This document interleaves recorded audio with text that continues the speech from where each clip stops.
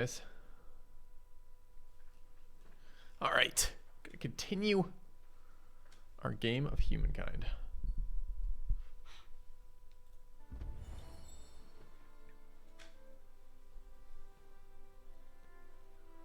Currently Olmecs.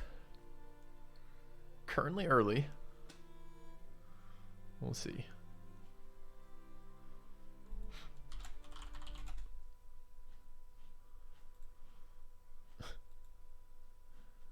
I would love it if Twitch API would work.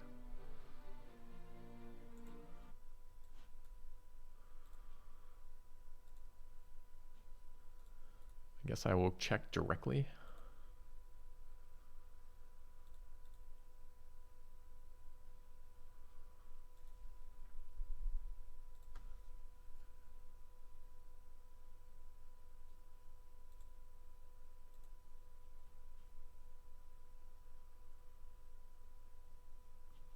All right. Hey, Care Bear. Hey, QB. Good morning, Scott. Okay.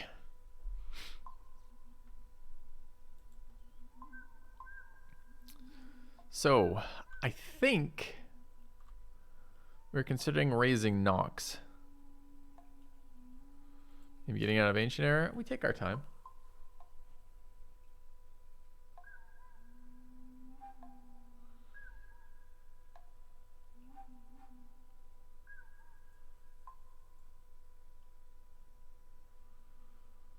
Take our time. Endgame was insane. Tell me more.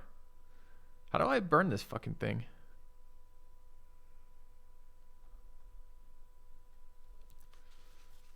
Alright, I just realized I have an empty coffee cup and a second cup of coffee upstairs. I'm gonna take 2 seconds to grab that. I'll be back in just a moment.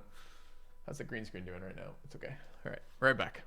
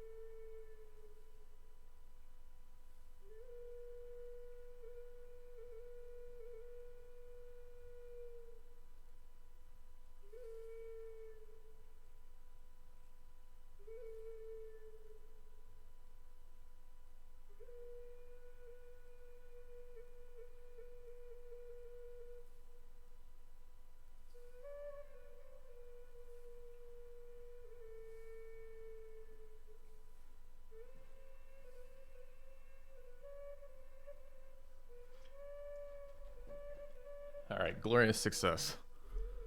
Okay.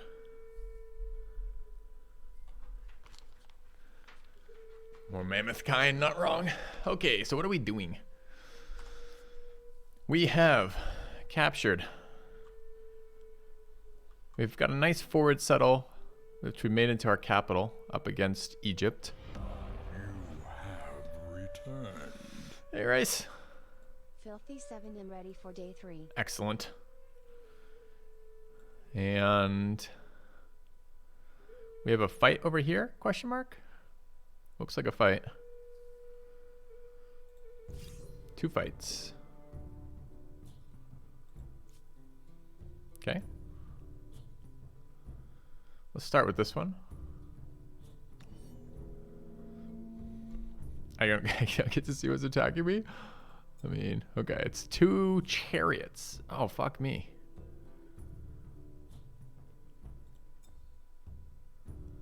They're not that much stronger than us.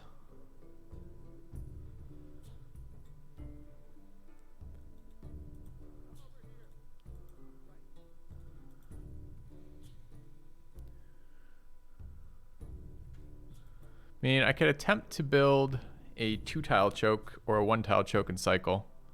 Feels better to me. Okay. Dude, that guy is fast. Holy shit, I wasn't expecting him to get all the way around and attack us.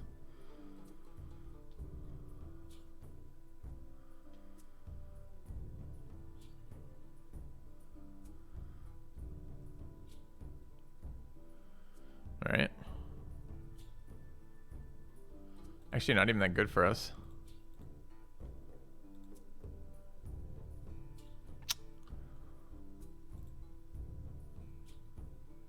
We're gonna take way more damage than we do here. Wait, why can't I use all of these tiles? Okay, wait, can I change borders? No, okay, it just has the other border drawn.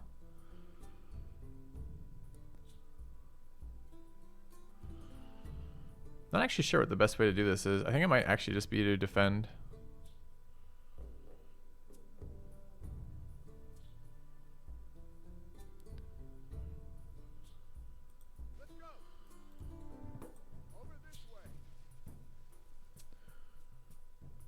I guess the issue is if after 3 rounds we haven't killed anything, we just have to fight it again next turn.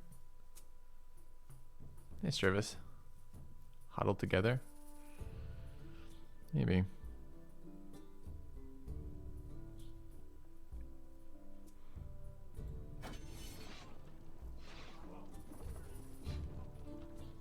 Problem is that damage is pretty big.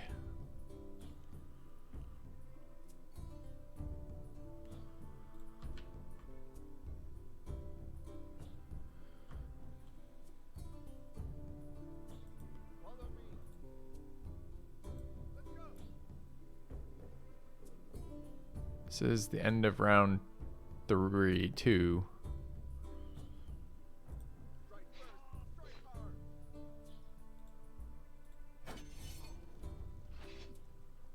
Weird, they attack that one. It's unexpected. I guess because they want the flag? Well, it's still my flag right now.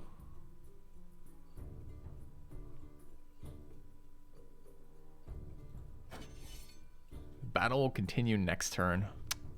I guess we should have just run. I wasn't sure what 15 versus 22 would be like. I thought it would be a little bit more gentle than this. Especially when I had a choke, but it wasn't really a choke. And it wasn't gentle at all. Okay. Maybe we could take that fight again. We are right at the start of the turn. We haven't done anything else yet. I wonder if there's a better way to take that besides just back up. Because I think the only way we kill that is massively flanking the chariot, right? Base damage is 20 to 25. Each additional 1 strength is 5 more damage and 1 less damage. Yeah, see, that's the problem. So they're getting 25 more damage, which is huge.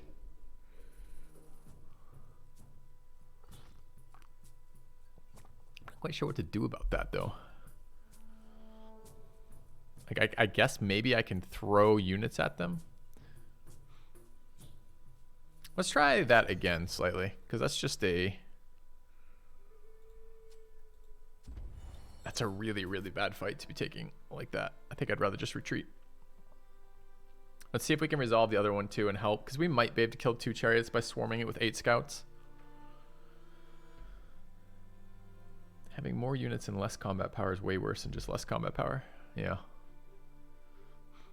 Well, the counterattack damage is super high in this game, right? So it feels like my units do so much damage to themselves fighting.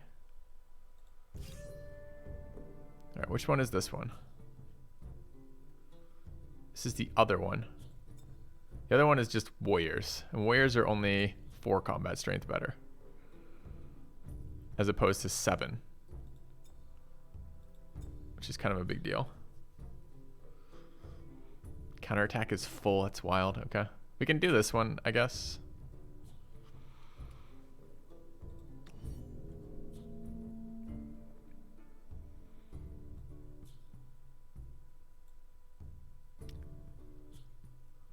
Although I'm not entirely certain the best way to do this one. We need to flank all the warriors.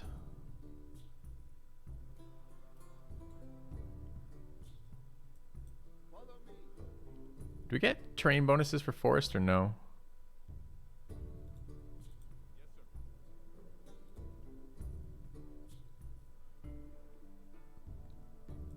So we're not going to get fortifications.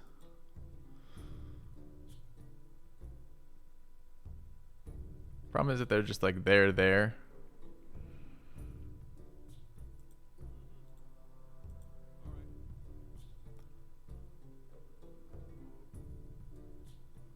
That unit might die.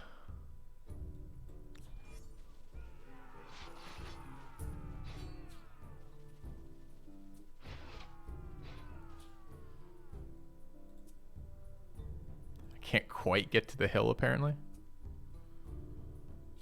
It's dirty.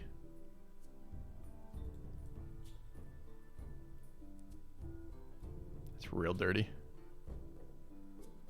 Why can I not get to the hill? This unit can move 4 tiles. 1, 2, 3. Oh, because it's the zone from their positioning.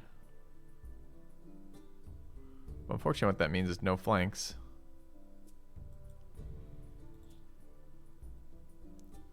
And what is the point of the flag?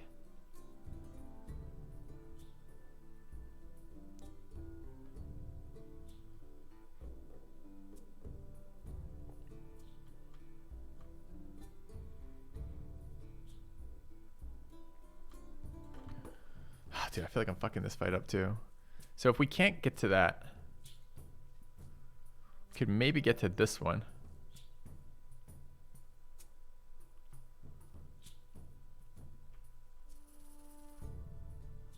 I mean, this feels like a winnable fight, but I'm not sure how it's winnable. Like, do I just slam my units into their warriors until they kill me? That seems pretty bad. I can't flank these, and there's no terrain advantages from this position. So let's try this one last time. Sorry, chat. I'm waking up. We haven't really dealt with higher combat strength units yet.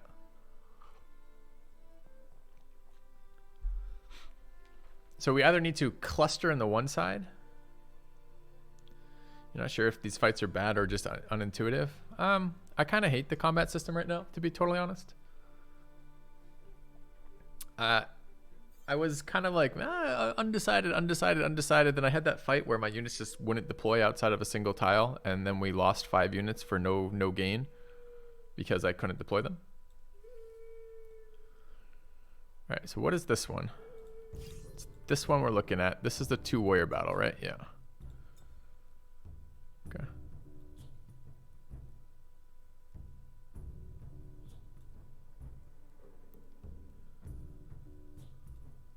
If I instant resolve, what happens?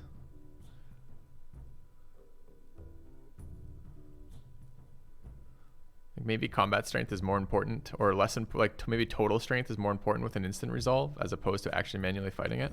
Because like this deployment kind of sucks.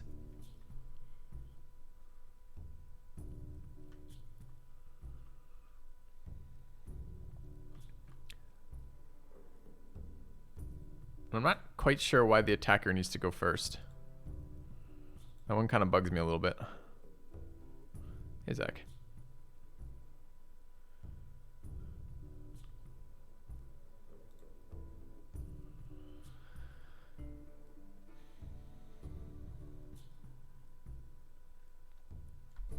Dude, how do I possibly set up flanks here?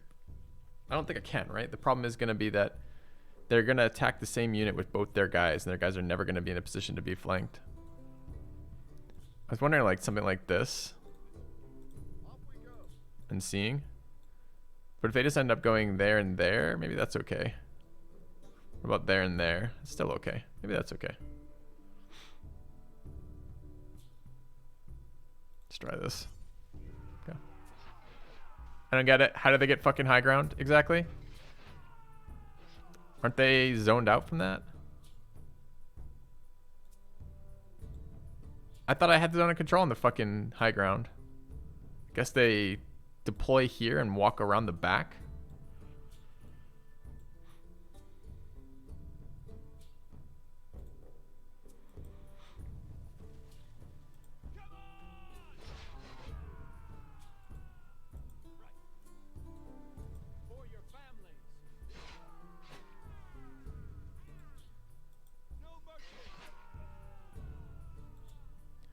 So I'm almost certainly going to lose this unit. I want it to survive an attack. It looks like it's going to survive even on the high RNG, right? Max is minus 25. What is my actual HP? How do I fucking tell? What is the point of giving me numbers if you don't give me the most important number here, which is my current health?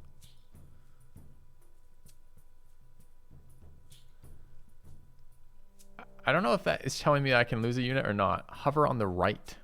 Hover on the right of what?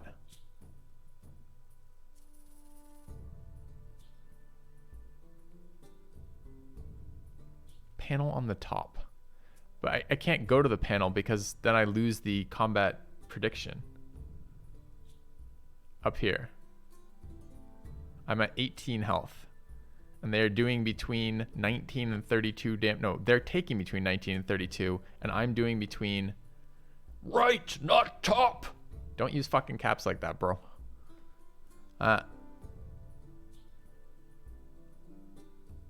imagine yelling at me for that. You think it's intuitive that I go here to find my HP as opposed to the fucking overlay that pops up when I hover that shows me specific combat strength, specific damage dealt with the range, but doesn't show me my fucking HP?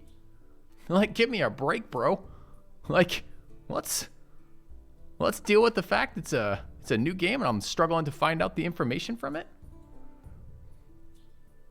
Not you, purple. The guy beneath you. Anyway.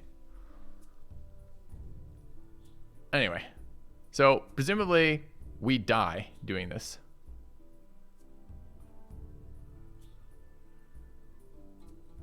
Although we don't always die, but we die enough of the time that I don't really want to do that. Now, I do want this unit dead, though. Maybe we just roll the dice here? Yeah, well, the unit's going to die anyways, but I want it to eat another attack. Although, maybe I want this unit off the hill? I don't know. Yeah. Okay. You have returned. Alright, so now we can't flank it. Giant death robots soon? Which is pretty irritating. In a little ways, we don't know yet.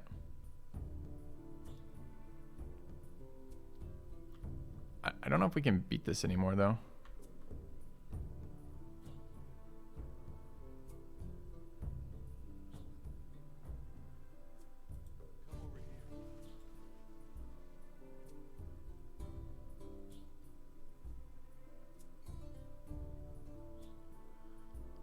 I kind of need him to kill this unit, right?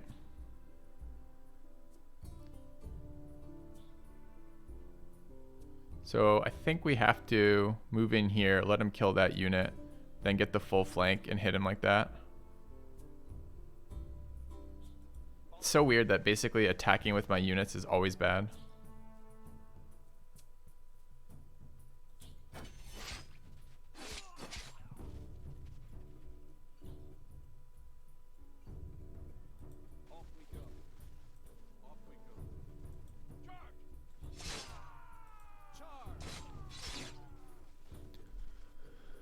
All right, that was actually really close. Okay. Yeah, it's kind of weird though that like more units is not particularly helpful so far, and attacking has been worse than defending. So here I think we're just gonna have to retreat because I don't think we can handle those units. Try auto resolve.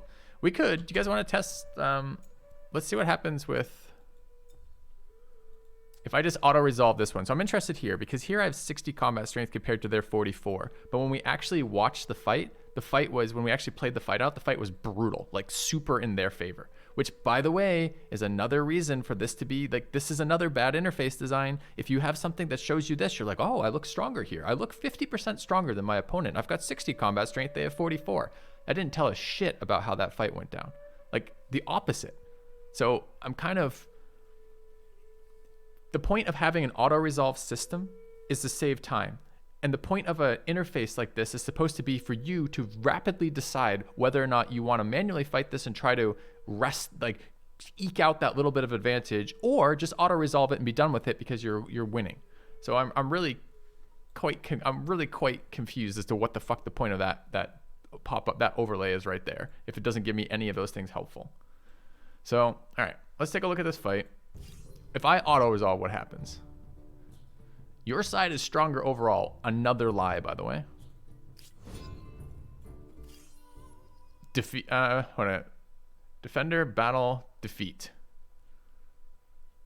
We killed one chariot. And did... I don't know where the damage is.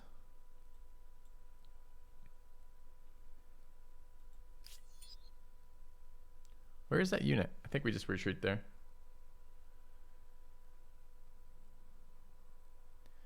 Because if it's not in your favor, then you take manual to get the best result. Right, but that is in our favor. Supposedly, according to the tooltips going into it, but clearly isn't when you actually get there. Anyway, so I think we have to retreat from that one then, since they're going to get bullied there super hard.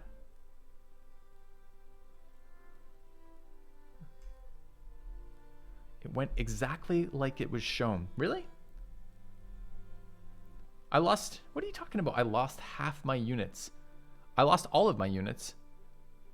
And the display told me we're favored. How is that exactly as shown? It's exactly the opposite as shown.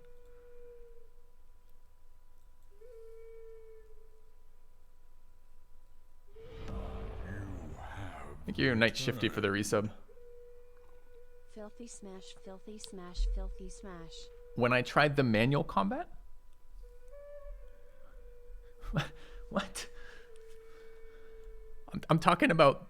Okay, I'm going to engage with that comment one more time. I'm going to move on because I think the rest of you guys are getting it. I think one guy is not. This display, I'm the red side, shows me as stronger. When I go to the fight, so when I click here, this pop-up shows me as stronger. It says a fucking tooltip that says your side is stronger overall. And then when I resolve, I lose. And then when I fight it, I'm clearly not stronger when I fight that. So, I don't know what to tell you. Nodrick,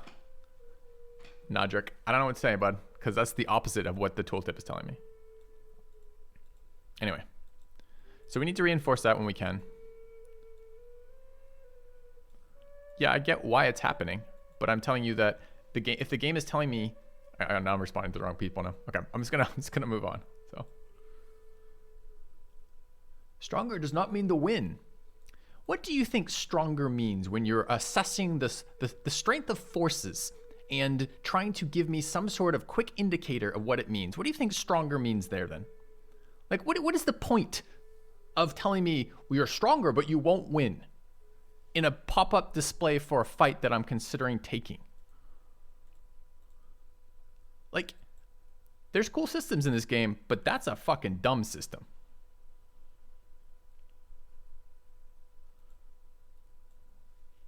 Right? Like, we don't have to hate the whole game, but we can hate individual parts of it. And currently, I hate this display is misleading and useless. It's the opposite of helpful. It's a tooltip that deliberately misleads me. Or perhaps not deliberately, but it's a tooltip that misleads me with the information it displays. You know, like that's something to point out. That's a flaw. That's a problem. That's something that could be changed or done better, right? So. All right, so we're probably going to have to retreat here because despite all the tooltips telling me we're in a good spot to fight, we're not in a good spot to fight. So we're going to retreat.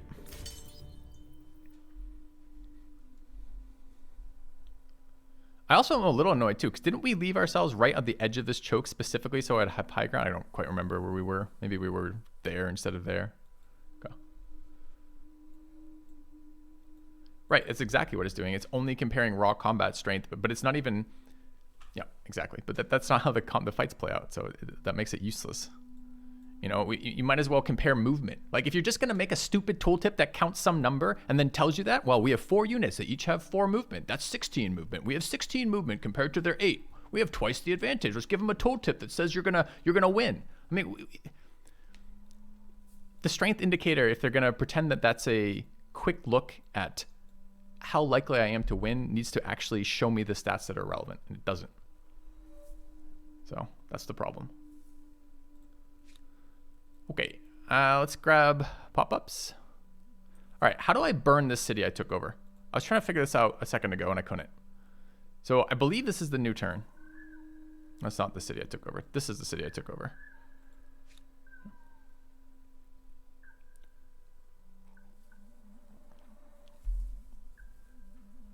I don't see an option to burn it.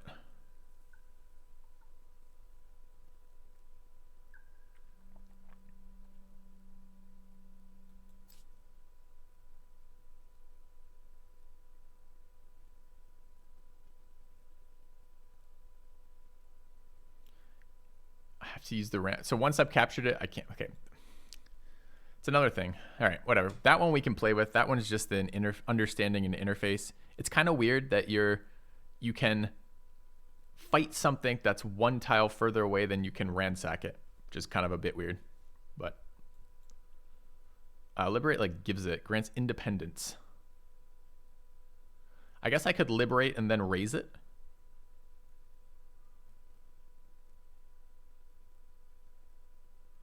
That might work. I raise it now? How? Oh, I can just walk in and raise it while I own it?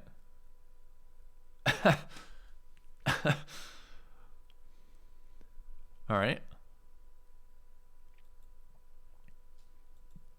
Here's the question. Here's the next question. Do I get money for plundering my own territory?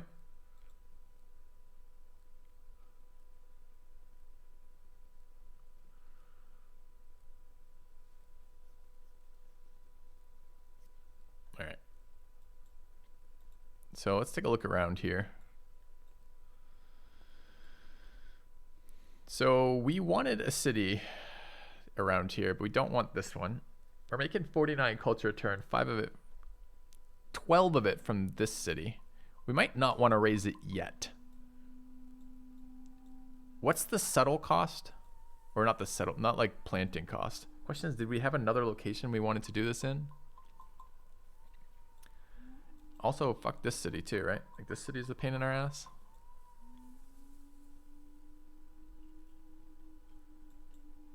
Is this the same city? Elmanites. Peaceful Zen. Yeah, Elmanites. So that's them. Filthy 7. Okay. Thank you, Usurpator.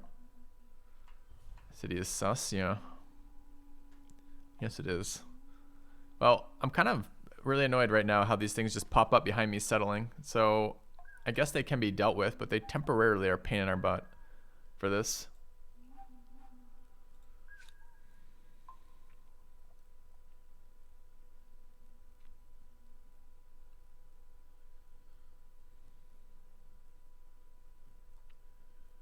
And what are we trying to do in here? We're finishing up this granary.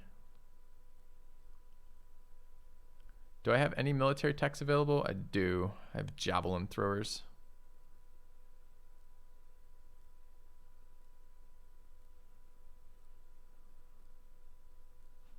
And what tech are we working on? Irrigation. How much money do I have? 586, but we're deliberately hoarding money because it's bad to rush in the cap if we don't have to.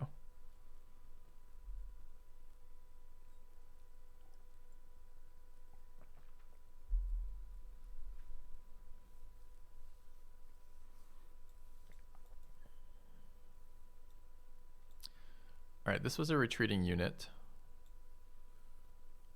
I don't think we have reinforcement tech yet.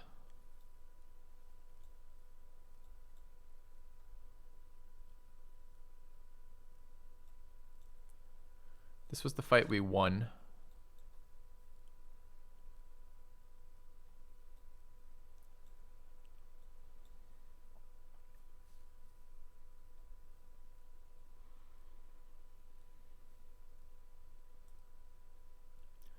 It's 2 to move through.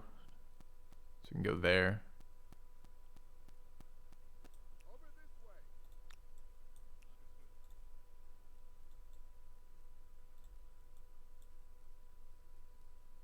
And just heal, I guess. All right, what are you doing? We have no idea.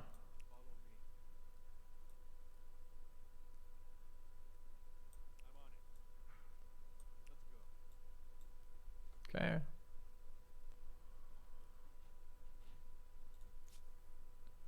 Five idle armies.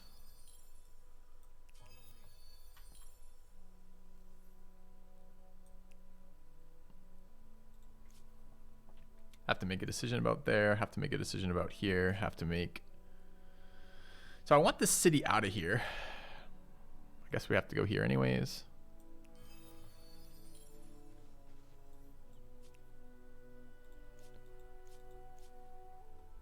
This one is just doing repeated scouting.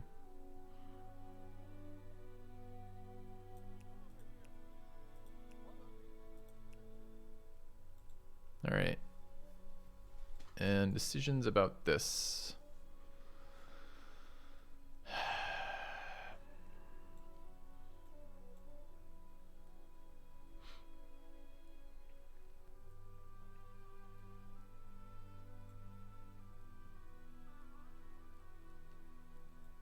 So we are noticing immediately that our units are getting outdated. What's the combat strength of a thrower? 19. So quite a bit stronger than the scouts. What is this we're building? +2 food for farmer, +1 farmer slot.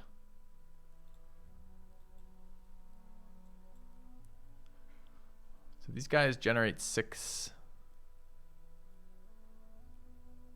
Wait. Aren't they generating 7? Don't I have a trait that makes them generate 7? So if I look at food,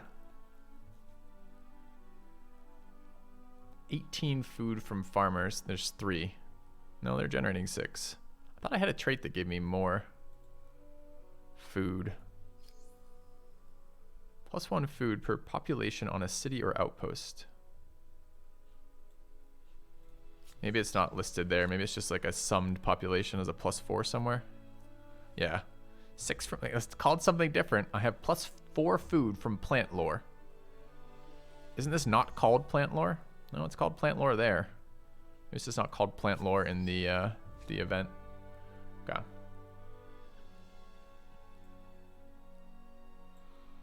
So how much does this up it by? I mean, I might just start rushing things. I didn't want to because I was trying to save money to rush things for future cities. And what do we have for civics, by the way? Just have legitimacy, which is either outpost cost or... Okay, we're not going to worry about that quite yet then. I thought I took a military civic. I did. I took professional soldiers. +1 combat strength on a unit. Okay. All right. So, all right, what do they want over here? I'm going to refuse that demand. The proposal is sloppy. My answer is no. Proposal is sloppy. Oh my god, next time my wife suggests something I don't want to do, I'm gonna be like, the proposal is sloppy. It's a great line. Alright, what are we doing? We have this one settled. Harvesting food from there. Both our side cities are attached. Our industry is at 49. I think I'm getting the argument that my population isn't super valuable.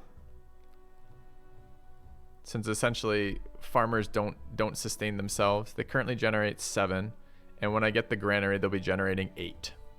So they will sustain themselves slightly in the negative at population at the granary. So in other words, I shouldn't use these for that. Like, population is not relevant. I get all of my yields without population. The population just ends up like specializing. It's not even specializing. It's the growth comes up for free, and as long as I'm supporting the population, it's fine. But I think what that means, if I'm understanding correctly, is that I don't want to work food, because food is just slowly losing me food is what they're doing. Pop equals units. That's true, because you have to use population to build units. That's a good point. Okay.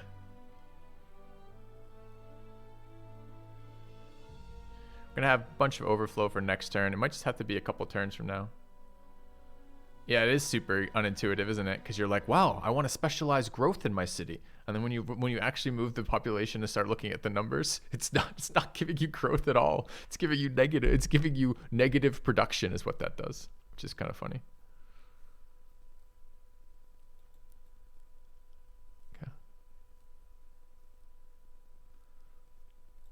Yeah, I understand the implications from that now. Okay.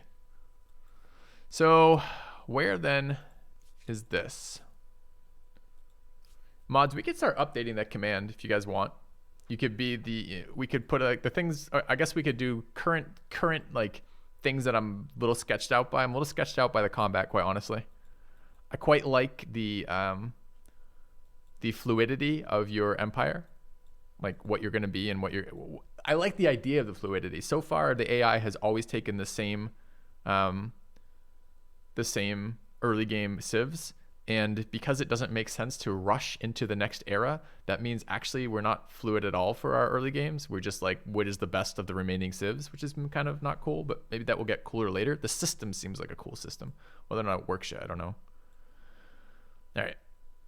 So we have 2 units over here. I want to burn this city, and I'm a bit concerned that we won't be able to fight off a chariot and a warrior alone. So we might have to wait a minute to burn it. And I think we decided that I did want to plant down here. So really what needs to happen is I need to split this. One of them needs to come down this way. And the other one needs to join up over here.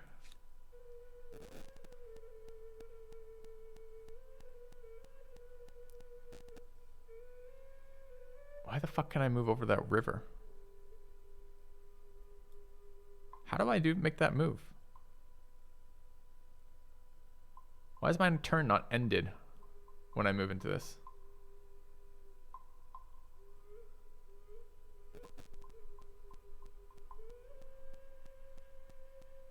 Anyone know? That might be a road, that line. But the road doesn't connect to there. So a road on a river just means it doesn't cost me movement points anymore? Maybe. Julio.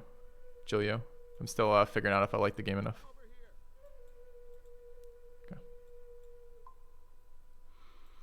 Okay, and then we have 1 idle army left.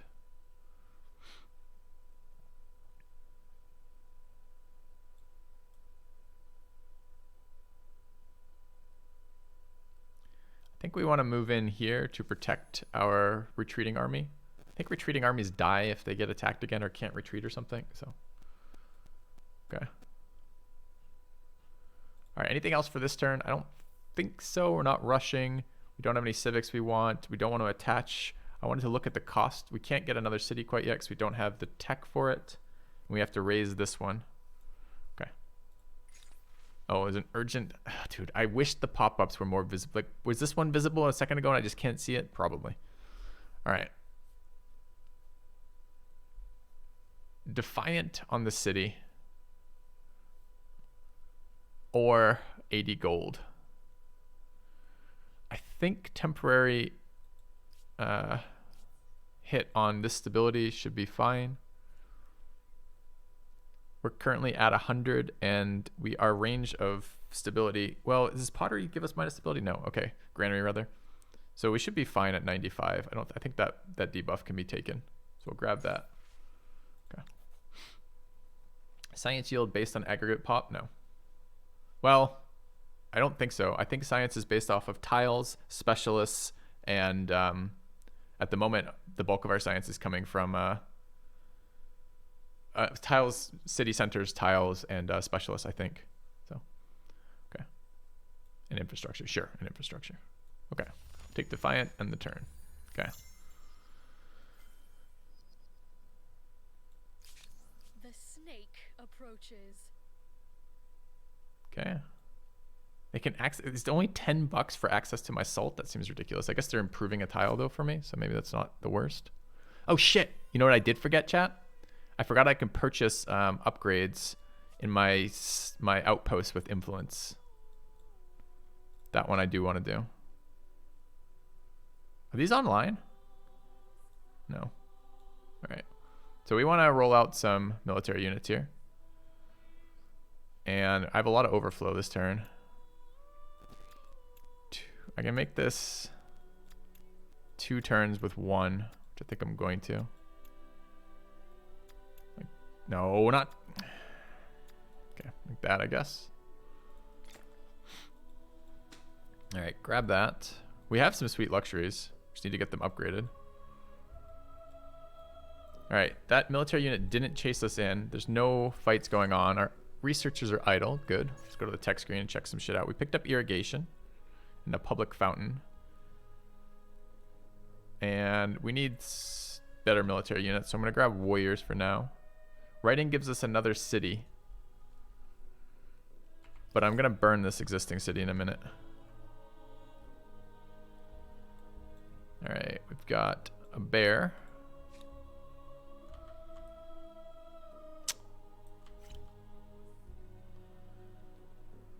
right pain in my ass.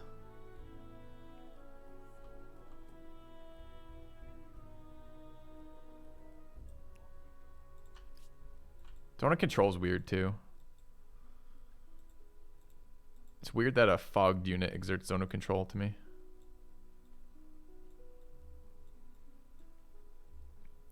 Alright, I'm going to move this here. And heal again. I guess the question is, do we wish to settle another city this turn or not? The fuck is that? Trader out.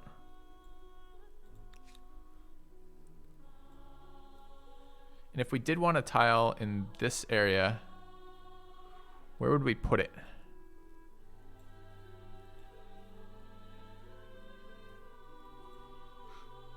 Like here?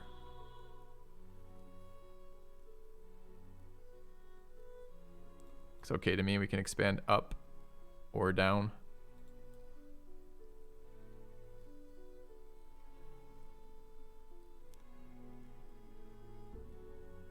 Okay.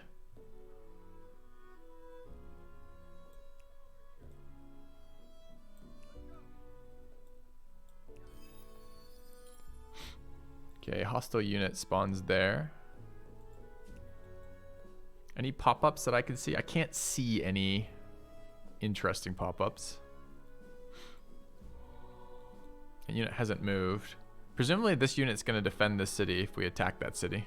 I guess I don't know that, but I assume it's going to.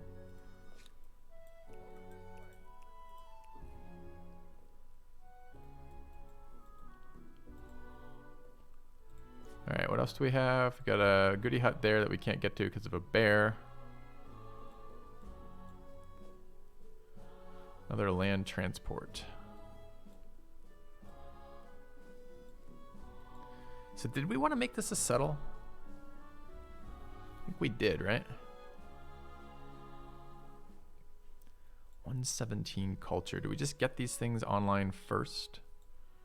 So our luxes are a pearls, which is 1 money per traders per pearls. And 4 stability. Not a very good one for us. We have no trading core. I assume traders are the actual like population. I think these are traders, right? It doesn't tell me the name of these units.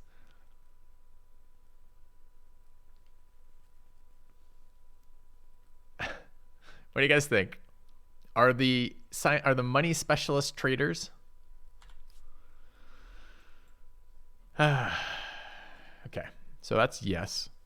So that makes these makes trader tiles less shitty, but still not great. Because I don't really want to use those at this stage of the game. It'd be better later. 4 stability per gemstone on all cities. 2 money per gemstone on the money quarter. Wait, how do I tell if these are improved or not? I have no extraction events in here. Although it also gives me money and production. This gives me +1 industry per worker per... is this a worker? So this would... improving that would give me 2 production. Okay. All right. And what other luxes are in this empire? This city is... Is this online? This is an outpost or no? Yes. Okay, so that luxury is technically here. Salt field, is that improved? 5 food off the salt field seems good. I can't tell if that's improved or not. Presumably it'll have like a thing on it. It's probably not improved.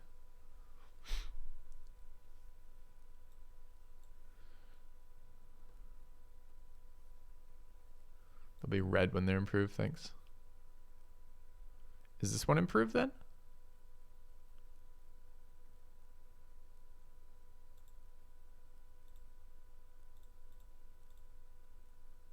That one is improved. Also salt.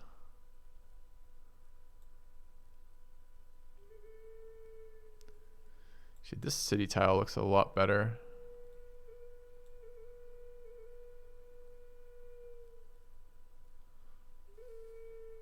porcelain. That's a nice one too. What's that? Also porcelain.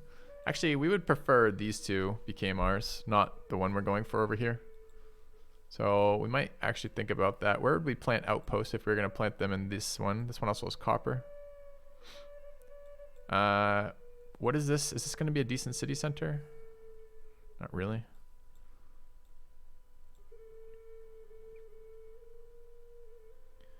So is this going to cost me? Okay, I got a question about the placement of outposts, chat. So is the placement of outposts going up the further it is from my territory or the further it is from my capital? So, or is it the furthest away from a city? So if I want to put outposts here and here, these two are 1 tile away from my territory, but pretty damn far from capital, from any established city. Okay, so what we need to do then is upgrade this into a city before we plant outposts here. And to do that, I think I have to burn Nox to the ground, right?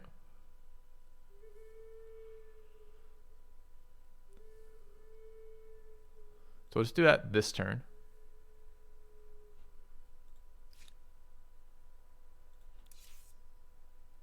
Easy, easiest 9 gold of my life. Okay. And let's move scouts in for where we want to settle. I think tile yield wise, not a lot in here, but I want the luxuries from this area. Where would we care about? So I think someone told me that if I add these to the city, they overlap too. I could also pillage the farm. Like I could split these up and they'd like pillage like different things.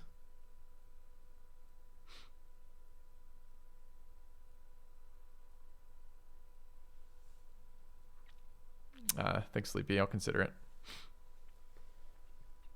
I don't think I have the tech for riders, right?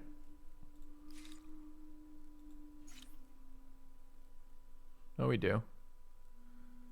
There's 16 strength as opposed to the 19 of a warrior. And what's their regular scout strength? Is that 16, by the way? Does that reflect my civics that upgrades their strength? Or is that just is that post that? Like, I'm sorry. Is the tooltip updated for my strength modifiers or is that the base? Okay.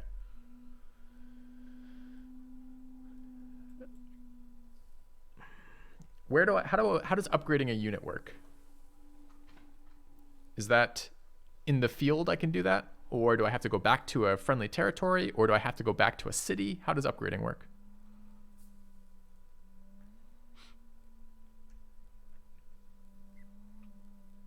In your land, in the field, friendly territory. Okay. I don't think I want to do that. Even if I could upgrade the scouts, I'm not sure I want to. I'm trying to save the money specifically for city development, which is why I haven't spent it. Same with the influence, right? Which is I'm willing to spend influence after I have my 2 outposts around here founded and attached to this city. Then I'm willing to spend out. I mean, I guess I can't do it in that order because if I do it in that order, I won't be able to upgrade with that. So this, I guess it's a this turn thing. I guess it is, right? Okay, we're gonna grab the, I don't know about the horse ranch. We're definitely gonna grab this though.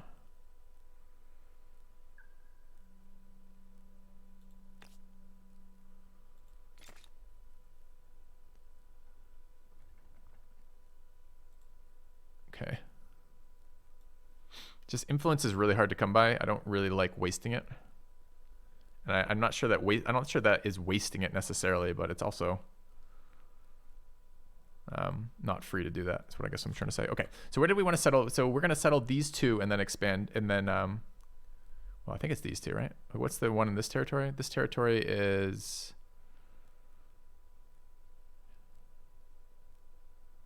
porcelain, which is fine, but a city in there. Wait.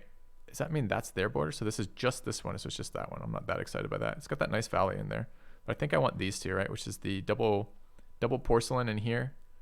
And then another salt resource down here. And to do that, where do we want these cities? Probably in here somewhere. Doesn't look like a ton of yields.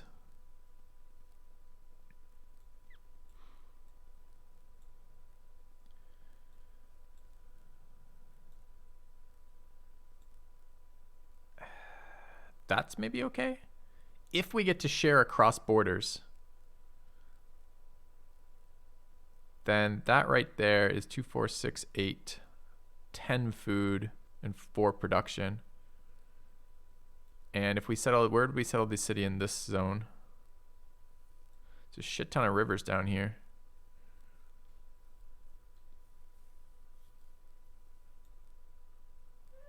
I don't want to, I'm going to improve the porcelain though. It's kind of a, I don't really want to waste. I don't know if it's actually a waste though. Just the yields are so bad around here. There maybe?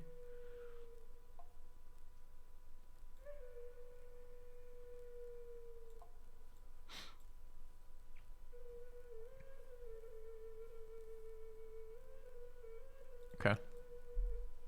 So we want to go there.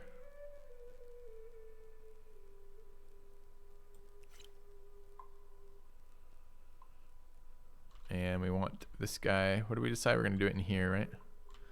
So this unit ran from a bear. Need to run down this way.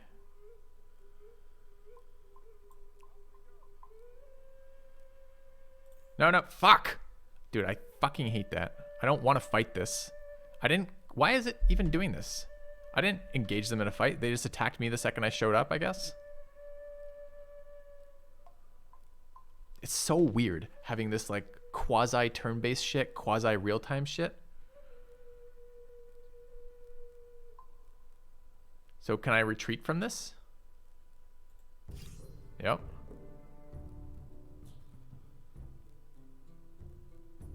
Why are they just chilling here too? They're just chilling on that tile? Guess so. Okay.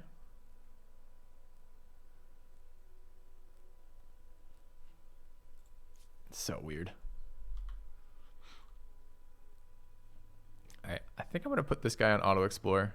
I hated it last time they got stuck, but we did it as pairs. And I did notice, I've been reminded that they do seem to find luxuries randomly. Or goody huts more often. So let's try it again with the auto explorer. Yeah, go straight for it. That's funny. It's kind of cheaty. It's kind of dumb. I wonder if that's actually happening or if that's just confirmation bias. Let's get over here and combine. So we're going to burn the city. Just not sure when we're going to be able to do it. Okay.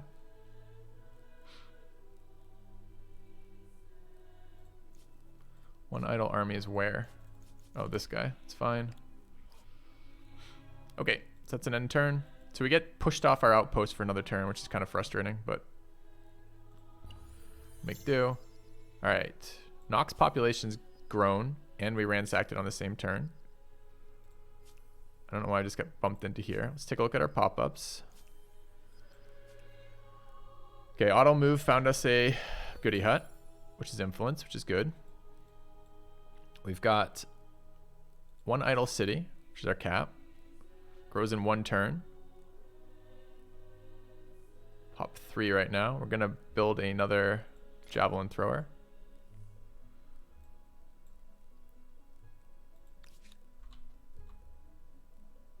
We're going to do that. How fast are the javelin throwers?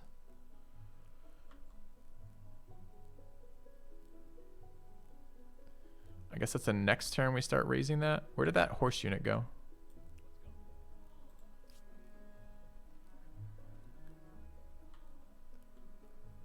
All right.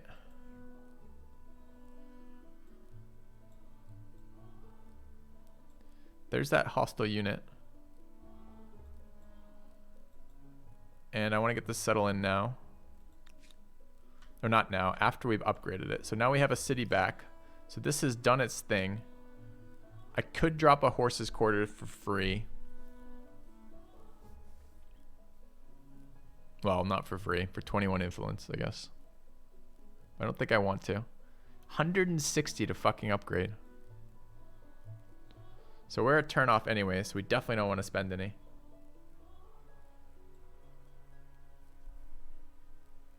Alright, and this unit's being a pain.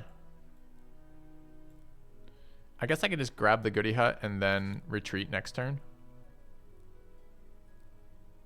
Oh, but I'll get attacked this turn. Is that good enough? Maybe.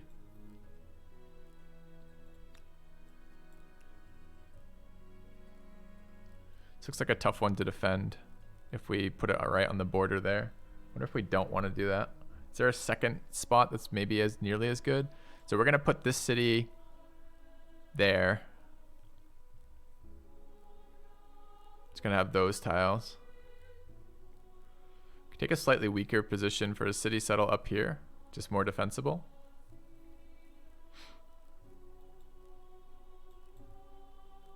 Did they just plant a fucking outpost? No, that's not an outpost. That's like a sanctuary kind of thing. Is it an outpost? Assumed it wasn't. All right, our units are no longer fleeing.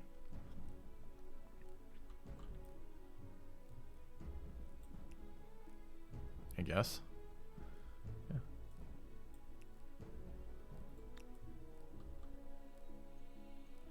This unit's fleeing, that's why it's so slow. I mean, I can maybe kill it by swarming it with scouts.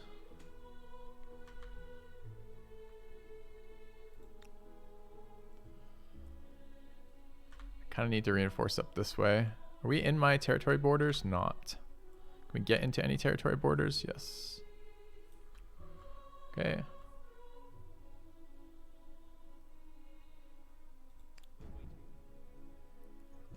All right. Oh, I can cultural blitz to make the city this turn. It would be nice. Do I have any tiles that are outside of my cultural purview?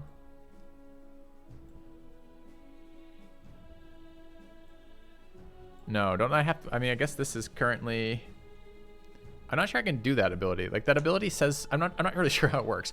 All right, bring one of my empire's territories back into the sphere of influence and gain influence for each adjacent territory already in my sphere. Now, I'm pretty sure that means the cultural sphere of influence, and I'm pretty sure here I have no tiles, no territories that are not in my cultural sphere, right? I know it doesn't give me control. I know it just gives me culture, but I think I have to target one that is not in my sphere, right? The one with 37%.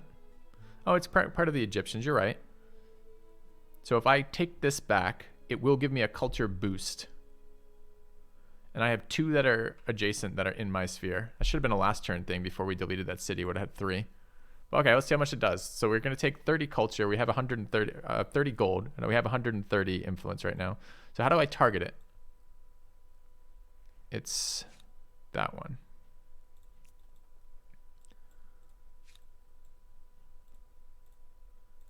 So if I select nothing right now, and I toggle this, cultural blitz, and target this, what happens? So we're at 130 culture, 150. That's 20 culture gain for that. We should be doing that as much as we can. Okay, that's decent. Okay. All right, and it was how much to make this a city? 160. So if we now take this, we get it. Yeah, it's a great rate of return for sure.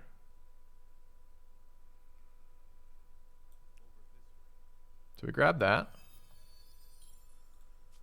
We should get attacked here, right? This is the middle of my turn. Why aren't they attacking me? They attacked me last time when I moved next to them. Make up your mind. You're gonna I don't know. All right, is this defensible at all, this city?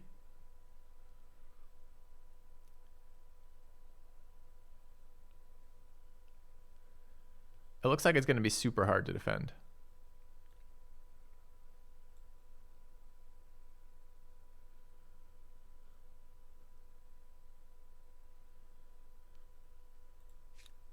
All right, so we want to settle this as a city.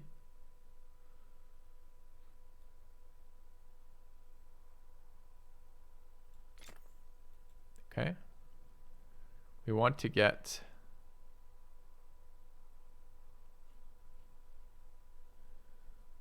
this district going, and we're going to rush that because influence per turn is just too good to pass up.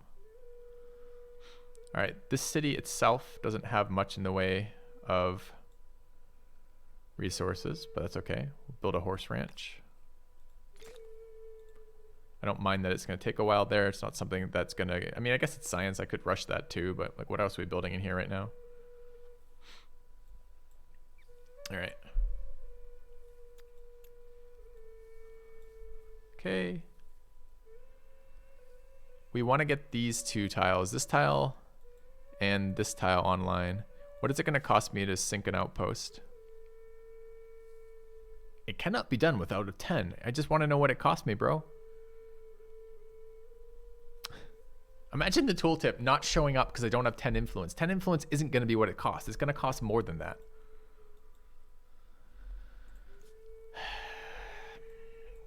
Okay.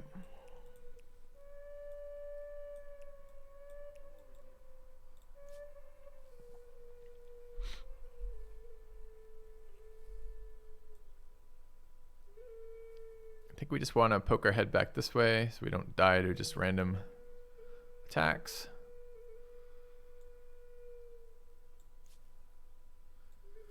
We were considering settling down here. No, I'm not so sure.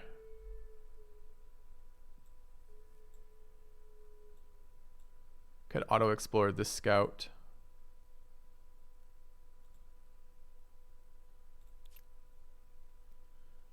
Did it go straight for a goodie hut again? Sure did. Yeah, that's definitely cheating. Okay.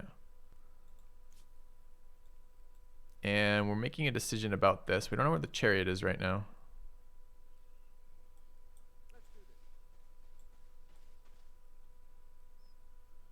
Wait, why does it have a defense now?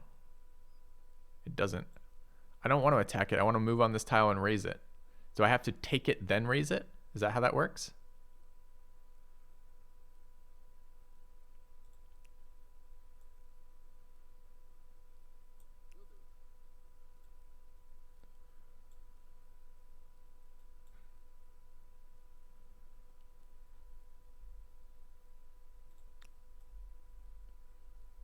I could click ransack already?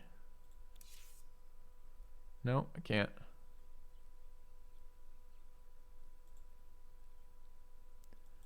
Kijin. It's still both, dude. Like, I'm not being inconsistent with this. It's still shit because it gets stuck. My unit's getting stuck auto-exploring is still fucking stupid. And we've added another layer of cheating, which is literally cheating, which is it ignores fog to find goodie huts, which is still stupid. It's stupid in a different way, but it's powerful to be able to steal invisible goodie huts with it. Those aren't contradictory statements. Okay. So I think we have to attack it, take an influence hit, and then burn it.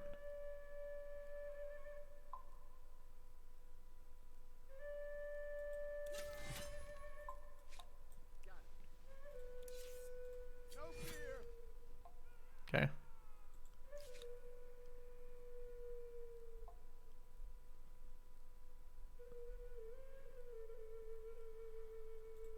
I don't want to place any of these things. Okay. Hollow victory.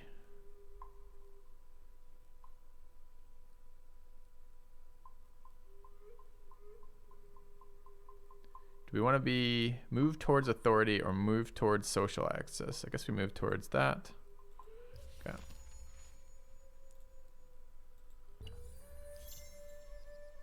All right. City defense research, cultural conversion started. Ransack successful. Shit ton of changes of reputation. To what do I owe the pleasure? They bought access to one of my mines. Okay. Our random cheater scouts are cheating into the fog, finding me influence, which is nice, but cheating. Are they going to get stuck now? We'll find out. All right, we've been attacked here. We knew that was going to happen. This is an auto retreat. They've blocked my ability to go back to my city by standing there, which is where I want to settle. We've got those chariots in here.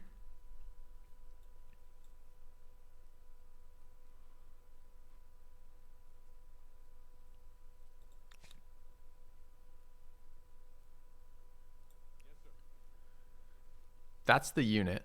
It's run off over here to be annoying.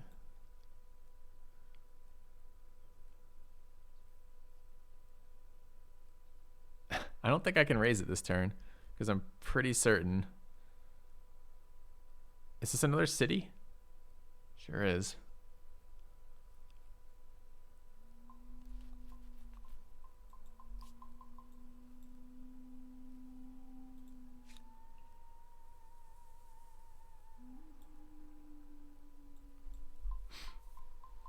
take over their cities to save my influence losses. Yes, but I don't. They pick stupid locations. Although that location is maybe okay. Looks pretty bad though.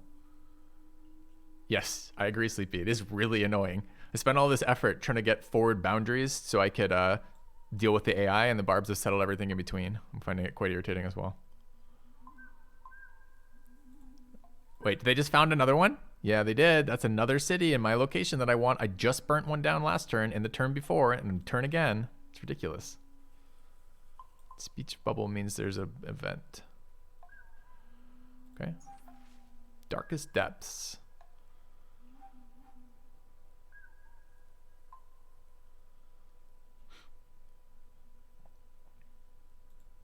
What's the penalty? I get different events. Okay. Let's go for forced labor. Okay. Well, it's kind of weirdly transitioned, isn't it? I guess we might as well grab gold off the mammoth with the double scout, I suppose.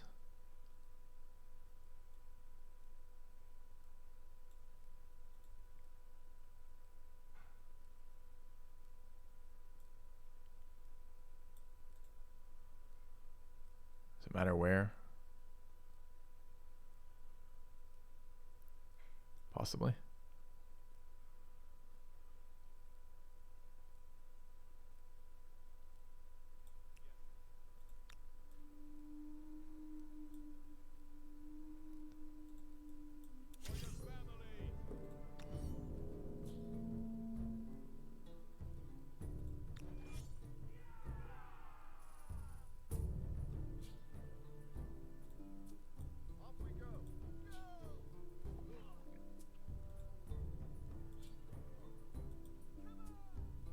Timmy, go.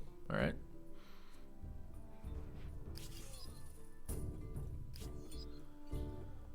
And I kind of want to found a city in this territory because I can attach it rapidly to my cap, and it looks like we're going to be delayed doing that over here. I don't know what the cost is, and I don't know if a Javelineer can do that. Looks like they can. Still won't tell me. It's going to cost me 60 in here. So we could do it for next turn. Where would the position I'd like? Probably doing something with this. Probably there. 1, 2, 3, 4. Could walk right there and settle it.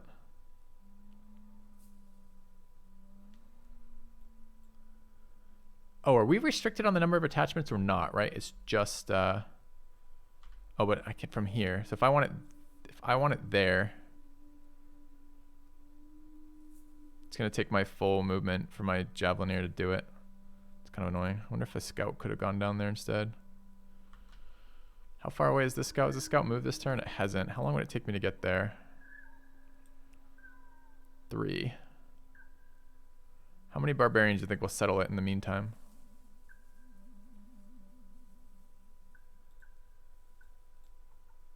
Hopefully not too many. 4. Attachment. 4th attach is more expensive than 2nd city. That's the 3rd attach though, right?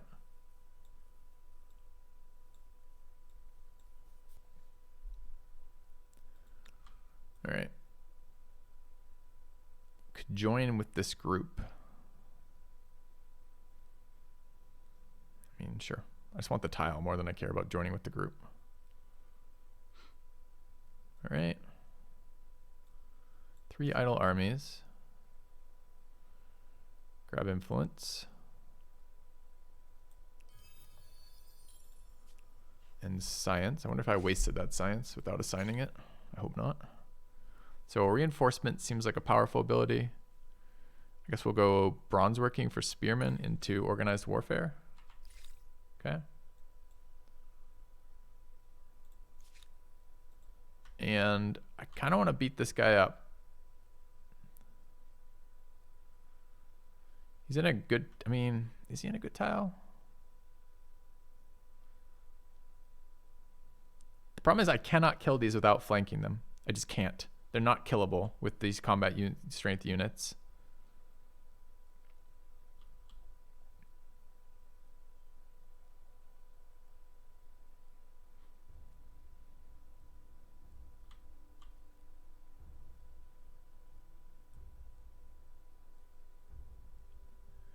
Could run over here. This would at least let me raise it next turn.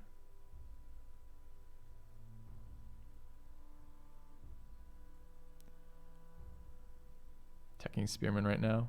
I know, I'm bringing the jabs down. They're just a little ways out. I might want to rush this jav just to get it down there in a reasonable amount of time.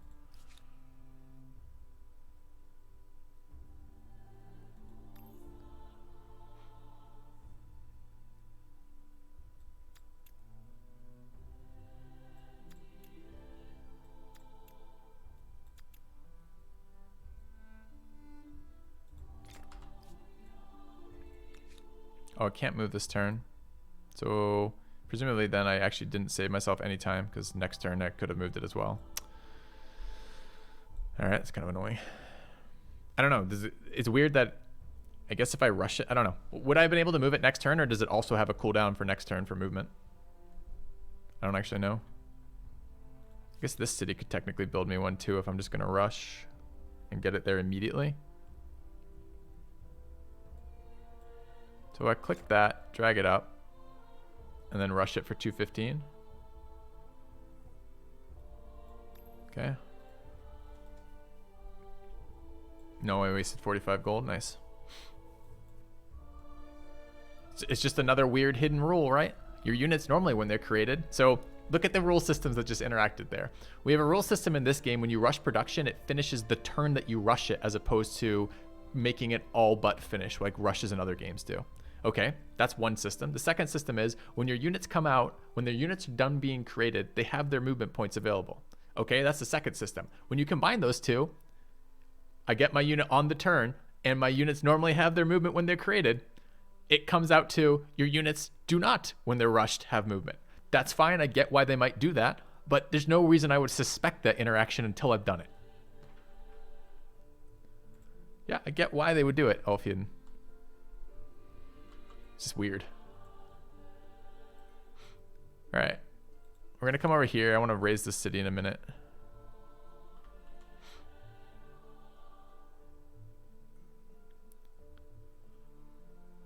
I can't have 5 units in a group right now. So I guess I want to have 3.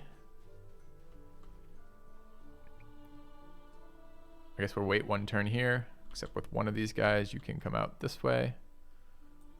Then you're going to auto-explore. That's right, give me a goodie hut. Go, invisible goodie huts. Okay. Think we're fine otherwise. I need to get close to this so I can... It takes 2 to raise this, so you need to be off auto-explore. You're not on auto-explore, good. So we'll sneak up to raise this in a minute.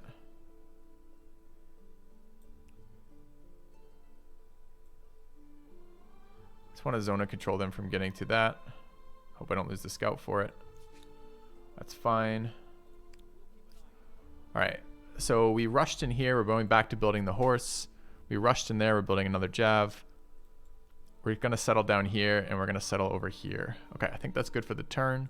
We have assigned science. How are we doing on this? 5 of 6 military destruction, expansion of stars, and 6 in... Okay.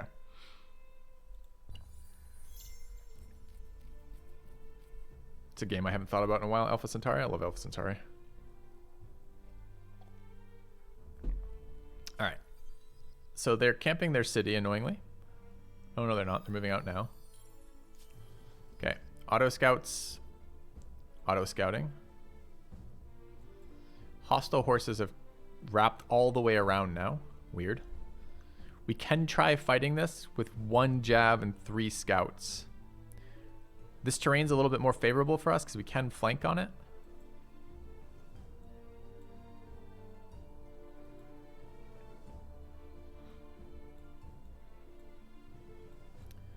All right, so this unit wants to come through here.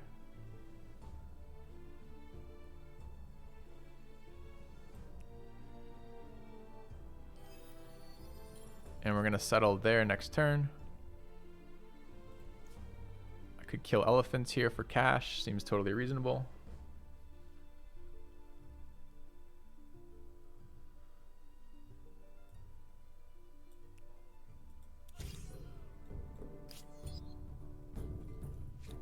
Okay. what is this unit doing? We're gonna burn and raise this in a second. I don't know if they're gonna defend it. I guess they can't defend it if I just take it because it becomes mine. Do they go hostile when I do that? I don't know. All right, we're gonna do that in 2 locations here. We're gonna spawn a unit off there. And then you're gonna go here. You're gonna attack it. Where do we want to settle this one? We decided we're settling it on the border between these 2 regions. Oh, dude, what is this line? Is that line a barrier? I think that line is a border.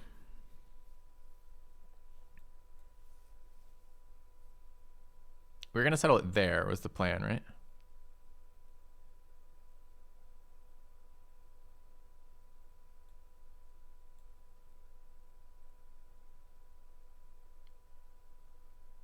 Because the issue is I don't want to be directly on the salt because the salt gets harvested otherwise.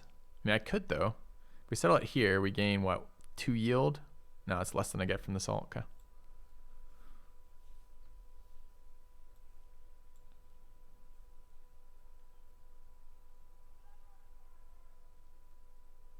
This unit moved. Yes. Okay, so that unit's looking like it's interested.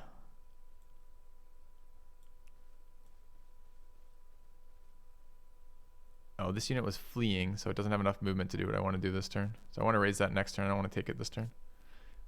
Does this mean I can't war, though, unless I have a much higher city cap? Because if I take cities and don't instantly raise them, my city cap's going to go up, and I'm going to get massive influence penalties?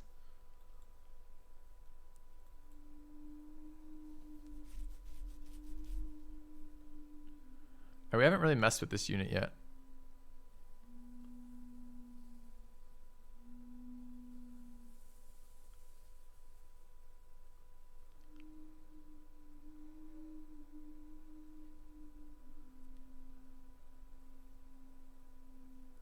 All right, I'm still a little suspicious of this fight. Do we just rush another military unit here and wait till next turn to attack these barbs? What happens if they attack me right now?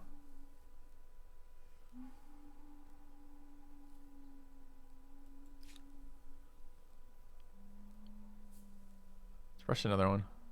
Oh, I don't have the pop. I can't rush it anyways. Okay. Kill them. I'm scared, man. Last time they wrecked us. I guess we could try. We could just try it. See what it's like. See this new unit. Do our save. Our coward save. So I want this unit to go there. I want this combined unit to attack this. Okay. Why can't I shoot this? I guess we'll find out in a minute. Maybe it's just a deployment thing. All right, so we want to be able to flank those units. There's 2 of them. Not sure what that actually looks like.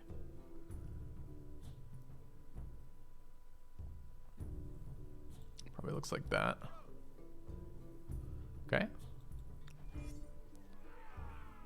So we're attacker, which is nice. So we can set up flanks.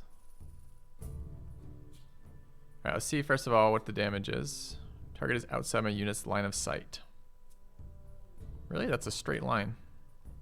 It's a line of sight right there.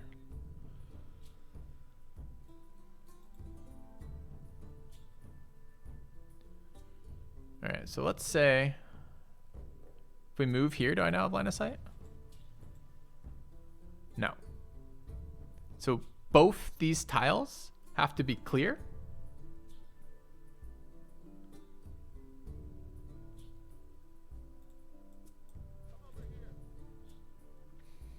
Okay.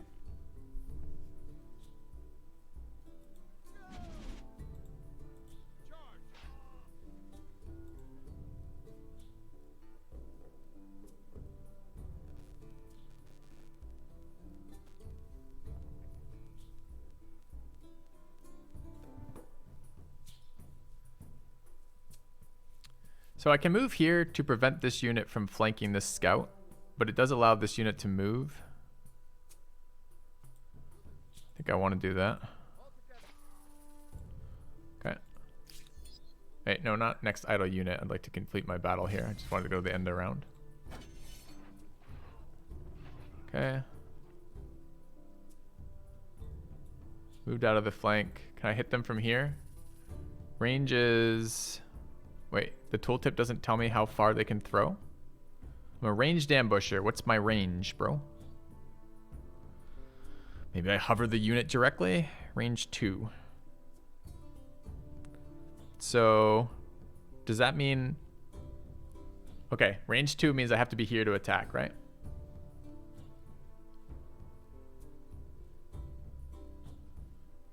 Okay. So this unit's stuck.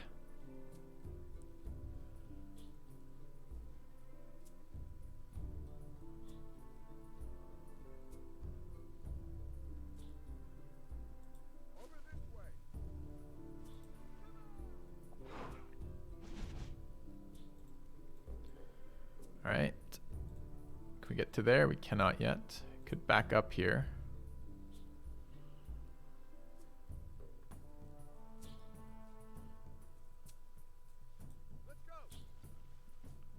Do I have to hit that? I'm not sure.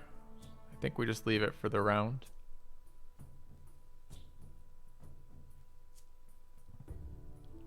That unit might die. If I hit that, it does so much damage to us. I think that's just an end round. Wasn't expecting whatever the fuck that move was. Alright, so I want to end up there, but I have to get out of the way for the archer. So we go here. Oh, but I can't move twice with the units in combat, because unlike the rest of the movement system, again, talk about unintuitive, when you're outside of combat, you can take a move and then take your next tile. And you want to do it that way because your vision updates per tile. If you do it here, if I move here, the turn ends for this unit and it won't be able to move again, even though it has multiple move. So I wonder, I guess I can just move there to attack it.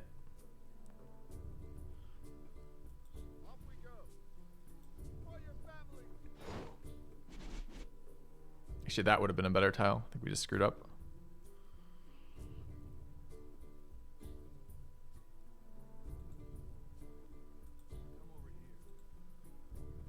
I think we attack into it. Okay. Killed another scout. It's round 3. So what happens? We go to the next round? The battle will continue next round. Okay. I don't know if we win this or not. Chariot's very strong, and the scouts are very weak. Okay. Let's go to our next unit. All right. So this turn, we're going to raise this city. I could also get that this turn. Are they on Auto Explorer? They are. They can go for another one hidden in the fog if we want.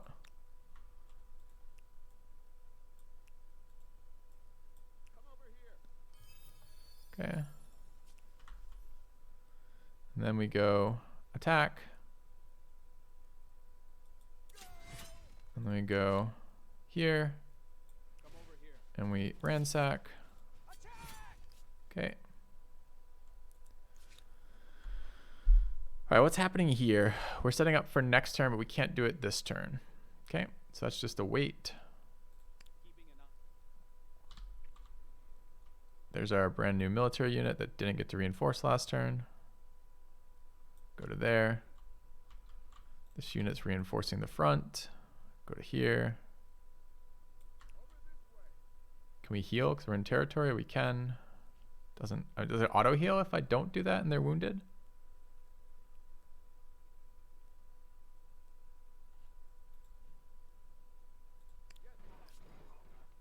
Okay. I think it auto heals anyways. One idle city, sure. Okay, we good? So do you think I'm gonna, okay, so we're getting 135 plus 5, so plus 35 rather. So we should go to 170. Now, if the city burns before I get influence, which would be nice, I get 180. Otherwise, it's 170.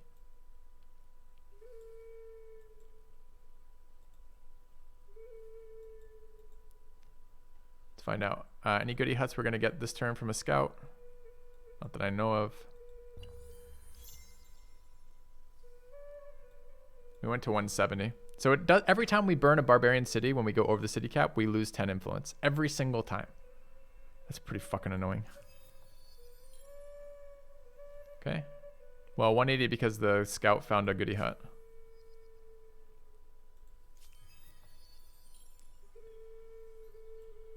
Actually, how did we find 2 goody huts and only go to 180? Shouldn't we be at 190 with 2?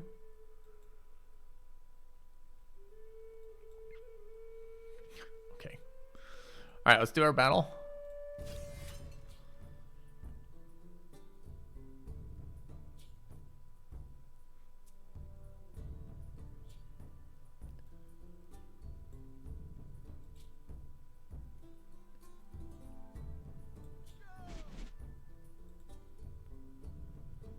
Could try to keep the scout alive, I guess.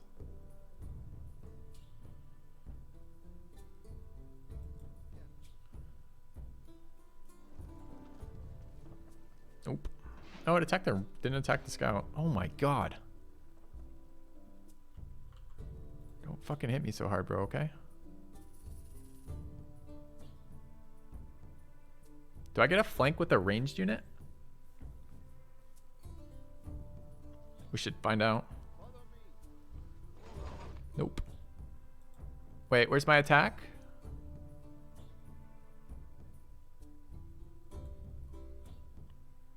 That's kind of weird. This unit would get the bonus. This unit would get the bonus, but this unit doesn't. So it counts as a flank. It's just maybe ranged units can't take advantage of a flank, perhaps? Okay. Oh god. The bear is coming to finish us off.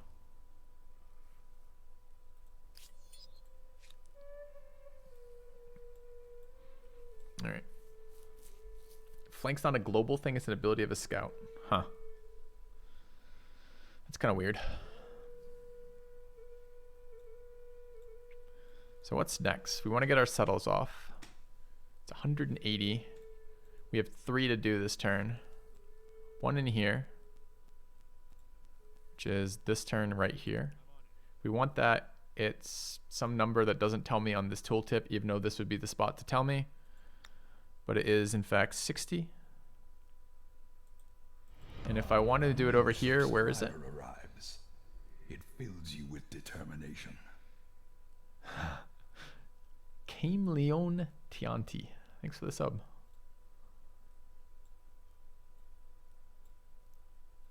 So we wanted this there. Do we have people who can move there this turn? We do. How much will it cost me? 60. Okay. Seems reasonable thus far. So we go there.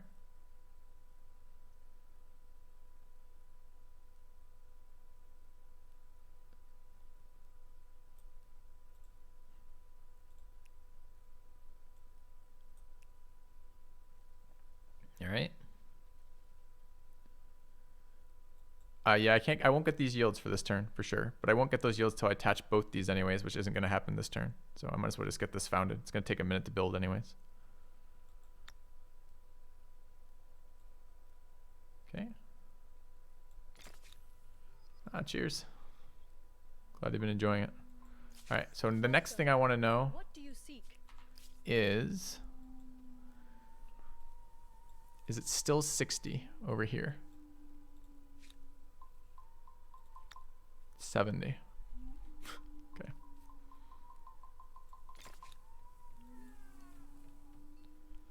All right, this is my military unit. We're moving down this way. I don't know if there's a point in attacking neutral chariots. I guess it's military kills in an era. So I could stack up and take a turn later to get to the front, which is okay.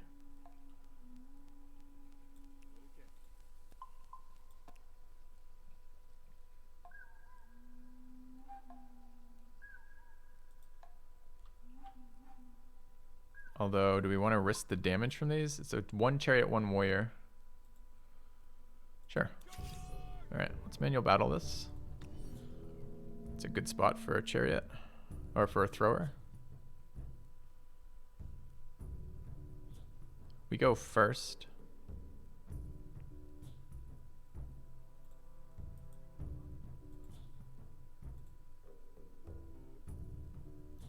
One, two, three, four. We can also pin this with this, right?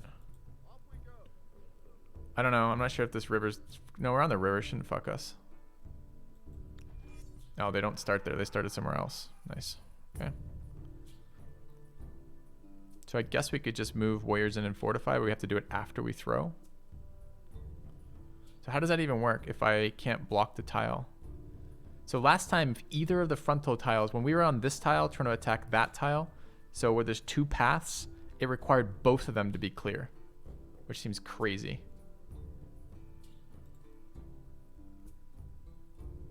I can throw over scouts because I'm on high ground. Can I really?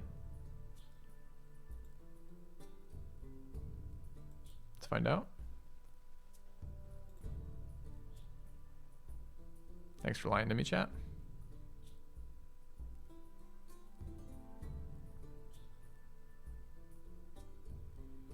Okay.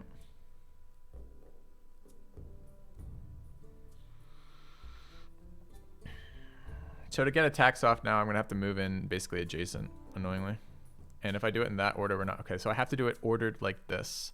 Order to there. Order to there. I can't attack there still because this tile... This is the dumbest fucking archer attacks I've ever seen in my life. Are you kidding me?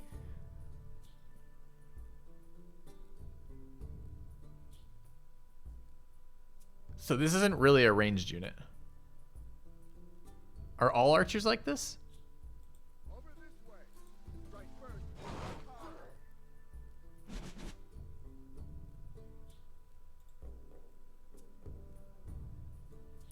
What a shit round.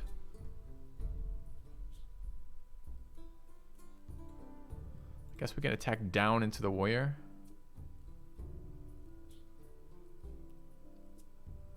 Why do I get +1 from friendly units?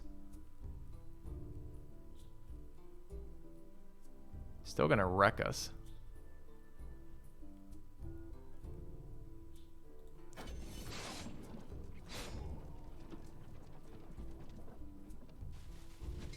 How? How? It's standing next to my zone of control. Every time I move out of zone of control, I get 1. How did this one move 2 and attack me?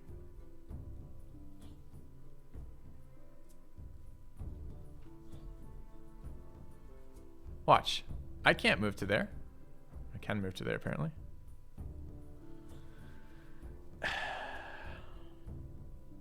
Moving through a friendly... Moving through a friendly unit doesn't count as moving through enemy zone of control. So zone of control is adjacent to you and less than enemies there.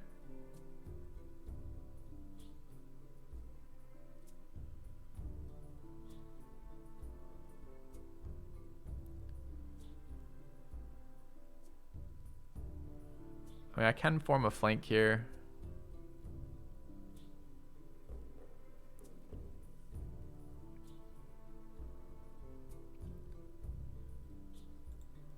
Although I can't move the pieces the right time for. I guess if I don't have to attack.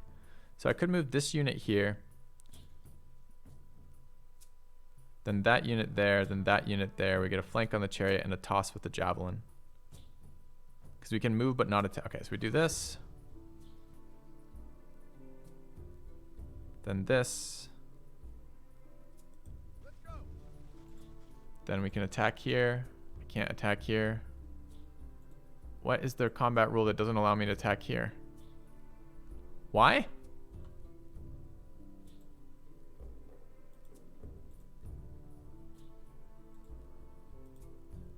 The unit cannot attack this round. Do I get a hint as to why that might be?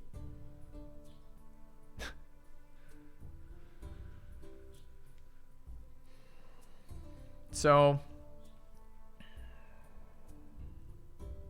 Its turn is over. Why? I can split other units' turns. I do it all the time. I make my combat moves before attacking with either. Why can I not split my combat moves with the archer?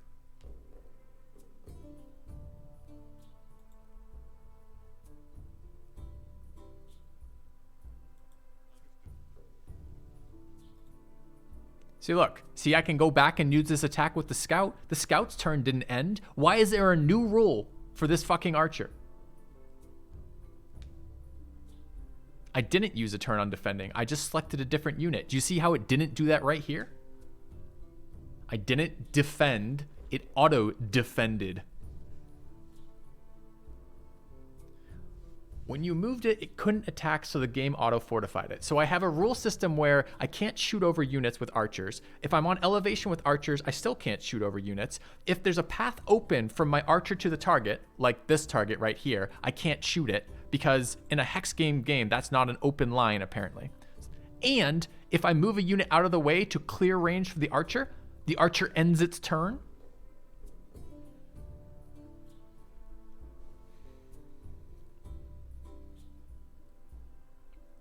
Like, bro, seriously.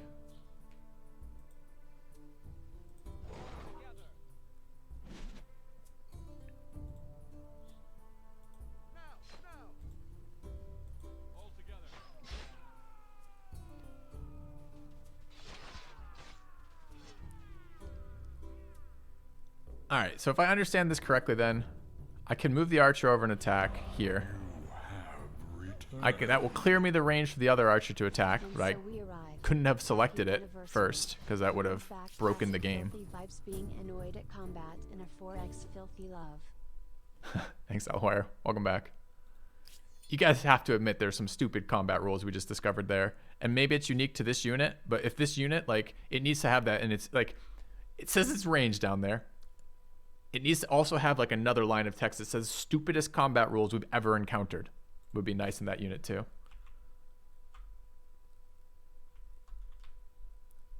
All right.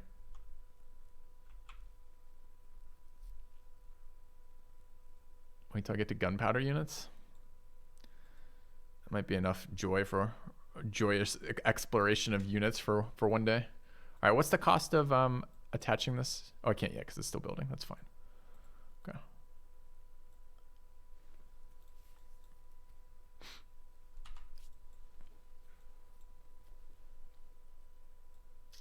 Okay, so we have captured and raised that city. We need to do that to this city this turn. So we go here and capture, which is going to cost me influence again to keep burning these barb outposts. We go here and raise.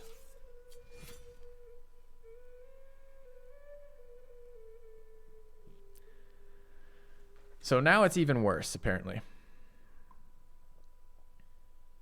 Wait, did I attack something that wasn't what I thought it was? So I thought this was a barb outpost. But apparently it's not a barb outpost at all. It's a trading post. I don't know what the fuck a trading post is, except it's going to piss off one of my empires. One of the nearby empires to burn it. This action might destroy a trade route.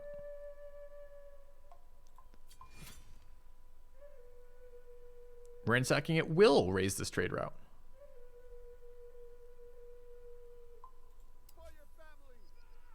Trade route blocked, acknowledge.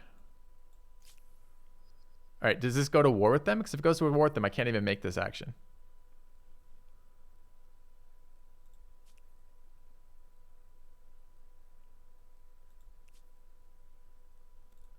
So that's what, them? No, we just gave them some stuff. Okay. It must be a temporary block because of my violence blocks my trade route with my ally. Okay.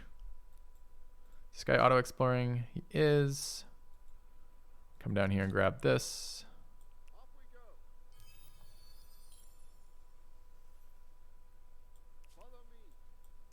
And we're setting up to settle over there. Got a lot of units in this area, which is good, presumably. So we're gonna have to defend it. I guess we want to combine again. Okay.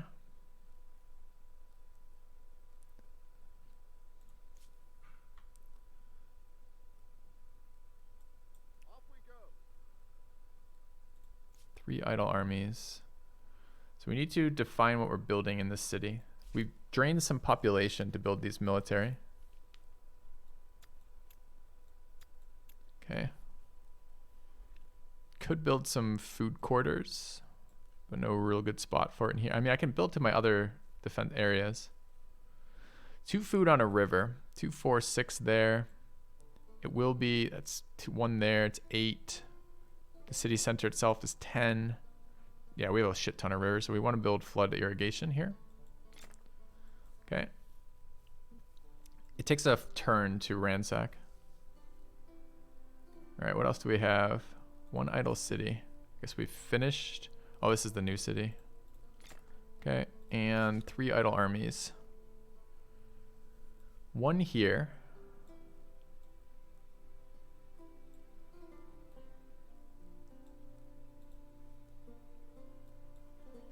I gotta figure out if I can ever get a useful unit out of these. Let's move towards the front and heal. I don't know why my camera just got jerked down there, but it did. Go 1 further. I am going to need military in this area. It's inevitable, so I think we're just going to leave it here temporarily. Wait, you have 2 more actions now? Okay, I guess. Why are these forests not costing me 2 terrain cost anymore?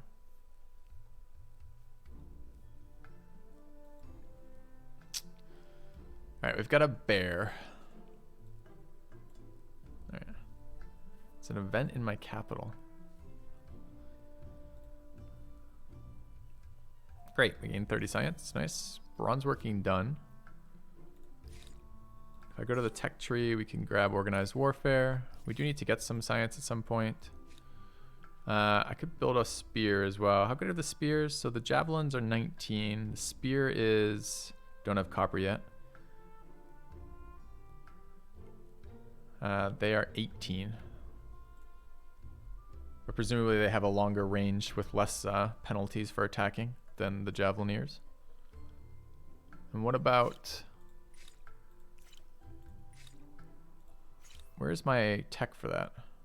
Oh, I have the tech, I just haven't improved it yet. Okay. And where's the territory that does have it? Here. So we're claiming it. We already claimed it, we're just waiting. Okay. Is there a second source of copper in my empire? Yeah, up here. Do we need to get that online soon? I mean, it has science. We could rush an artisan's quarter in there. Or I could just rush this growth mechanic. It's expensive to rush this. Not an artisan's quarter. What do I do to get a... I build a copper mine. Excuse me. All right. So 1 turn copper mine.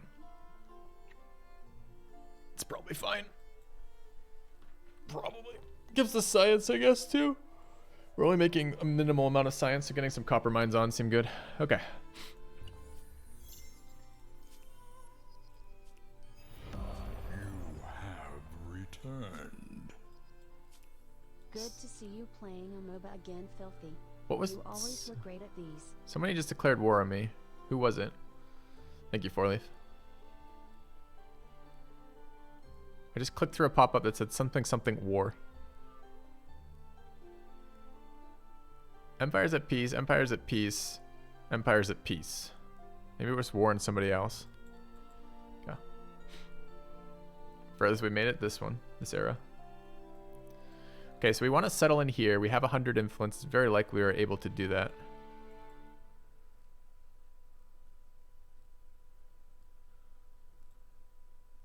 We'd love to attach this city at some point too. But let's get the other found down because there's still 4 turns out on that becoming a city. We decided this tile is where we want to do it, right?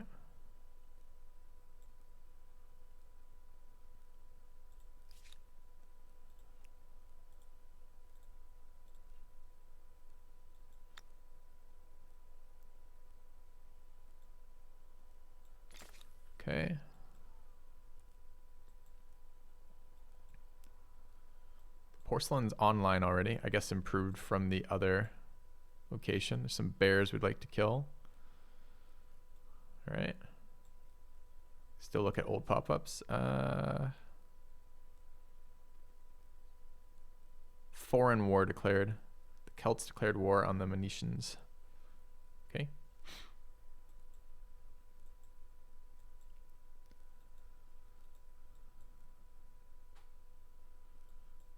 I don't know why that unit is down here, but it needs to die. I mean, it can't. Can it do any harm? Yeah, I can found this fucking territory. But I'm at peace, so I can't kill that unit anyways. Doesn't matter, because I think I'm at full peace, like truce or whatever that's called. We want to go here. Grab that. Great.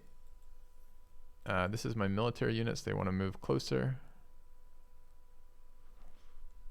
Got a long way to go too. Does it just auto heal every turn?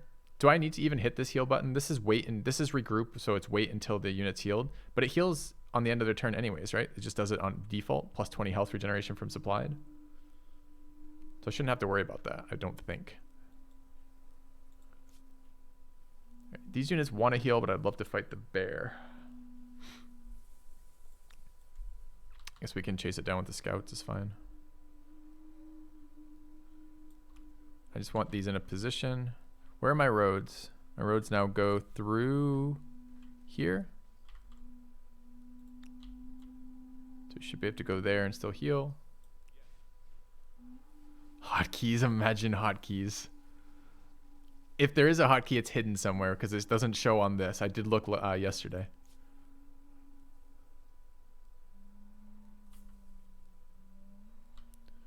I guess I could auto explore with this one. Also could just leave some units here. 4 idle armies.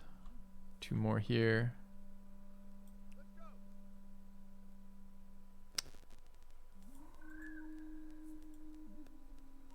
All right. I don't want to attack you. I could just go around, I suppose. Okay.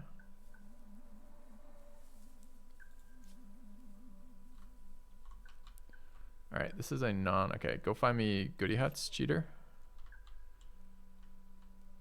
Oh, hostile barb there. Interesting. You are just stationing here. And you could auto explore in here too, I guess. There's probably goodies around here. Oh, you moved. Okay, that's the auto explorer that was from yesterday. Did you see what it just did there? We turned down auto explorer, it moved 1 tile here, then 1 tile back. Well played.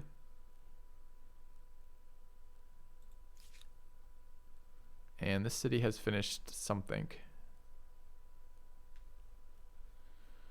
All right, are we any rivers in here or these? No. There's some rivers in there, but they're pretty far away.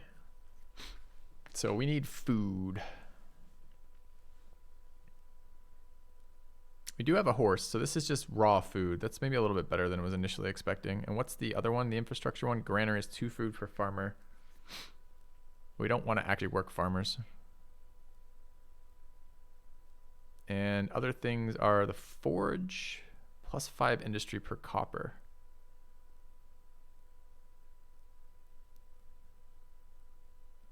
And we now have scout riders.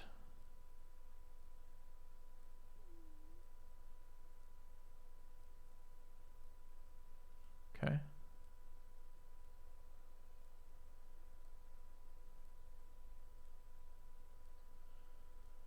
I mean, I need production. We're gonna have another iron in there eventually. Plus 1 industry on makers quarters per adjacent makers, plus 1 on makers. That's, I mean, that's pretty bad. It's just 5. It's gonna take me 7 turns. I mean, is that even worth building ever? Like, how many turns does the game go? So at the moment, I can spend 7 turns of industry at 33 industry. So let's say that's 210 hammers to build this. And I get 5 back from 210, which means is what, 42 turns to return it? 300 turns for normal speed. So it does eventually pay off. It just feels like it never pays off.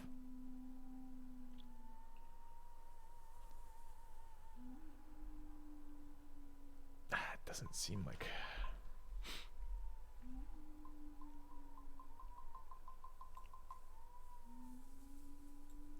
All right, what else could we build though? Well, the horse stuff at least is building for a different resource, so it's not quite as annoying of a conversion. Although you're right. It's also pretty low value. That's what I was saying about districts. Well, these are infrastructures, but the districts seem particularly bad too. I mean, I guess maybe we just build stone rings. It's like, do I actually bother investing in that?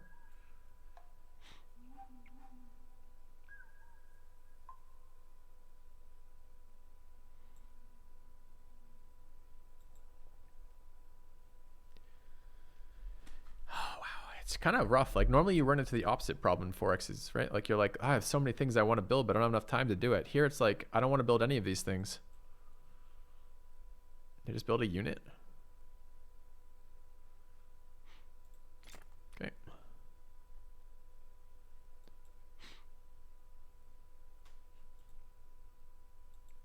Because I sure as fuck don't want to build things that don't pay off like 7 turns of production to pay off 40 turns later. Like what the fuck? More people in the city.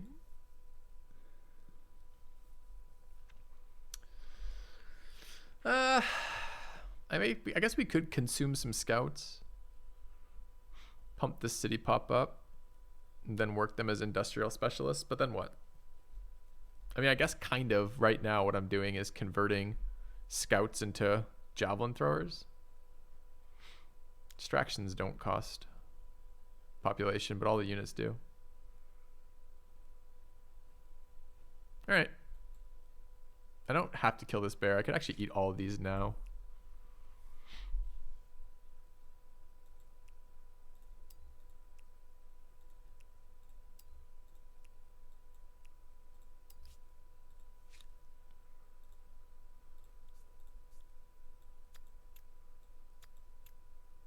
Oh, max there. Can only have 4. Okay.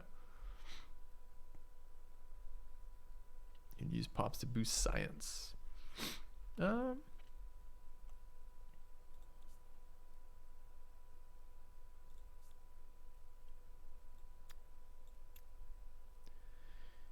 It's actually quite a lot compared to our...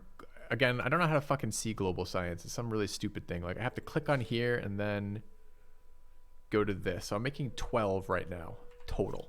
So I guess 6 is actually quite a lot.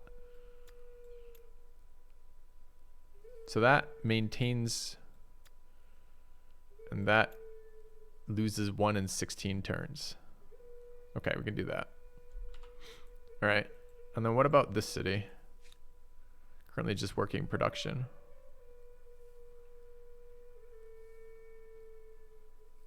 The city does have things I want to build.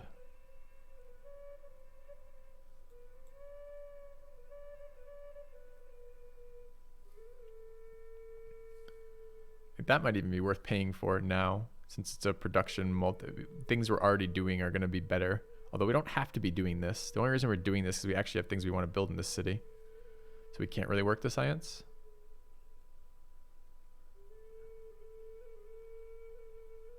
So weird how unvaluable it is to work food specialists. All right, let's try that. Let's build this. That's all cities industry value too. All right, fine.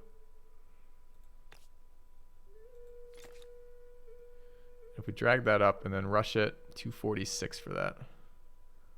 Well, I was saving all this money to rush things in my secondary cities, and it turns out I don't want anything in my secondary cities, so I guess we're rushing that, sure. All right.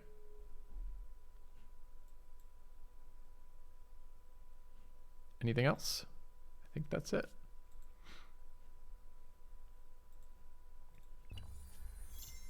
Okay. New grievance available. Attacked by a bear. Have to figure out what the grievance is. All right, so how are we doing in this era? All right, one more tech. Unlocks this. Destroy. We need to kill some more military units. 3 more gets us another star. We're about to hit merchant star number 1. We need one more territory attached to a city. We need to build one more district. Ah, that's a scammy one. And we need 6 more pop. Okay. Why does Filthy think districts aren't good? Because the amount they add is so low right now. So sometimes it can be good. It's just right now they seem wicked, like super weak. Okay.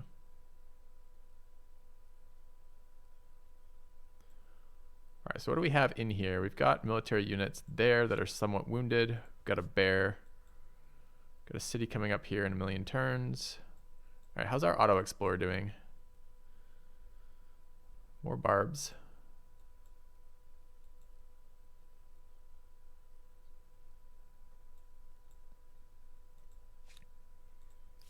I could combine this and then fight. Just don't really wish to lose the scout is all.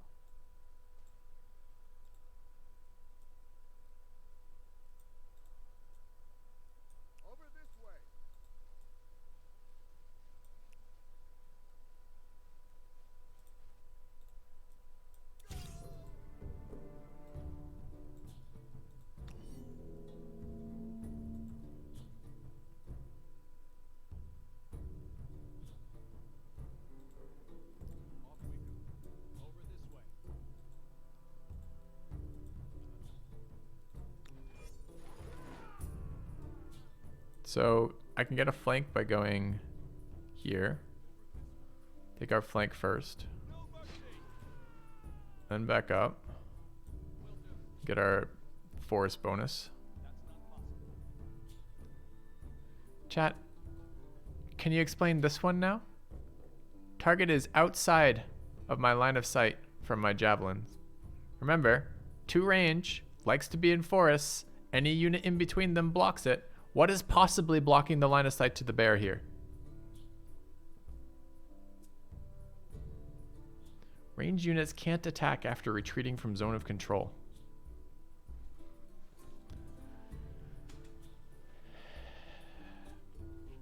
So, couple problems here. The first of which is, that's not what the tooltip tells me when I try to figure out why I can't attack. It tells me I don't have line of sight. And after the previous line of sight restrictions, I believe it.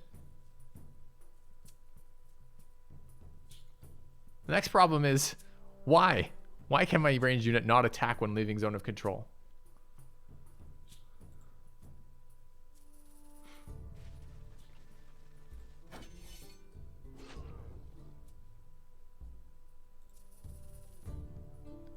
So I could go there and attack. Oh my god. We've found the sweet spot, the only tile that I can actually attack from. Amazing. Okay. Maybe force blocks line of sight. Imagine a unit that has a special... The Javelineer has a specialty bonus where it gets extra attack power, extra combat strength rather from being in a forest. Imagine if it could never attack while it was in a forest. That'd be amazing. You're incentivized to move to the forest, except the forest won't help you. All right.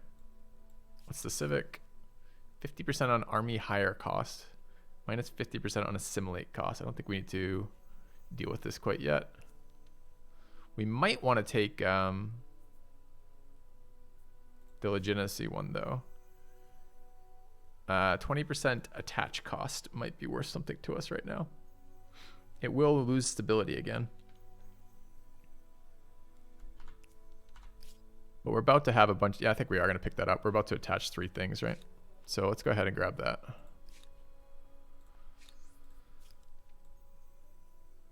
Just imagine. Okay. Once you discover writing, you can literally throw the book at them. Okay. It's infinity turns to build this because we don't have a population point. So presumably the one, we created one this turn. Did we starve randomly when we weren't looking?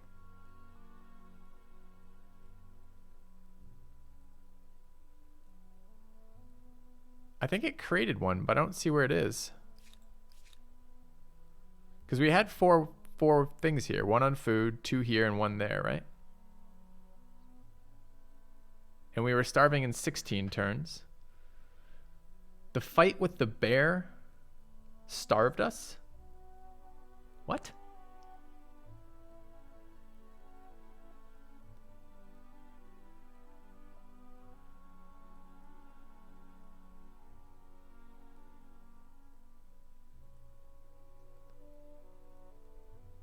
Combat stops production in a city.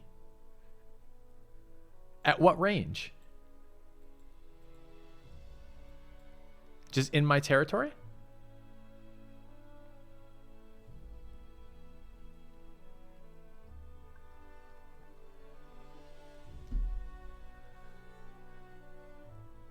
If the battlefield map overlaps the city, it stops combat in the city.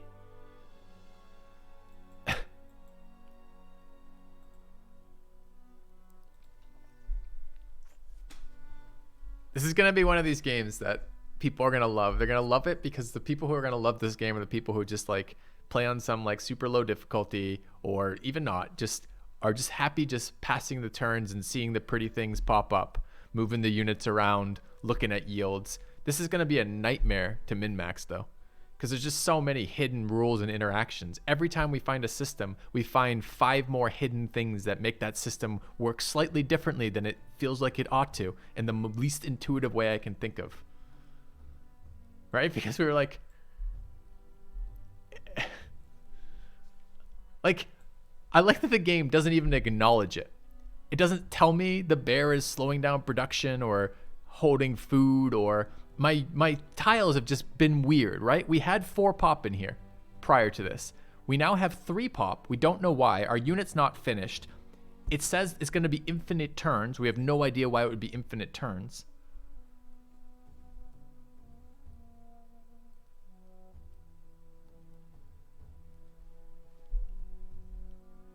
All right.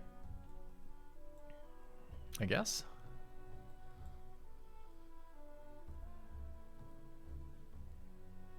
So what do we want to build?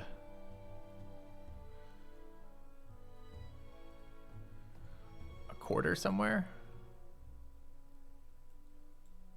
So a quarter there is okay, right? This one will get us another 7, apparently.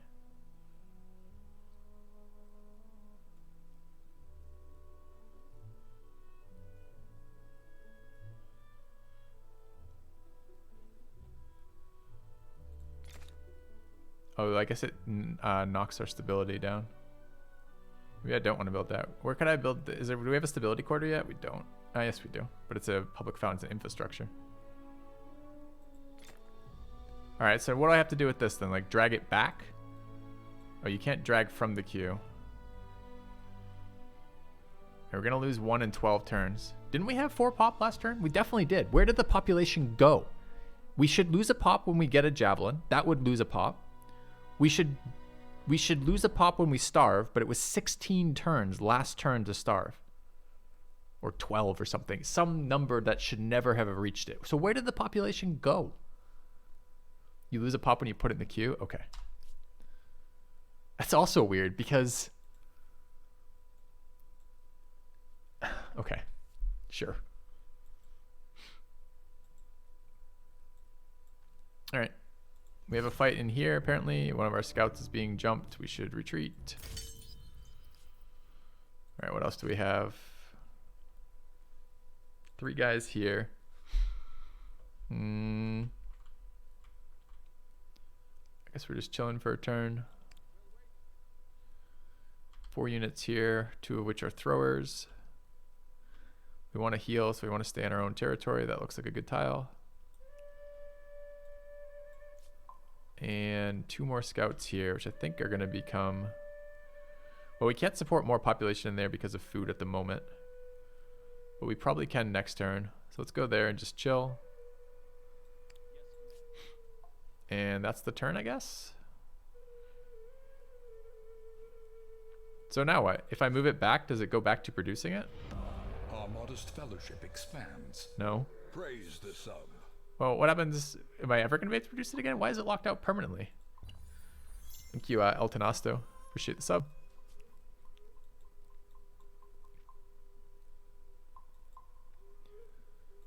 All right, I should look at some of our grievances. Greetings. To what do I owe this pleasure? My reputation as a thief.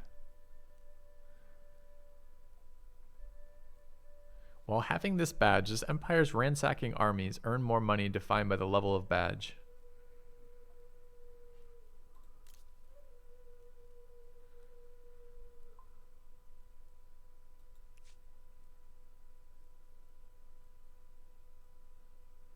They're at 92 war support for me. So they're really close to wanting to, if they want to attack us, they could. Stole my independent people. Stole my independent people. Stole my independent people. Stole my independent people. All right, so apparently there's downsides to killing barbarians around barbarian cities.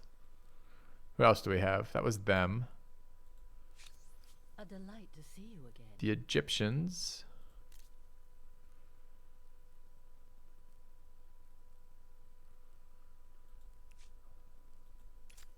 Very well. They yielded. Sweet. Grudgingly. So we got paid.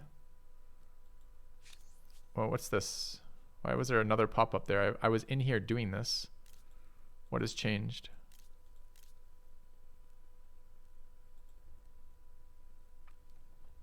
No clue. And then finally, these guys. They're at 70 war support. All right, so we are potentially going to get ward from the pink dudes over there. They're pretty far away, though, at the moment. So maybe that's not such a big deal. Okay.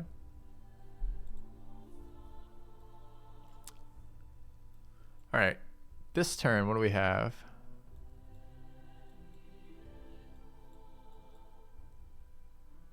We have this idle army, sure, this idle army, which wants to move into my territories. Are you auto-exploring? You are.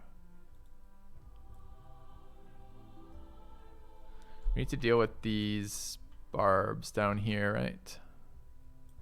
So probably moving that way is fine. We're not healing right now. Another barb there. We're going to feed. So what happens with my thing now? If I want to drag this in, what happens? Keeps its production. And now it builds it fine. So why did it stun lock it then? I didn't not have the I don't understand, man. It just doesn't, that doesn't make any sense, that interaction. A bear wanders through my territories, I kill it. My city stops producing a unit that I can produce again next turn when I have the population to produce it this turn. Like, excuse me?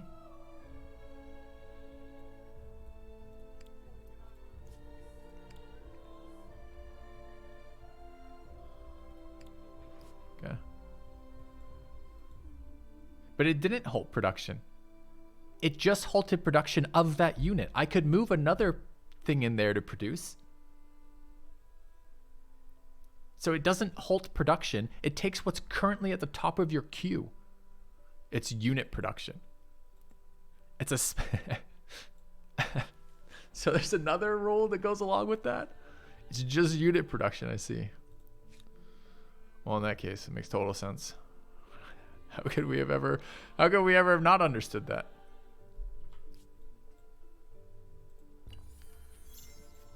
All right.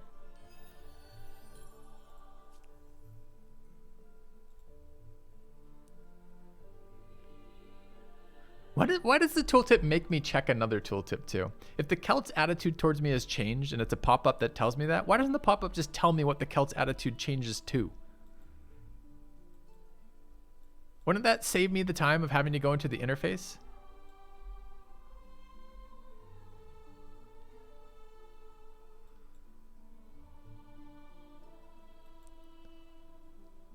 Yep, they feel differently about me. I can acknowledge it. I get a picture.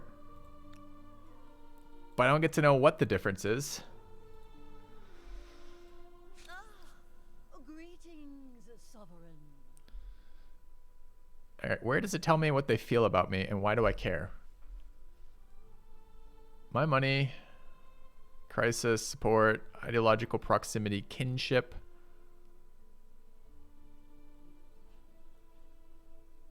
Aggressive is how they feel about me, apparently.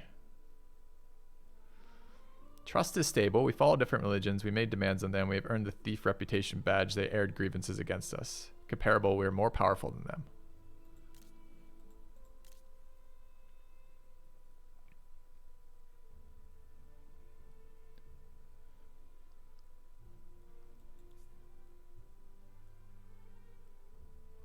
Buy doesn't tell me here.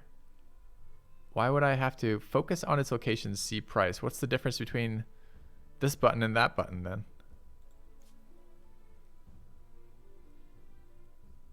So if chat, I almost guarantee this. I'm going to click buy because I want to see how much it costs. And I'm almost certain it's going to charge me. Let's see. No. Okay. That's good. Transportation price.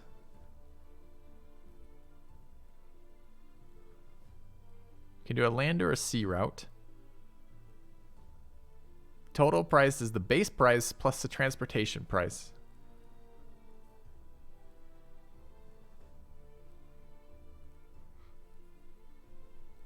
All right. So I can buy gems for a shit ton of money for 4 stability. Okay, we're not going to do that, obviously, but I did want to see this action since I hadn't seen this yet. What else can we do for relationships? We can propose an alliance.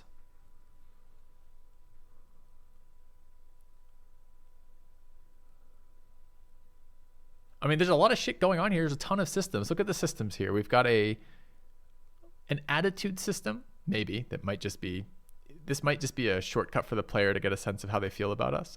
We've got this badge system. We've got trading of luxuries and strategic resources.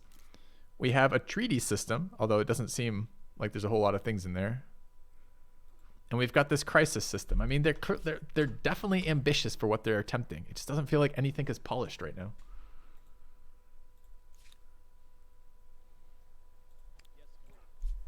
God forbid I try to figure out any of their systems, how they work, because that's not just not possible. All right. So some time ago, we fought a bear within 1,000 miles of my capital. And all of our people just were incapable of doing anything for the rest of their century because of it. All right, what's in this unit? It's an archer. So I don't know how it chooses its deployment zones. So if I attack from there, are my deployment zones these 3 next to me? Like, how does it choose this? Where does it calculate the battle area?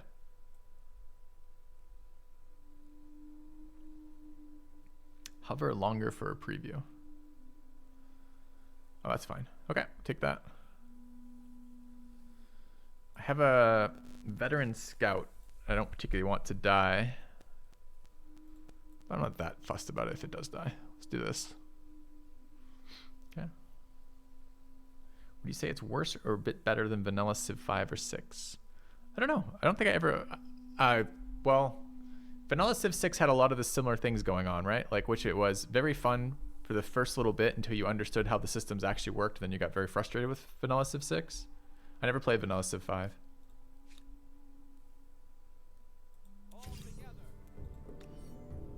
All right. So what we know about this is if we try to move...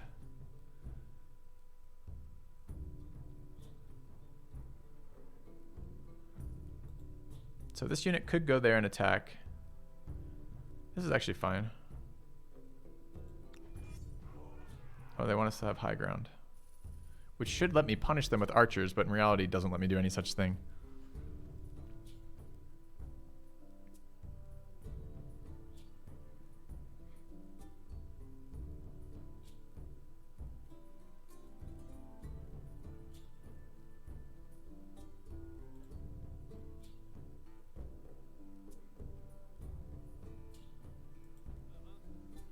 Oh, don't, no.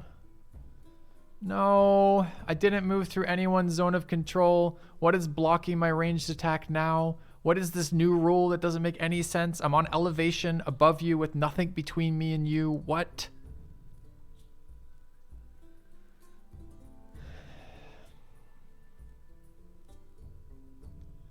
The forest. The forest on low ground blocks my high ground rangers, high ground throwers.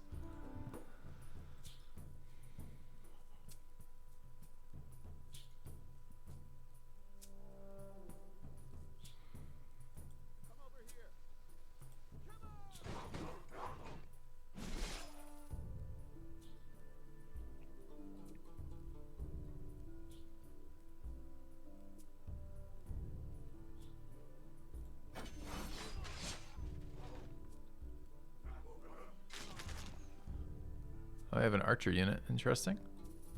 Can I attack this one? Yes, but now he gets tree cover.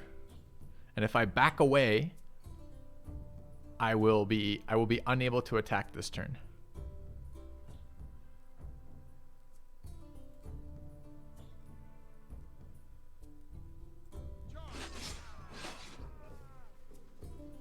All right, what happens if I move here? I'm moving into zone of control. Does this also mean I can't attack? No. Okay, that's good. Do I have a low ground disadvantage? They have a high ground advantage on me. Okay. No flank here. Do they get to retaliate? Range versus range? No. Okay.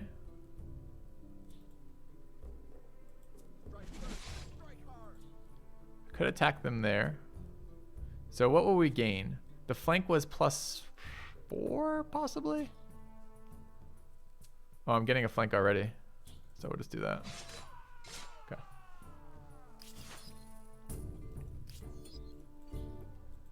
Alright, house production. We're waiting on 1 turn for that to finish. We're building irrigation in there. We're waiting on this in 2 turns. We finished our javelin. This thing's on auto explore. I think it's stuck. Didn't it end its turn there last turn? So I guess the way to optimize auto explore is you turn it on and off like every other turn, because the units are too stupid to actually move. But or rather, the units get stuck all the time, but they also cheat and find things in the fog. You can see if you can attack the unit with range before you move it. A highlight enemy unit can attack with red.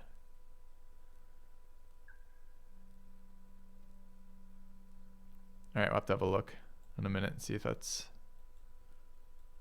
how that is. All right, I think we're done this turn.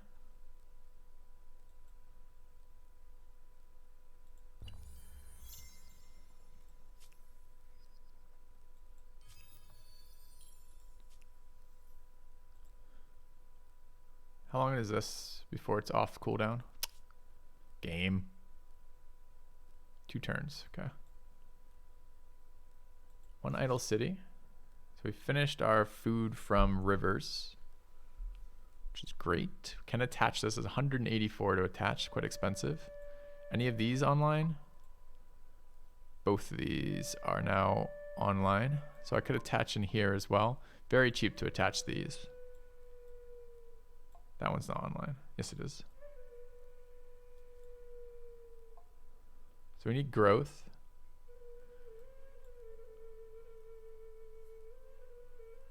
I have to get them both if we're going to do this. I wonder how much this is going to go up. Is there any way I can tell?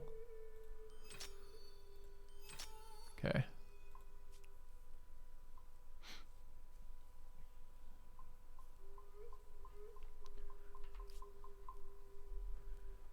$24 to $144. Could go to the next era. We need points, right? We're pretty close to a bunch of these. So we finish the district, we hit another one.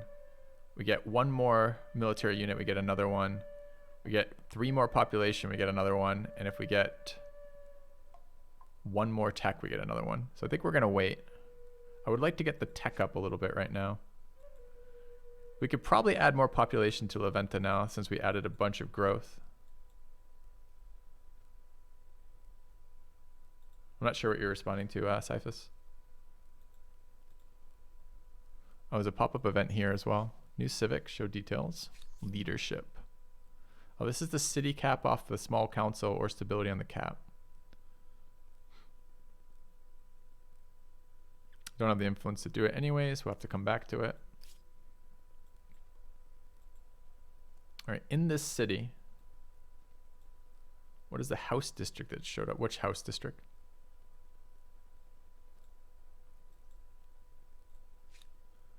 All right, so we want to consume more citizens here. We have plenty of food, so we might as well add citizens here.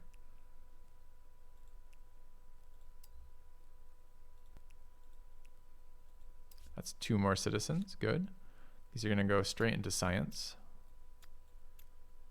Can also have 2 more here to the right of the Olmec Head District. I don't think I have an Olmec Head District. Unless, did I build one up here somewhere? I don't remember building one. Sorry, Zam, I'm not sure what you're referencing. Because I'm pretty sure I don't have an Olmec Head district. In the building queue.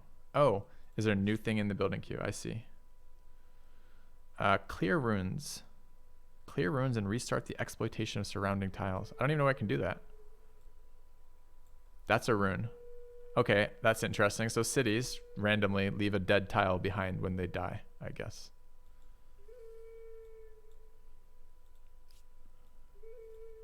And I have to target it. And it costs 1. So it takes a full turn to do it, but it only takes 1 resource. So presumably I'm going to get a shit ton of overflow. It is random.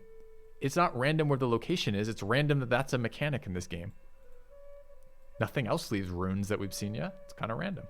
I could buy it out, but I'd spend 23 gold for what? 1 production? I don't really need to do that.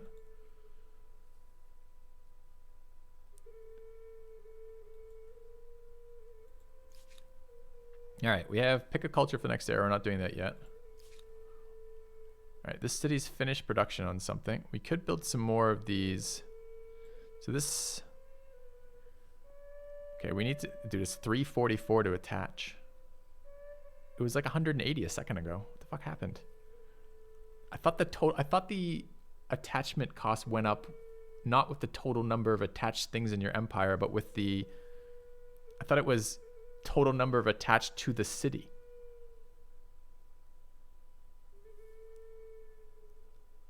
Why did this go to 344? How can I predict these costs? These costs are totally random from my perspective. I get that it scales pretty hard when you go from like the second to the third attachment.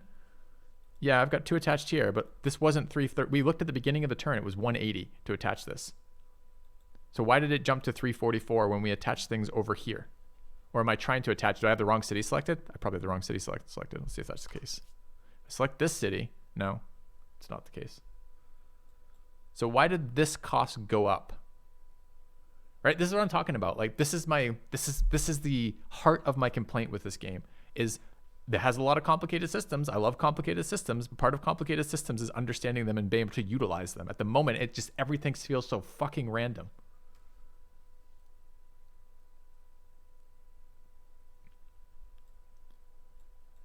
Like if I just was like happy to make a decision every turn with the available information I had on that turn and never wanted to plan anything, this game would be great right now. My complaint is that I don't understand it yet. Is that the complaint? Or is it the complaint that it's fucking ridiculous to try to prize information out of the jaws of this game?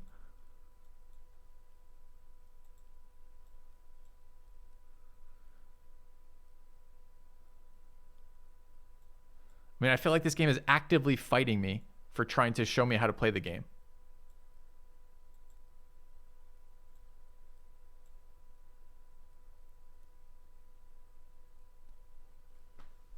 Doesn't it go up the more connections you make through the game? Maybe.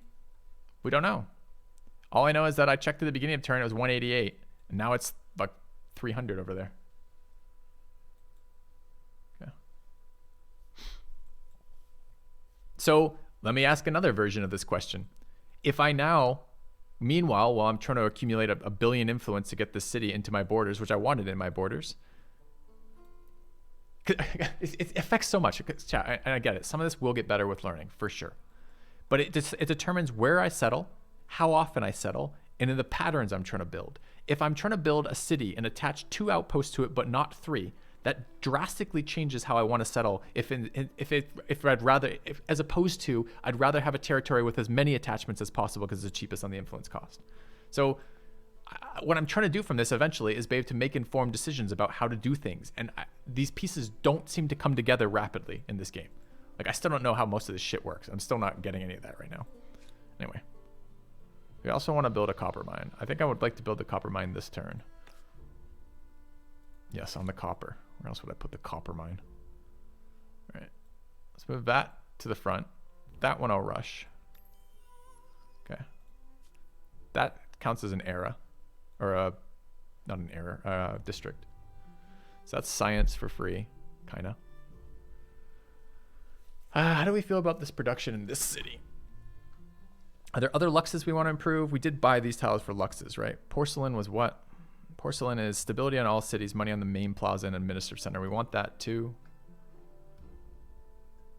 I'm not sure if it's worth rushing it, but we're going to.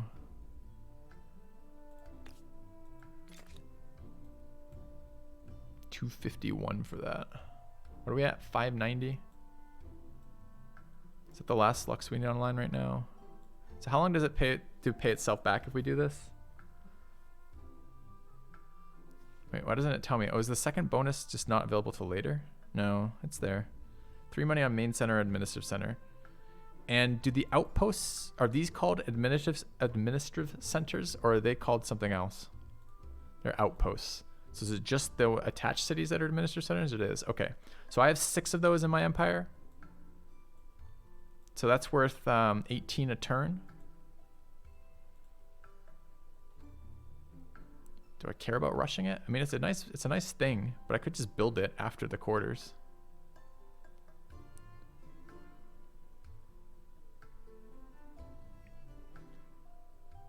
Do we have another one in that area? We don't. Got one online up there, I guess, already.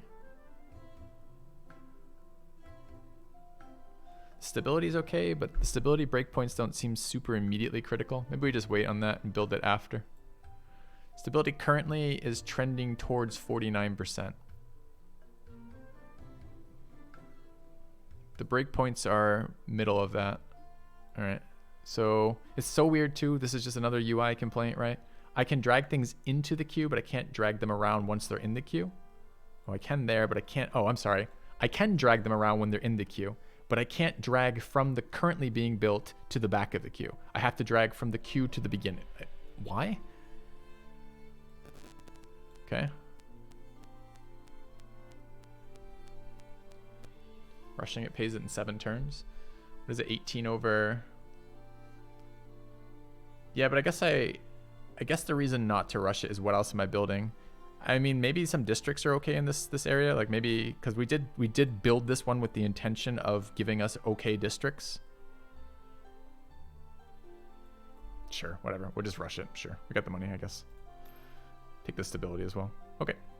All right. So is this good for this turn? We have another event. Oh, that's culture. Idle City is the cap, I guess. Someone pointed out to me this is the last time we could build Olmec heads if we wanted to, and they are just basically better farmers' quarters. I'm not sure we have locations in our one that would do that. Let's take a look around. Could do it here. Can't build in there yet. Where's the third one? Here.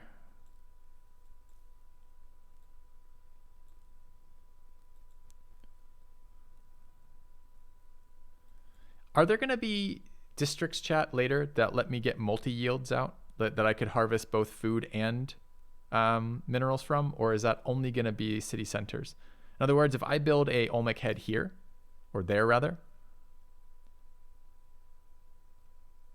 only unique districts multi-yield. So there might be, but I won't know that until I figure out what I end up as. Hamlets. Okay.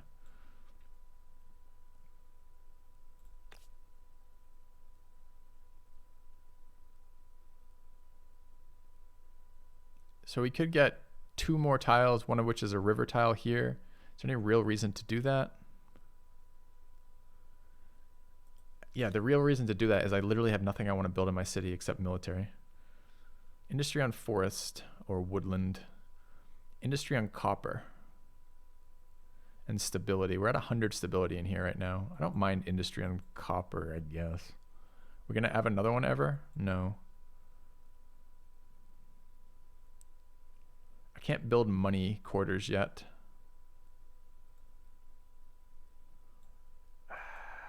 How is the Forge 10 industry? Isn't it 5 here? Where's the other 5? This is an empire-wide bonus. It's a territory-wide bonus.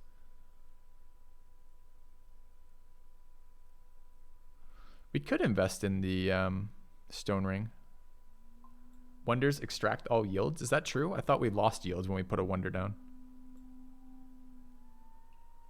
Oh, but a shared project isn't a wonder, maybe. Maybe it's a different thing. This is actually a good call. We could actually build stone rings here. And I could build them in the secondary city for stability.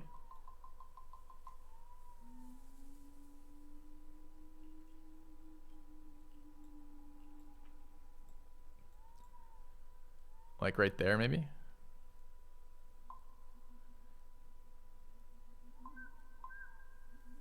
meant the types of... I don't know what you mean. So what do you guys mean that... I'd make 2 Olmec heads in the eastern outpost of the cap. Where, though?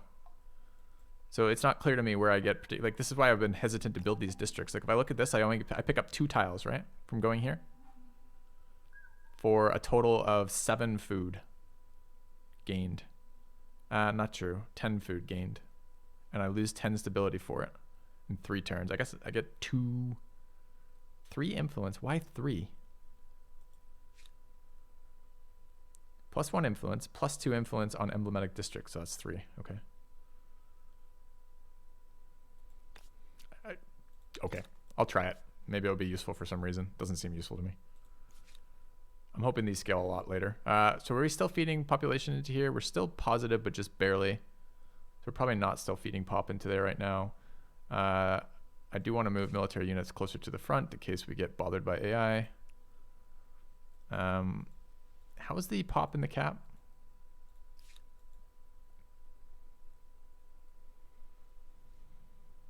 We're getting 46 food a turn in here right now. Okay, so we keep wanting building. We don't want to use food specialists, so this needs to come off that.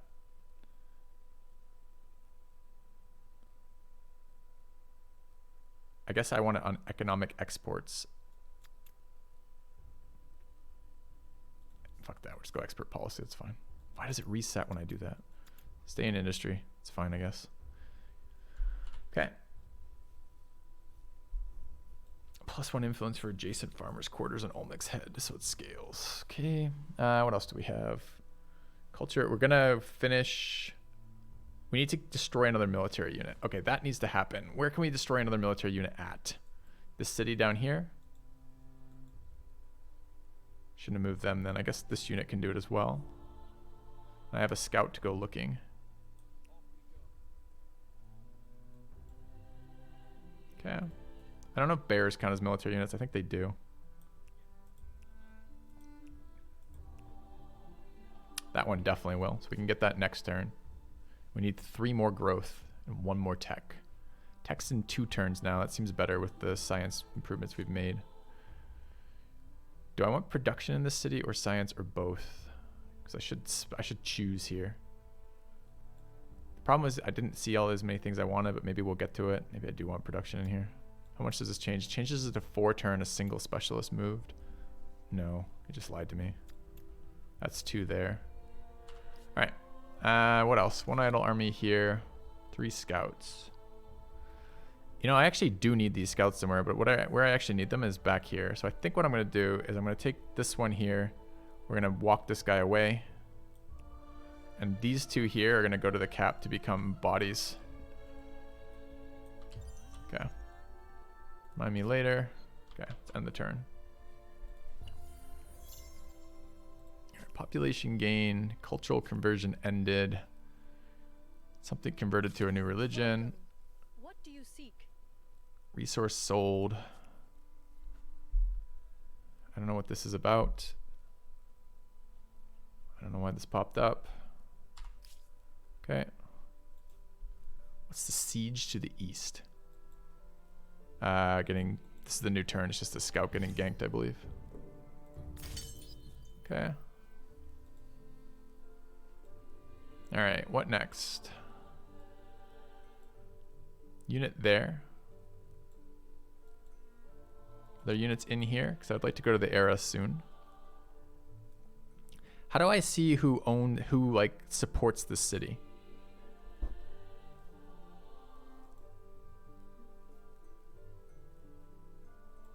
Because I'm gonna piss off someone raising the city because it's pissed them off every single time I've done it.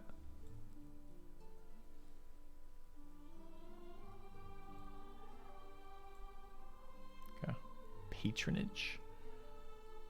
Is that a separate thing? Like, okay, right there.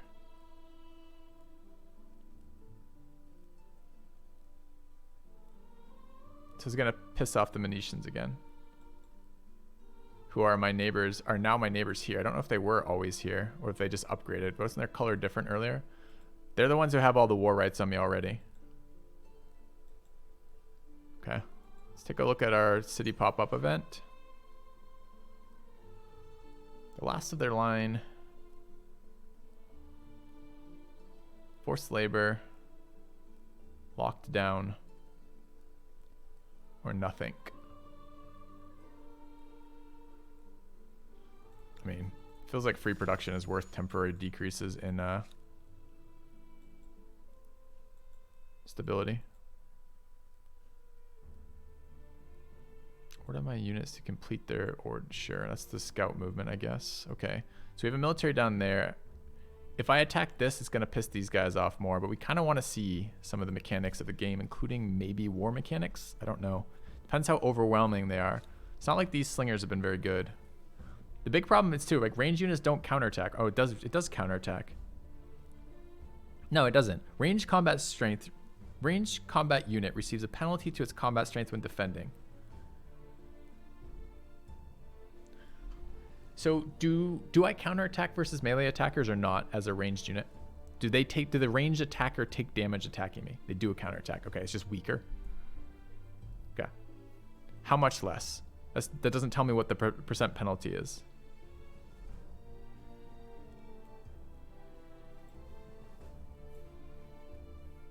-8? Fucking hell.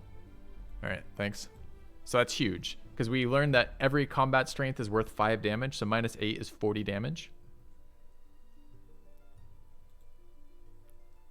Potentially, it's the difference. Presumably, it's the amount different that's doing the damage. All right. So this unit is really kind of bad then. Because it's like super finicky to attack with. It can't defend. And it never can get can't shoot over units.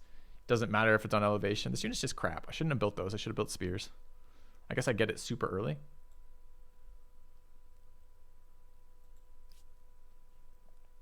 All right, are we close to growing?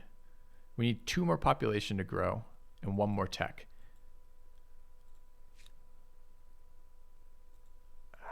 Two more population. 2 turns, we get 1 pop. That's pretty solid. That'd be about the right timing. Could we also grow in 2 here if we move some stuff around? Grow in 4, grow in 2. All right, so we can hit the tech star in 2 turns, the agrarian star in 2 turns, and we have to get 1 fight in 2 turns. We don't have to rush the fight. So I don't have to okay, so we can come down this way and try to gank this unit.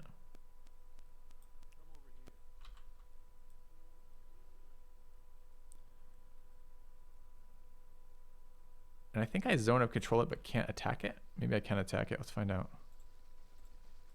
No. I'm exerting zone of control up a cliff that I can't attack down. Okay. Do I want to raise this?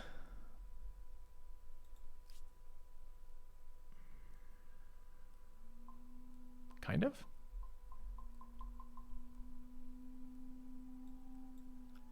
And is it too early to worry about that? What is this? This is the combat start scout. This is a regular scout. And what are these? Okay, this regular scout is going to also make the trek to here. Okay. And actually, that's where you need to go as well. It's just in there. Okay. And these units are going to combine as military units. And I think we're good this turn. I want this unit hovering around this area, but not directly in this area. Around this area for attackers, potentially. And I need 2... fuck, I actually might have screwed that up. Because I need 2 units to raise this on the same turn, right? So basically we have to wait on this guy to come back. Okay, so we want to send you auto-exploring. Go find me goody huts. Okay. And then I think we're done. All right.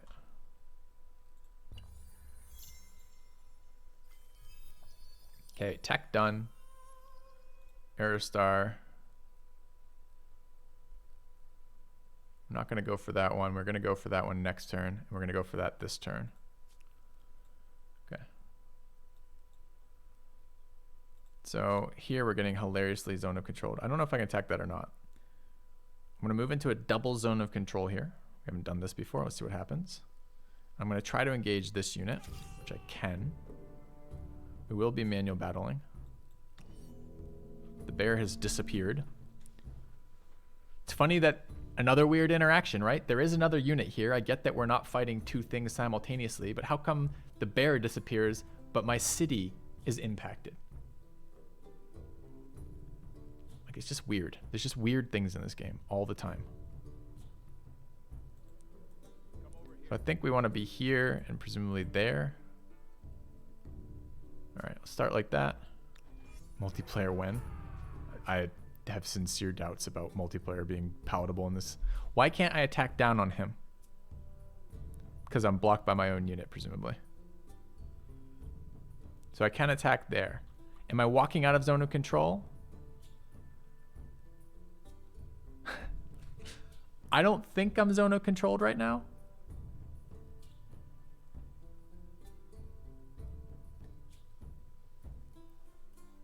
I am zone of controlled, apparently. Even though I'm up 2 elevation levels. And it's a melee unit.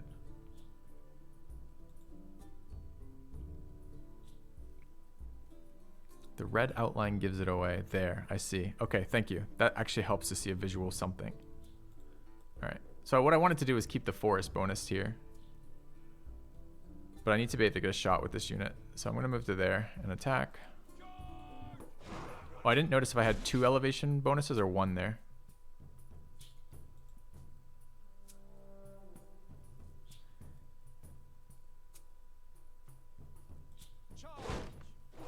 Alright. I guess the next question is, can they move up there? I don't know.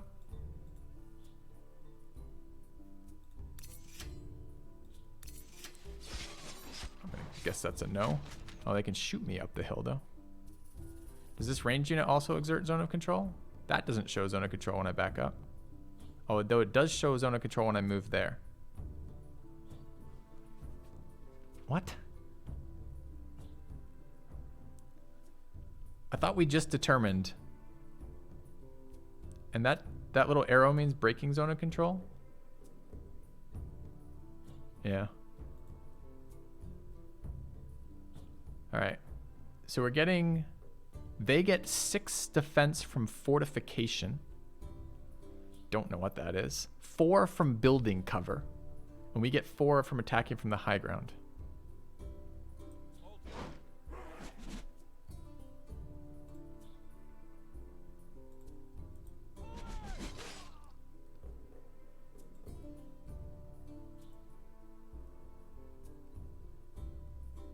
So if I move here and attack, they're vulnerable to close combat, so they're -8. Alright, can I go there and attack?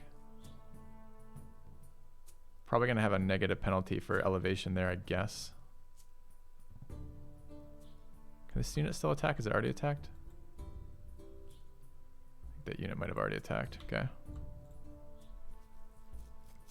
Question is, do I gain any value from this?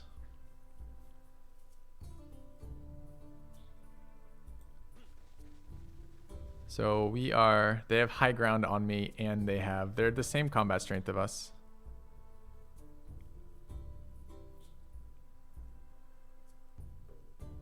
It's probably a next round thing. I don't want to lose any full units here. Okay.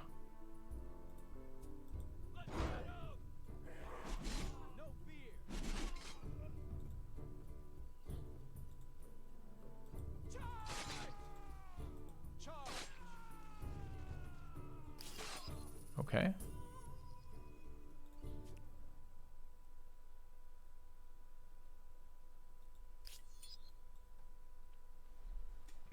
So they've founded another fucking city over here because they're barbarians and they just non-stop found cities. It's super irritating. Is this basically just civilization? Is that the same question everyone's going to ask whenever I play any 4X game? The answer to that question, as it always is there's multiple games inside of each genre. Genres are multi-game encompassing. So is this a 4X? Yes. Does it have similarities with other 4Xs? It sure does. Is it exactly the same as another 4X? No, it's not. Researchers are idle. All right, we got organized warfare.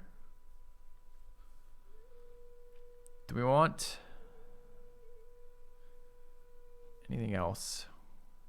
I've been thinking forced labor was kind of shit because converting your population into one-turn builds or one-time builds doesn't seem very good. But if population is valueless, maybe it's fine. Wouldn't mind roads. Wait, I already have roads. How do I have a road but no tech for roads? Like there's a road right here. We already checked. Remember there was the road over this river? Oh, I'm apparently hallucinating because that's not there anymore. Wasn't there a road at the beginning of our turn today?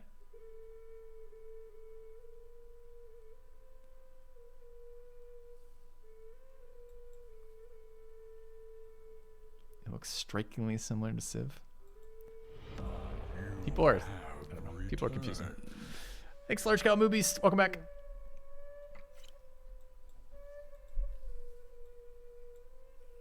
I'm gonna grab that tech, I guess. I would like to be faster reinforcing. Let's grab wheel tech. Yeah, but we had an interaction with the movement. I don't remember I don't know who was watching at the time, like how many of you were here. But we had a movement where we could move up and through this river tile without stopping. And I called it out because I'm like, don't river tiles stop you? And then we zoomed in and there was a road. Can like traders build roads? Like you can almost see, can you see a decaying road there? Is that a decaying road? I don't know. Yeah. It should be the game it should be most similar to is Endless Legend, right? Since it's the same company. All right, 2 units moving towards my other area. Yeah, roads are super hard to see. And 1 idle army here. So I've lost all faith in these Javelineer units. I was thinking I was maybe a little bit more protected, but I now feel super vulnerable because these units don't do anything. So we did get this tile back, but I don't see a yield. Wow. Okay, so we cleared the rubble. Oh, it says +2 there. Is it just just not updated? When I hover it, it says +2. Yeah, there's roads right here, right? Why are there roads here? It must be the trade caravans. That was a Civ 6 thing, right? Where caravans would build roads. So it must be in this game as well. I don't know if it gives me +1 or not on this road. No clue. Okay. Toggle yields on and off. It's not a bad idea. Doesn't come back, doesn't fix it. But good thought to test that. All right. Must be a Civ thing. You want to double down on the only game in the entire genre is Civilization, therefore all other 4Xs must be Civilization? You think you should double down on that idea? You don't just want to take the loss and walk away with some dignity?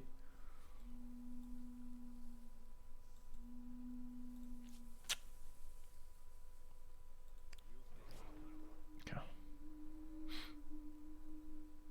Oh, there's a cap at the end. Okay, fine. I take it back. My apologies. All right. We're saving up to attach here. It's 344. I wonder if that changes with the era.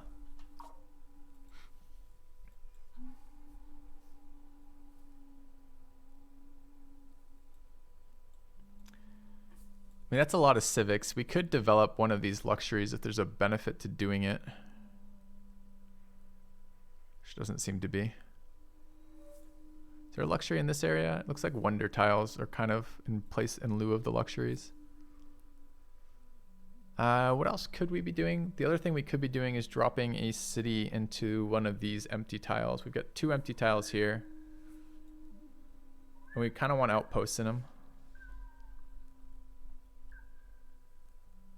And this one actually shares a border with Leventa, so it eventually could be a city. Okay. Or it could be an attachment rather.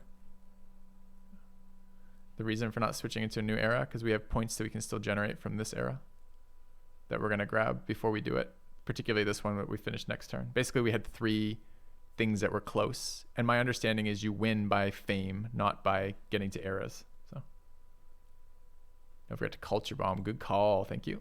That did just come off cooldown. Have I lost any of my cities to culture though? I don't think I can culture bomb if I haven't lost one, right? Oh, it's the wrong zoom. Wait, is it the wrong zoom? There, that's what I should be looking at. That one is Celt's influence. We have 1, so we definitely can. You can bomb even if it's contested. That's interesting because it doesn't say that I can do that on the tooltip of the ability. The ability says bring one of your empire's territories back into the sphere of influence, which makes me think you would have to be outside of the sphere of influence. I'm too lost in the systems. Shut the fuck up, Kijin. It's not that I'm too lost in the systems to give it a rating. It's that there's so many systems that I haven't gotten through to decide if it's a bunch of bells and whistles or if it actually is meaningful yet. So like the problem is complicated games take a long time to figure out if they're good or not, because bells and whistles are fun to play with until you realize they're not attached to anything. If you're just like a cat batting at like a what are those hanging things they put over babies? I never remember the name of it. If you're just batting at one of these things that spins when you hit it but isn't connected to anything, then the game eventually is not very fun. But if these systems like are fleshed out across the course of the game, it gets actually really kind of exciting, right? If you find later on that, oh, all of my decisions and all of my errors thus far have culminated in these things that are occurring, and that it was impactful, the decisions I made, and I made these with foresight because I understand how the games work together, then the game becomes really cool. But it's almost impossible to get a sense of that without playing through it a couple times. So the answer is, at the moment, I'm cautiously optimistic. I hate the tooltips. The combat system seems particularly inane to me right now, but there's a lot of systems going on in this game that could be cool. So I don't know yet. All right. So I've forgotten what the fuck I was doing right now. We were going to enter the next era next turn. What was I doing in here still? There was something I was doing this turn. The fuck was it? Oh, culture bombing. Okay, so let's do the culture bomb. And I do want my thing back. I don't know why I want my cultures back. I don't quite understand what the downside of cultures are yet, but we're gonna do this. So it's all attached one. So this has 2 attached to it. So I should get some amount. Let's take a look. We're at 159. I can't target from here because it changes the icon. I have to target from here and then. Wait, now I lose my cities? Okay. So let's talk about interface again. I have a culture bomb, which lets me take my culture back. Great, cool ability. Unique civ ability, does something, gives us influence. Influence is super powerful. The tooltip is questionable on that ability. To target it, I have to be on the regular map. So to have this ability, because the ability disappears when I'm on the culture map. So I go to culture, but now my cities disappear. I guess it's just a territory. But it's still like, okay, whatever. So 40 gold, we go to 159, we go to 169. So 40 gold for 20 influence, I'll take it, it's fine. Okay. All right. I think that's end turn. Next turn, we should enter the next era because we should grow. Let's just double check the cities are growing. Grows in 1, grows in 1. Okay.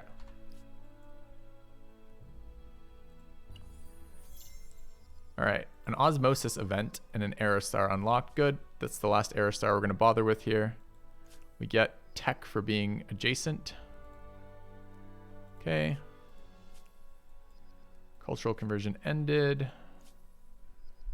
I don't want these. I hate the pop. The pop-ups are ugly too. Not like ugly like visually, but ugly in terms of their information compared to the amount of time I have to spend dealing with them. We also got one here.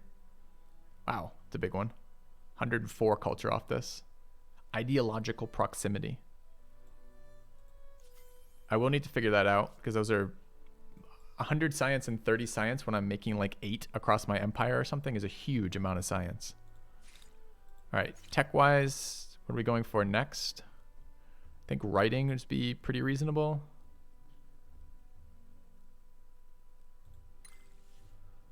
Okay, I have 37 right now. Okay.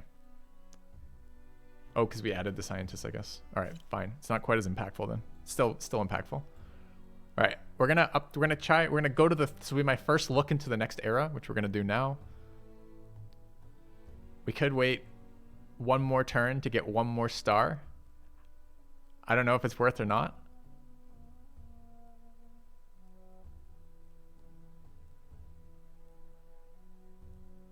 Do we? Do we wait one more turn to get one more star? Let's take a look at what these are. No, I don't want to look at that yet. I mean, maybe I should look at what's available.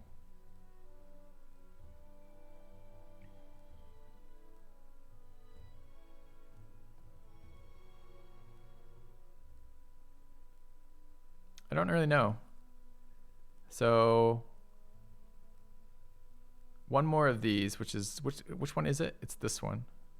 They're worth 232 fame. So this is the big one. I didn't even know this was one until this instant. Is 232 fame a lot in the greater scheme of things? I really don't know. I have nothing to compare it to yet. So sure. Tried the elephant people yet? No, I haven't. All right. We're going to go to this battle. We're being attacked. I don't want to lose units, so we're going to hide our units.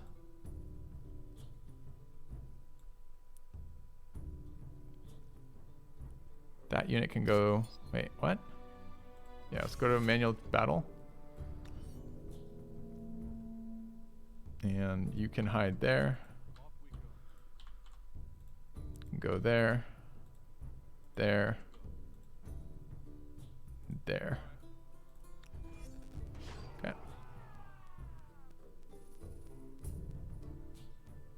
So we shouldn't get flanking moving here, apparently. So we have 26 here, 26 there. Okay. So I guess we are going to wait one more turn. Let's change around some of the other things here, which is I don't want this city focusing on growth anymore. That's 0 food like that. Okay. And this city, also don't want them focusing on growth. Go there. Okay. The bear stopped production this time. I don't know. Maybe in their cities it did. I don't know how to tell. So I guess we should check. Do they have a patron? They do. The Mycenaeans are pretty big on. I don't know how they do that. Like, don't they have to have vision on it to do that? Apparently not. Do we have other combats right now? We don't. We have two idle cities? No. 3 idle armies, an idle city, an order. Okay, so that unit is just moving up here. There's a population going to my capital. I like that there's a Vettercy. I haven't said compliments about this game today, so maybe I should spend a second doing that. Which is that there's lots of things that could be super cool in this game. It just feels like right now the UI is the interface and the randomness of it is kind of killing my love of it right now. Because there's a lot of these are really fun systems. So it could be. I want to heal here. I wouldn't mind raising this city while I'm down here. I guess I'm not in a hurry to raise these. I don't want these tiles, and it's probably better than my neighbors having these tiles. So we could wait on that. I mean, this is essentially the last tile that I actually want.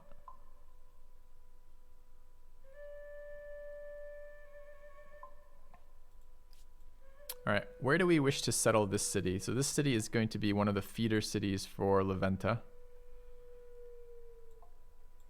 I also wouldn't mind this tile, I guess. Is this tile currently claimed? Doesn't look like it is. We could claim this one and that one. Huh. Should do that.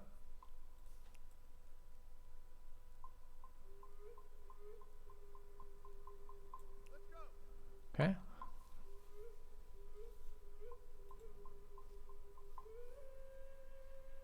I guess I'm not burning these then. And we just want max yields. So we're unlikely to develop this soon. So it's probably just right there up against the mountains, right? 332, 332. It's pretty decent. This unit's already moved. Dude, this is my auto explorer. Oh, it's this one. Okay, so you need to turn auto explorer off if you're just right there, because this unit can plant next turn. And this unit could go auto exploring, or we could just go feed the pop into there. Actually, I know where this one needs to go to. This one needs to go up here for pop-ups in this era. Okay. All right. That means next turn is the new era, not this turn, annoyingly. These units can chill. Maybe one tile back again. I have to figure out how the deployment works. Us losing that stack of units yesterday by being stuck next to like our back to a mountain was super sketch. I guess I'm just going to go in here and heal. And these are hostile cities, whatever that means. Do they spawn hostile units? Maybe. Yes, they do, wow. I don't know if that's confirmed, but it's as close to confirmed as we're going to get without having code for it. All right, so this city finished in Olmec's Head. Do I lose access? What happens if I'm producing in Olmec's Head when I change eras and lose access to Olmec Heads? What happens?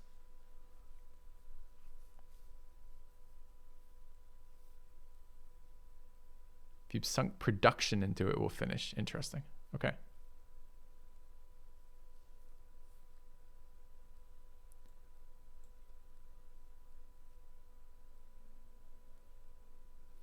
I mean, the influence boost off it is kind of nice. I don't know if we're going to get better ones or not.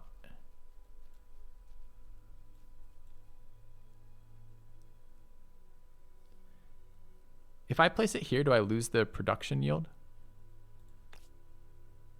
Yeah, I do. And I don't get the water tile.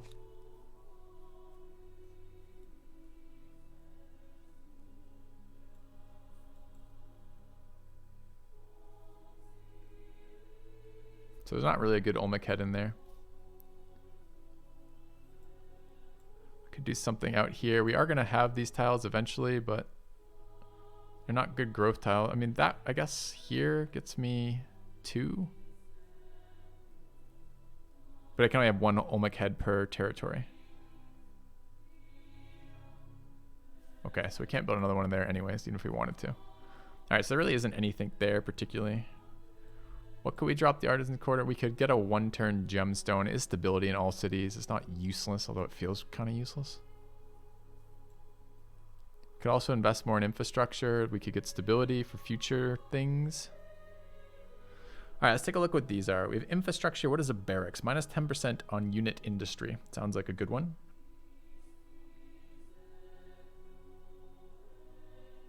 Since presumably at some point we'll do military spam. Lumberyard is forests and woodlands. It's not very visually clear where my forests and woodlands are. I think there's one there. No, it's a prairie river with trees planted in it. Not to be confused with a forest or a woodland. Are these woodlands? These are forests. So we have 5 forests there. Looks like the city tile keeps the tag forest. That was unexpected to me. I would assume that would have replaced it. So there's 6 there.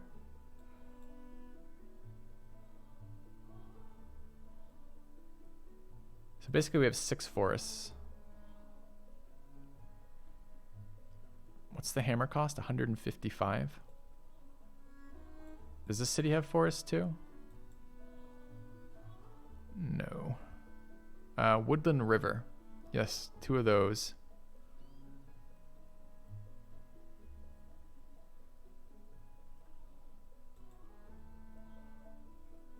Huh.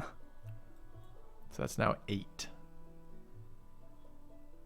We're settled on Rocky Field River, settled on Prairie River.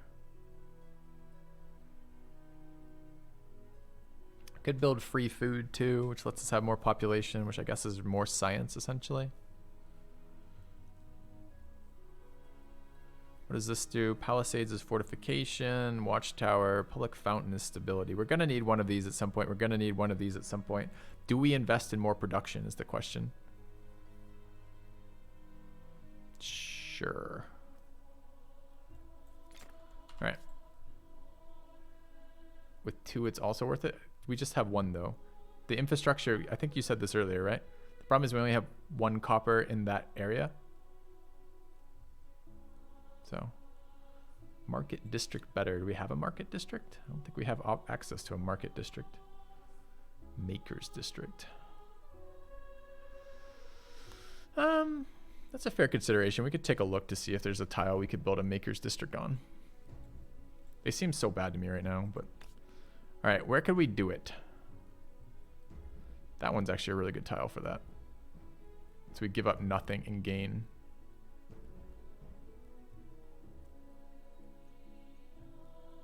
Gain 7. Yeah, okay. I'll get behind that. So we just don't want this anymore. Okay. It's a shorter or similar build for a similar. Wait. How much was this? What's the hammer cost on this? Hammer cost on this is 210. Hammer cost on this is 200. Actually, it's not better. It's the opposite of better. Well, unless it gets better across the course of the game, or we want to build another one. Maybe the tiles are worth having. Sure, we'll try it. It's fine. Okay. All right. We're going to upgrade this turn. New wonder can be claimed. Where? Show me. I clicked the go to button and didn't. Oh, I see. Cultural wonder.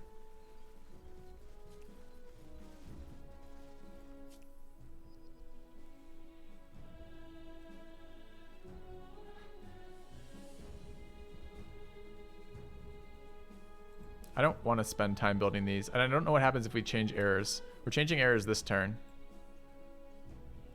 Since we should have unlocked... Oops, wrong thing. We should have unlocked... Wait, how do I go to the thing? I want to go to my fames, this screen. Okay. Yeah, okay, we got the star for that, the silver star. So let's go ahead and instead... Let's take a look at what we can upgrade into.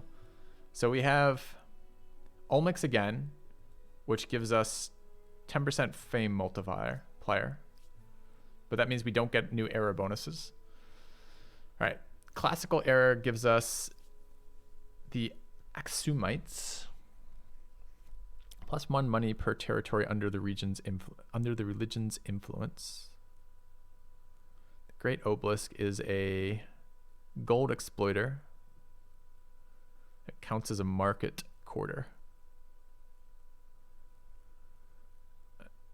+2 money on a tile producing money. Doesn't seem good for our land particularly. What about the Greeks? 2 science per researcher on a city or outpost seems pretty solid. How can outposts have science workers though? Can't you not have workers at all in the outposts? Am I missing assigning things? Yeah. I don't think I'm missing assigning that. That might be just, who knows, maybe they wanted that system and they didn't get there kind of deal. Let's keep reading through the rest of them. All right, what is this? That's one we just looked at. We're looking at the Greeks. You get an amphitheater, which is +1 influence per era, +3 science per era. That might be a good one to invest in. +2 science per adjacent district. Doesn't say science district. So this is just a building that gives us a bunch of science. That actually seems pretty good. What's a hoplite? Anti-cav. We do need some melee units. That could be okay too. So Greeks are a good contender here. The Carthaginians. -25% cost, buyout cost on constructibles. I'm not sure what a constructible refers to. Is that infrastructure, buildings, and units, or is it some subcategory? It'd be really nice if that word was defined for us. But that seems like a powerful ability. It's on all things my city can do, so it's just -25% on buying out. Then why add constructibles at all? So it's not units. See what I mean, chat? See the confusion immediately generated? All right. +10 district. Okay, we can build this, which is a unique unit, district rather. Oh, this exploits all resources. That's exciting. Did this one exploit all resources? Just science, right? No resource on the amphitheatron. Okay. All right. This seems okay, but replaces harbor. I see. A vast harbor. All resource exploitation, but only on water then, presumably. +3 industry per adjacent coastal water. +2 industry per adjacent lake. +1 worker slot on city or outpost. It's the 4th line of special effects. Is naval unit spawn? Is that how I know it's supposed to be built? How do I know this is a water district, chat?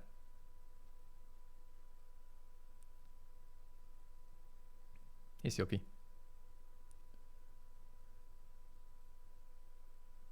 Just to replace his harbor part? Okay. So let's look at that. We do have some tiles we could do that in. I assume it has to be adjacent to a district. So we could build a district here, for example, like a mineral. I guess we could build a mineral exploitation district here. And then it would have to be here. And then build in there. It's not a lot of tiles though. Doesn't have to be adjacent. Okay.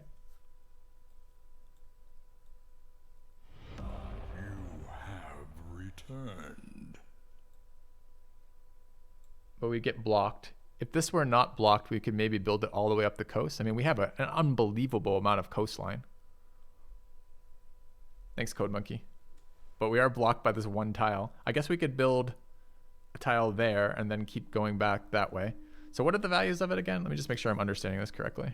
It's this thing here. +3 industry per adjacent coastal water. +2 industry per adjacent lake. -10 stability per. +1 worker slot. So we get really weak yields because these tiles are 1 food yields. And each one would give us 2. I mean, if we staggered them, if they don't require adjacencies, you can't spam it. It's 1 per territory.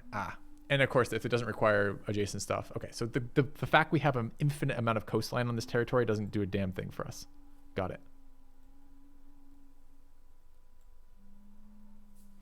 So we could build 1 in that territory, 1 in this territory, since these are actually, I think these are technically in the capital's territories. And if we attach this, we could build 1 in here. We have lake tiles in this city. So we could build 4 of these at the moment. And we're going to take this territory in a second, 5. And maybe this territory eventually.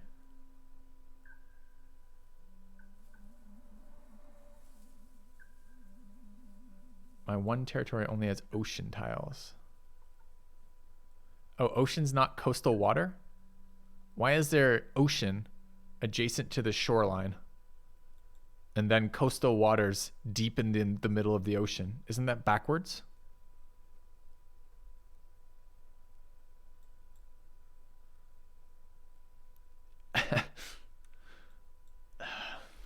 Okay. All right. That's a restart. No, just kidding. All right. Carthaginians over here. So, all right. So we can't get a ton of that. That's an okay district. It gives us some industry. It looks whatever, honestly. Okay. All right. What about the Goths? +10 combat strength when ransacking on unit. Okay, I think that means the unit ransacks faster. +2 influence on a garrison. We will be building a garrison, I believe. Actually, I don't remember which one garrison is. Is that the production building or is that the fortification building? I think it's the fortification building. That's a garrison, right? I mean, they are cheap. They add stability. They add combat strength when defending. And they add district fortification. So that's not terrible, that thing. What else do the rest of this stuff do? If this were old world, it would have garrison. Garrison would be a tooltip that I could hover and pin out, and I could see what the garrison was and not have to exit out here. Anyways, what does this thing do? This is its unique large mounds of dirt. We have the technology to pile dirt on top of itself, accompanied by stelae and stone circles used by Goths to cremate or bury their dead. 3 faith, -10 stability, 3 influence. And they have Gothic Cav, Heavy Cav, fast, hard-hitting mounted units able to charge enemies. We don't know what charges. Receive bonus combat strength if attacking non-adjacent enemies. That's what charges. Does say in the tooltip. That's nice. Requires iron. I don't think we have iron, but we might not be able to see iron. We have 2 hidden resources up here and 1 in our capital. How do I know if I can see iron? It's a tech.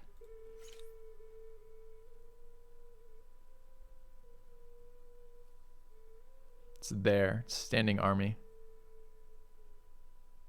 So we're gambling on whether or not we have iron. Isn't that kind of weird that maybe it's not that way for all of them? Is it just a bad synergy with this particular faction? because it feels like you would want to be able to know where techs are maybe before you could exploit them. Because especially if you have to pick a special unit based on whether or not you can even build it. Ask which of the Civ games is my favorite of all time. Do you mean specifically 4X? Do you mean 4X's or do you mean the Civilization series?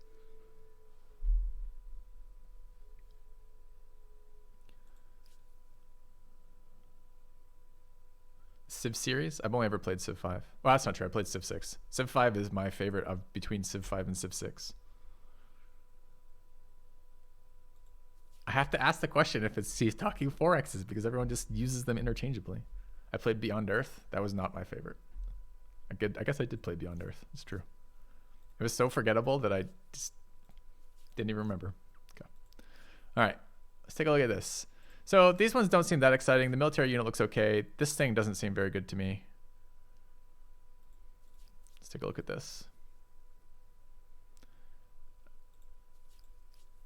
+1 influence on an emblematic district.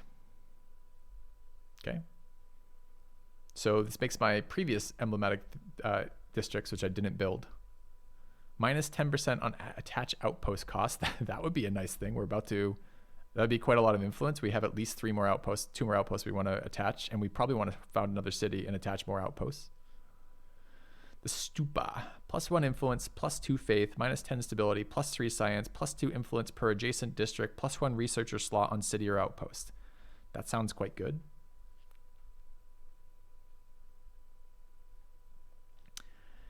And they have the ginormous elephant with 30 combat strength. Although it is ranged, unfortunately. Ranged feels like a scam at the moment. Do you think this is real range or do you think this is Javelineer range? What was the keyword on the Javelineer? So I can never build a unit with that keyword again. This claims it's ranged. How do I tell then? All right, well, that's a question for chat. All ranged is Javelin ranged?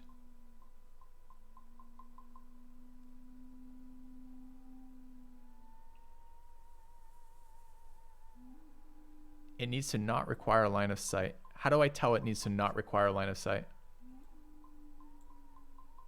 Like what does it say that on the elephant card?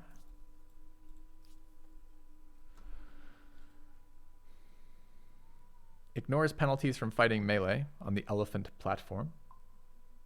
The indirect fire ability that normal archers have. How do I tell that it has an indirect fire?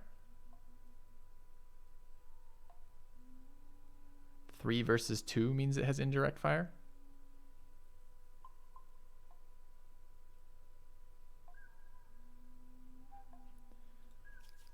You want me to check the Humankindpedia here?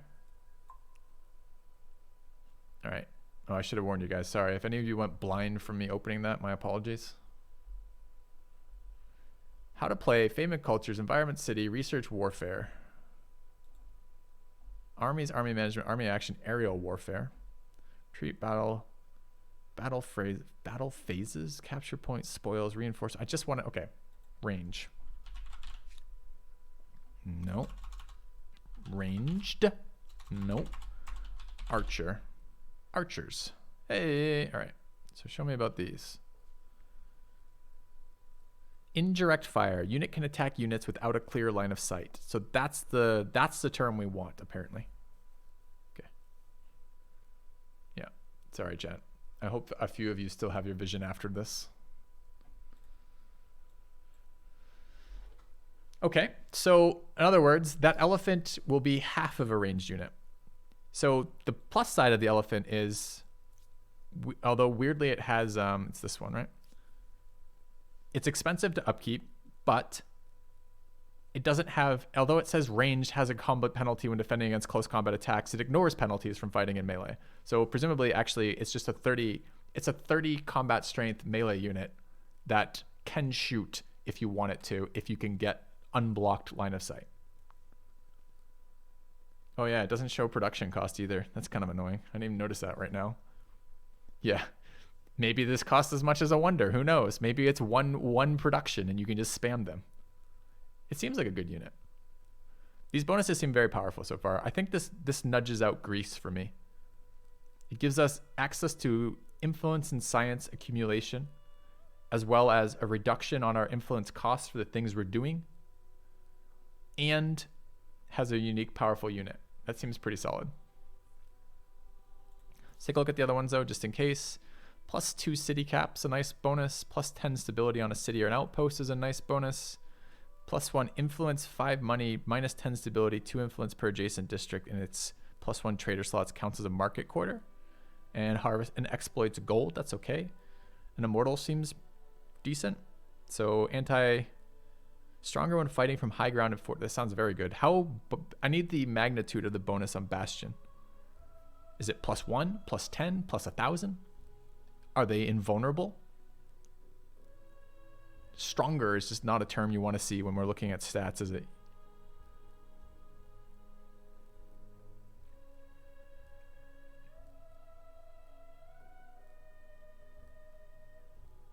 It says right there, immortal. Thanks. Okay. A new subscriber arrives. User Forks for Soup. It fills you with Oh, use Forks for Soup, rather. Thanks, man. Appreciate the sub. Okay, so it's some combat bonus for things we already want to do, so it rewards you for doing the things you already want to do. It has good combat strength. We have no idea its production. Its upkeep cost is expensive, but not insane. This is okay, too.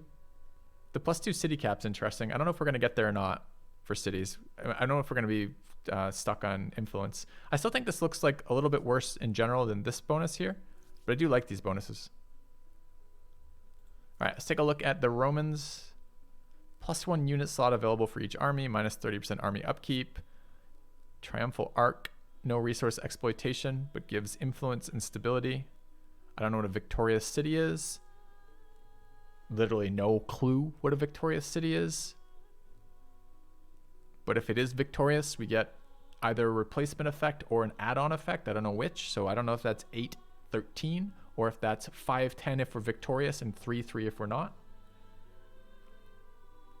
If I win a war, then how is it a victorious city? Why isn't it a victorious civilization?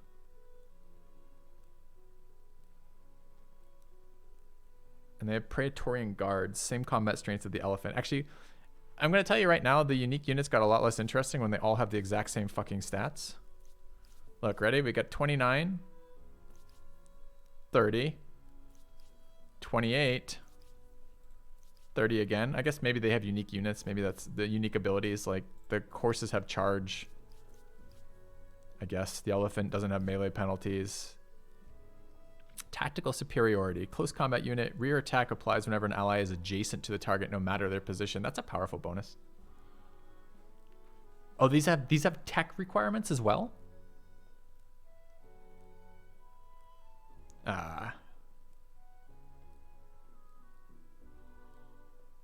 Where? Can I see the tech requirement? Presumably in the tech tree, but does it show all the unique units in the tech tree then? Or does it only show me that when I've... Are they replacements? Do they replace existing units? Like is the Praetorian, for example, a swordsman upgrade? Only after adopt? So... They sometimes replace, but not always. Show it in the adopt page. Okay, let me have a look at the adopt page.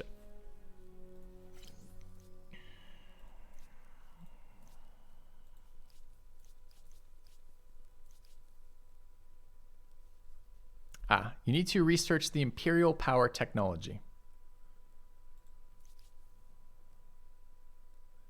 Standing Era, which we have. I don't know what Imperial Power is as a tech. I don't think we've seen that yet.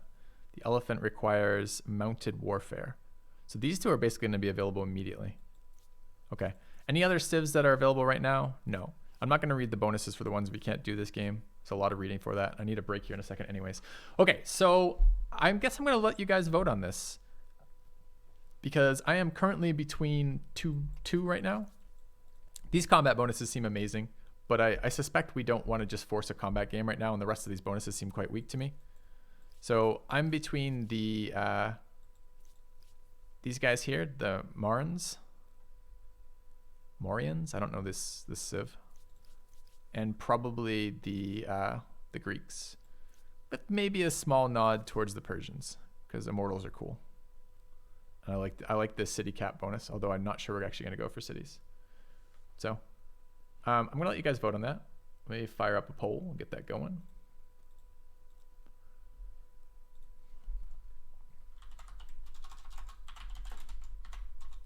All right, so 1, we have the Persians and extra cities. The Mauryans and what is this next part? I guess it's influence and elephants.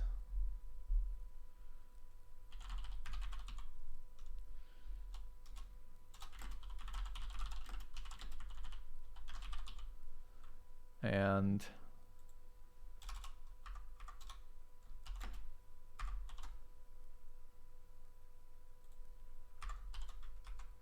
influence, by the way, is the biggest limiting factor I've seen in the game yet. We'll see if that holds true. And then the last one are the Greeks with their science.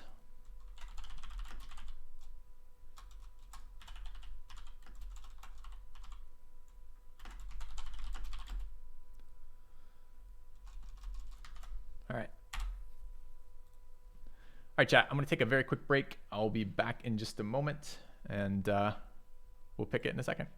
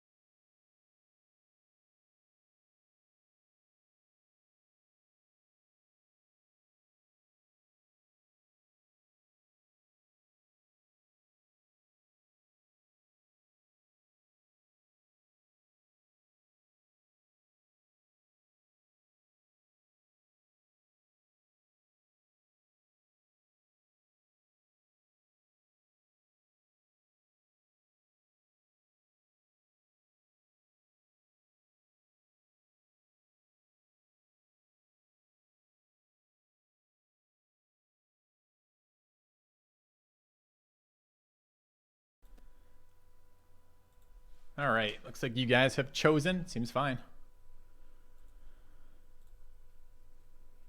All right, elephants it is.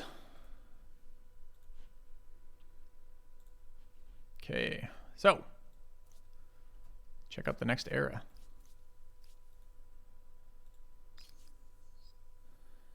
Confirm. Okay. That sounds like the X-Files to me every time that goes off. Quick reminder, chat, I am sponsored by Huel this month, which is a meal replacement powder that's been pretty awesome from my perspective. Been real happy with that. If you also would like to check it out, you can do so below my stream. We got a couple more weeks of that sponsorship, I think, so I'm pretty pleased with that. Anyways, what was the sub? Rootin'? Tootin'. Thanks for the sub, man. All right, let's take a look around the map. So what are we doing? We're finishing this production center here. We have new unique units and new unique districts. Where do we want to go? All right, I guess we should look at the era goals.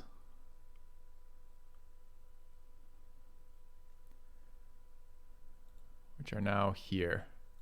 Maybe? Oh, it probably doesn't update till next turn. These are the previous era goals? Okay. All right, what else do we have then? We've got 4 idle armies. These are hostile units. How wounded are these units? Not too bad. Fucking chariots are a nightmare, though. We have 2 jabs with veteracy. I don't feel like they've been in that many fights. I guess it's different number of fights for scouts versus jabs to get veteracy.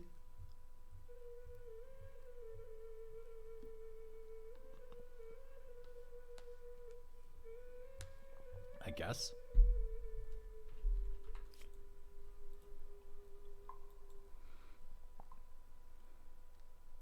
How do I feel about the combat system? At the moment, I'm pretty annoyed at the combat system, Benzie. I'm not fond of it at all yet, but it might change. I've been told the battlefield gets bigger with more eras, and the battlefield being bigger might be more interesting. We'll see. The flag system at the moment makes no sense to me either. Like, why is there a flag there? I know what it does, but it just seems, I don't know. Like, you don't get to place your flag. Wouldn't that make sense if you're talking about terrain? Like, what's the point of having a deployment zone where I get to deploy on the hills, but I have to come down to defend the friggin' flag? Just, I don't know, stuff like that bothers me. Anyways, so what are we doing right now? We're feeding pop to the cap. Okay, do we have stuff this needs to happen this turn? Okay, move your completed turn, sure. Oh, I know what we're doing. We're settling outposts, aren't we? But we want to wait till next turn. What are these bonuses one more time? The bonuses currently are, that's the Olmecs. We're not there yet. It's probably a next turn thing, right? We're going to outpost the middle for sure. We want both of these to be fed into the city. We have plenty of food, so there's no reason not to do this.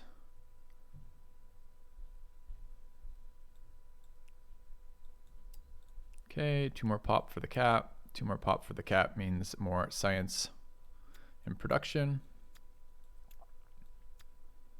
Okay, we're gonna need, we're at 4 of 4 and 4 of 4 for these. So we're gonna need additional districts. I believe we get 1 extra worker slot with the Maker's Quarter. Okay. And where were we thinking of settling? We're thinking of settling in here, right? Like this tile there, this one here, and that one there. Was the bonus for, can I not go back to the Civ selection screen anymore? No. So this turn I can't see the bonuses I just accepted. Click show cultures, where? Oh, here? Thanks. I guess I can. That's what I wanted to see. All right, -10 on attach outpost. So it's not on outpost creation. Okay. So we could see if the outpost creation costs changes by era. I'm kind of hoping it doesn't. I don't think I need any more complicated influence cost changes right now. I really like to be able to predict these things. But this unit's coming down to settle.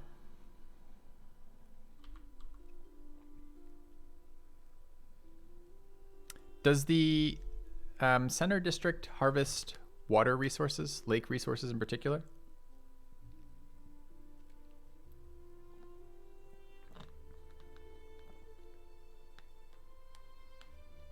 No. Okay.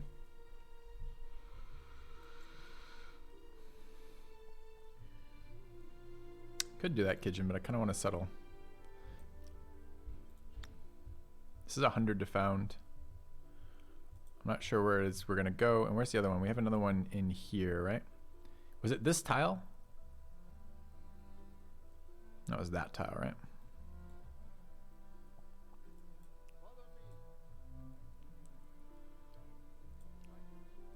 So we wanted to build an outpost here. 100 for that. Okay. And what does this one have? The cost has gone to 110. I wonder if that's just... Is that a 10% change, chat? Or do you think that's plus 10? I understand they're mathematically the same here, but what is the formula that it's using? Is it just 10 per extra outpost?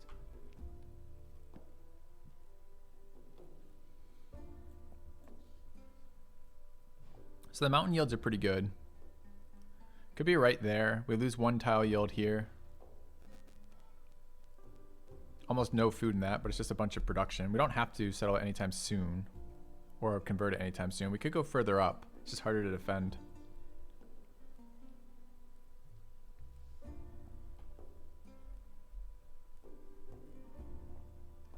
Timber territory.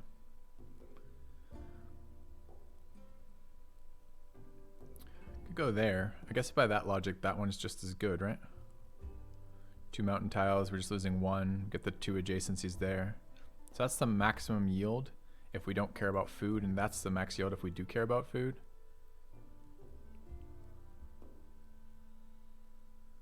All right, let's go to there and make a decision next turn, I guess. I want to see the cost anyways if it stays at 110. Okay. All right, 2 idle armies. These guys were just chilling.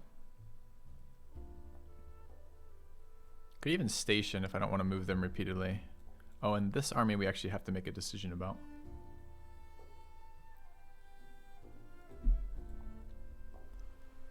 So we could make these cities peaceful by investing a resource in them, I guess. Are these the same people? They're not, I don't think.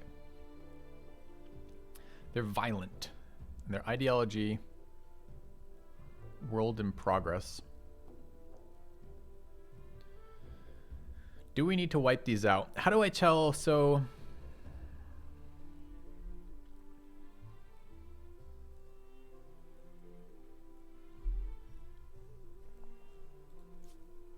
do they have resources we want in their borders? These guys have dye, which is just 5 industry. And they have incense, which is just 5 money. Those feel like things that we wouldn't mind building in our borders, but I'm not sure are super good.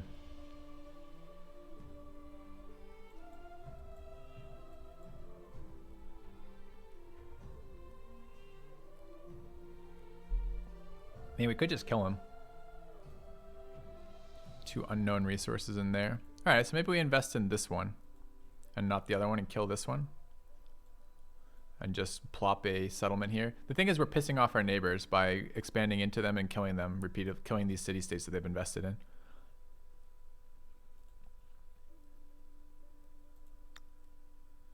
So let's bribe them at a reasonable level.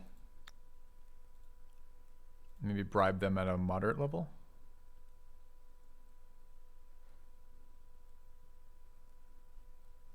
Patronage is high enough you can buy them off. Go.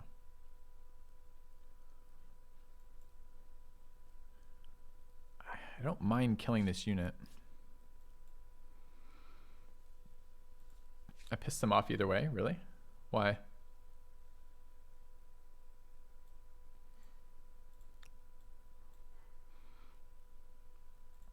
All right, let's come over this way.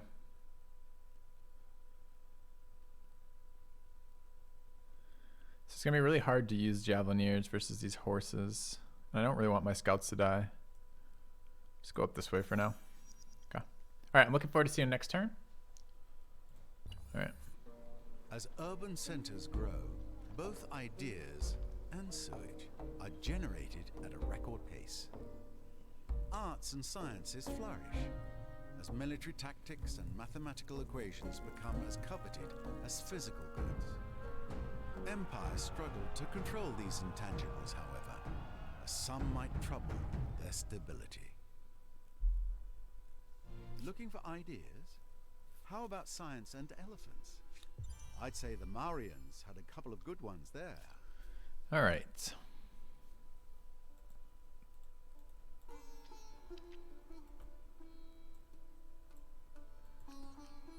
So where's our scout?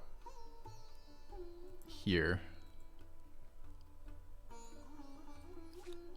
And is it still 110 to found in here? It is still 110. That's nice. Good.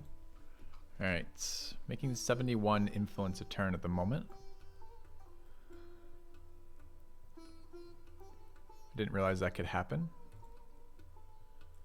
Apparently they can found. Whoa, why are we so fast all of a sudden?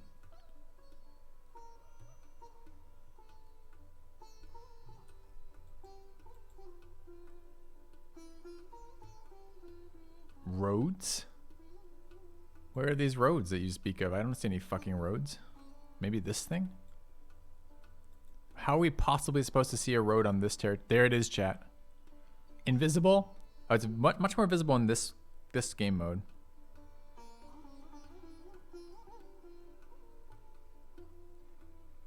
Okay. Let's go there. Yeah. The roads could be a little bit more visually clear, huh? Alright, we're gonna ransack it. 72 this turn. It's quite a lot. Turn worth of production. Could now start thinking about this. We might buy some traders. I mean, might start working some traders this era, perhaps. Oh, his military units have moved up here now. It's kind of annoying. So can we get an elephant right now?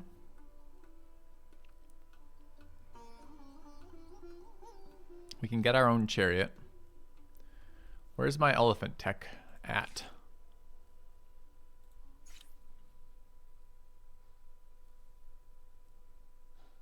I swear it said it was available at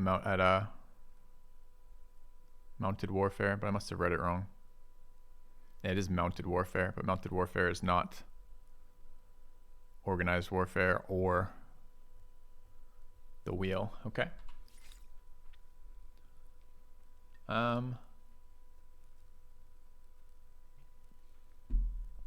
Do we want to bother building a chariot? I mean, what is this unit?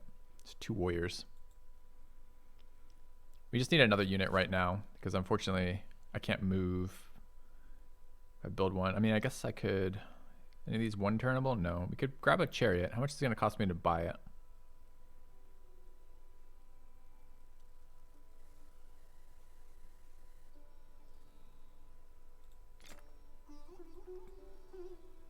$500.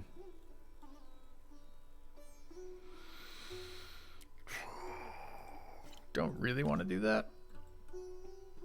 But presumably this thing, I didn't realize you could spawn, I guess Redoubt's just like a sanctuary, huh? I don't want them to pillage this.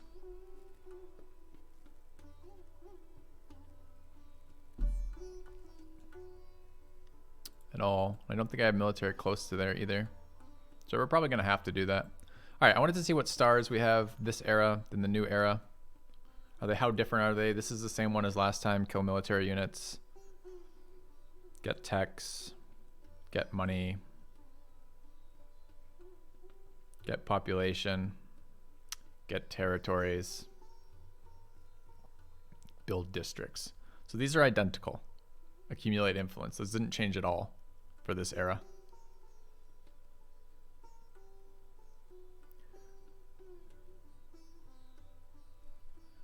All right.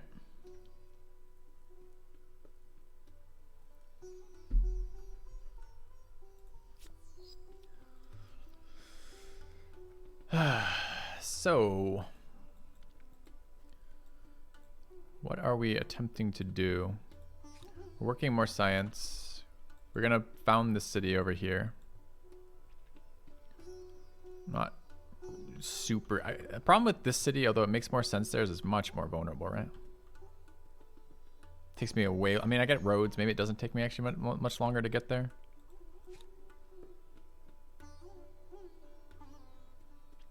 Can we build districts on mountains or no? Probably not. So we probably want to build there instead then. Okay. All right, we're going to found a city here. So that way I can district out this way if I ever want to. All right.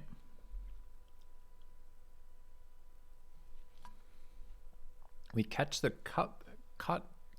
cultural blitz. I thought that was a Civ specific ability, but maybe it's a type of Civ. Where do I see that I'm going to get this as a faction?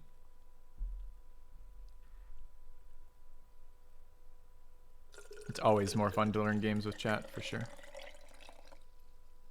Type of Civ, affinity bonus, and culture selection. All right, so that was something we weren't looking at a second ago. Yeah, it's right here.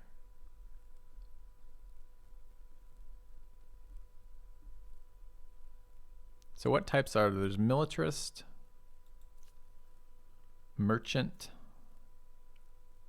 aesthete, probably saying that wrong, an expansionist, builder. Are these later? That's later errors. I don't really want later errors. I wonder if those change. Okay. Making you need to pee. Sorry, bud. Oh shit. Note to self, put the cap on when you're shaking it.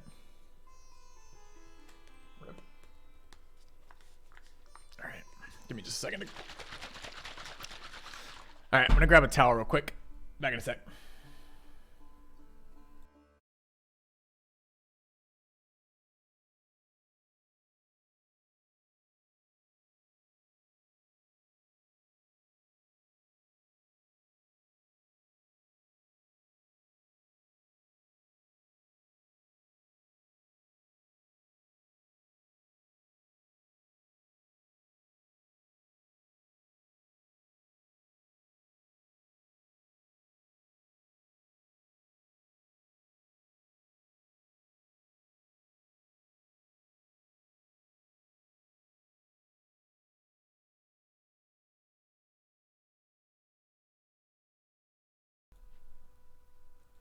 All right, it was definitely a half-assed little shake, so not a lot of mess there, just a little bit of water mostly. Anyway, so we need to figure out what we're doing here. Where do I see my city cap? At the top right, it says 2 of 2. So we're gonna go to 3 with writing in a minute, probably. It might just offer me the civic that does it. We do have iron. That's interesting, chat. I don't think we completed a tech. We entered an era, and it tells me where those are. Oh, good. So it does reveal it. It just reveals it based on era. That's fine. That's nice. I was a little worried about that. Like if your unique unit requires a resource. I mean, you still have to choose a unique unit before you see which resources, I guess. I'm not sure what benefit there is to having it hidden. I like that it's revealed, but I feel like it should be revealed earlier. Because like, what if? Because like, if I had known I had double iron, maybe I should just. I would have maybe gone a civ that had iron bonuses. That seems dumb to have to gamble on your unique unit.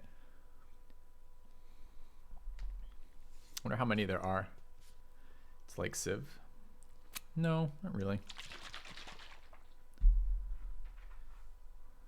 Okay. You know if you have iron or oil until you research it. We modded that out pretty early in Civ Zam. For us, for that no quitters groups and the Lek mod, your reveal is before your units that are responsible for it.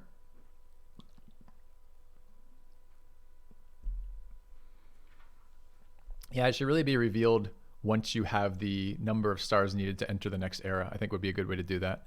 Because then before you choose, you'd have the information, but you don't have to have the information way ahead, which would be kind of nice. Anyways. All right, we're building stability in Leventa. It's kind of whatever. I am going to rush this military unit because stupid barbarians in my cities, which seem to spawn everywhere all the time. I really dislike having to constantly police my own territories for goody huts, and also for barb spawns that apparently not only can they found cities in random locations, but apparently they also just apparently pop up from time to time. So let's rush a military unit. I'm going to rush the Maker's Quarter too. And then we're going to build the horse, I guess. Eats a pop too, doesn't it? Rip. It's got a heavy cab though. We haven't used it yet. I kind of want to see it.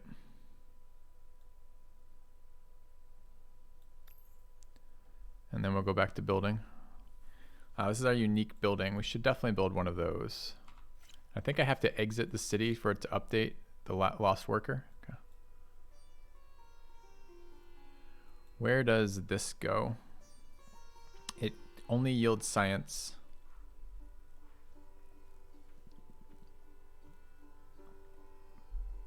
And gives influence based on other districts. They want me to lose 2 production.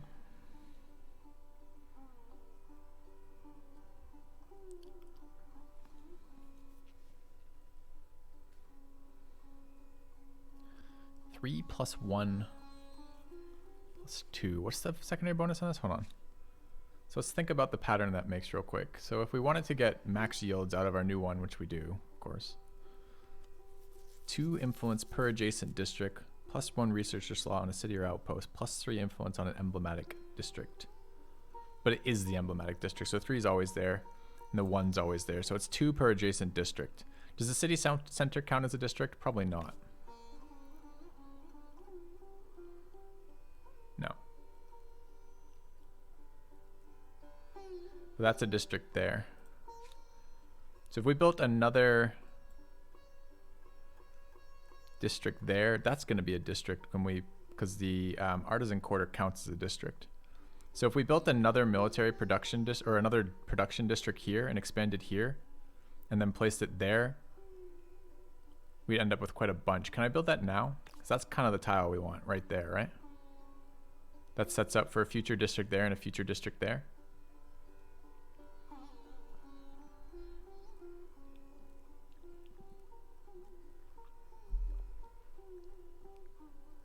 Yeah, it's any district adjacency. I was just trying to figure out where I can get the most of those.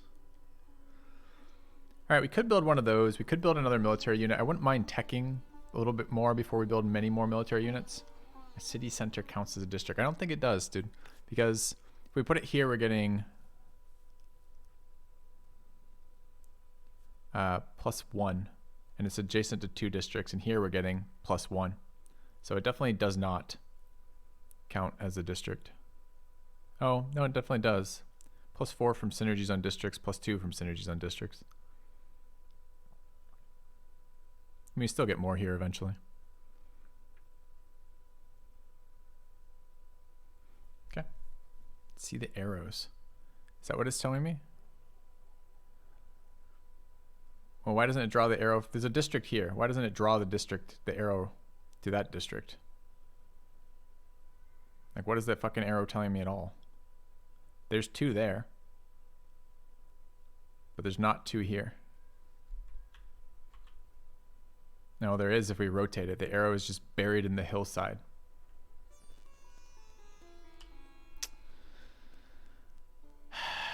Chat.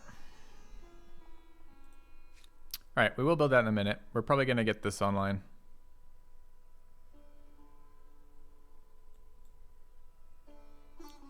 Should be pretty quick. Okay, we'll build it after. All right, I know, repeatedly UI failing for sure. So this unit's a bit more healed. Could fight bears, could fight these chariots. It's just a single chariot. We want military kills again for our era, so I guess we're gonna go do that. Do I know when they produce more units? Doesn't really tell me. think we're gonna go in there and attack.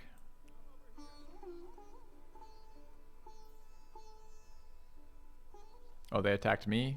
Wait, why did they get to attack me? I don't want to be on the defense here. I want to be on the offense. It's a million times better.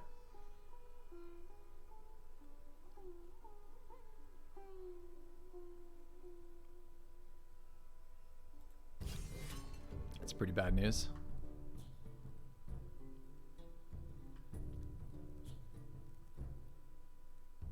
So how do we defend that well? One chariot, we don't want the chariots charging is basically what it boils down to, right? But they're gonna be able to charge, I'm pretty sure. Wait. Okay, so we open this, manual battle.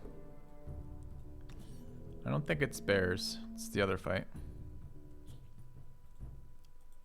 Definitely want to be there. Probably want to be there.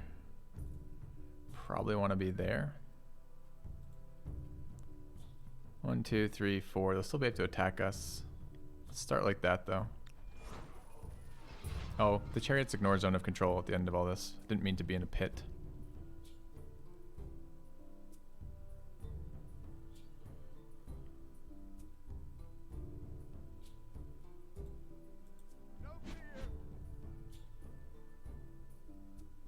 So I won't be able to attack if I walk out because reasons unknown. Can reinforce. How do I reinforce? Deploy this unit. Where? On this tile though? Or just right there? Just right there.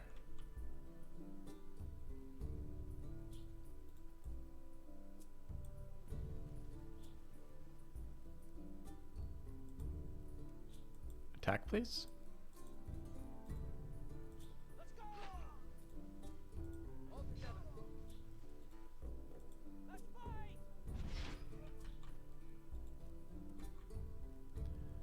We're fine just waiting there. Reduce the damage taken.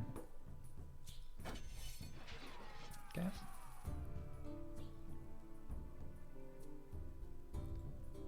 Alright, we have to learn the miracles of line of sight for this, but a hill bonus. I should have attacked from there, right? Okay.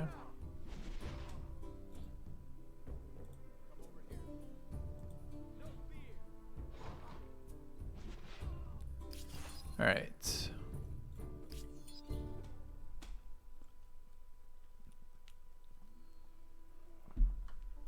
this unit considered moved now? It has. All right, what else do we have? We want iron. What do we get out of iron? Wrong way to ask that. What does it take to improve an iron, I guess is the question I'm actually meaning to ask. Clear ruins. Oh, we don't have the tech for it yet. Okay. What other ruins are there to clear? Oh, these things. Okay. Standing army. I also wanted to check this copper thing doesn't also affect iron, does it? The forge? No, it's just per copper. Okay, we know this is going to be a pain in our ass in a minute. Are the horse faster? The horse has 24 combat strength. Does it a faster movement? It says it moves 6. It probably is. It might be able to catch up, in other words. Oh, we have a road here anyway, so we're super insanely fast. So we don't care. Just wait. How does it decide where it wants to road? Just however it wants to? All right, this worker is going to come back to the cap. And what's the cost for a to attach this right now? 310. Wait, wasn't it 310 before? Isn't our Civ supposed to give us 10% off attaching? Shouldn't this be less than 310?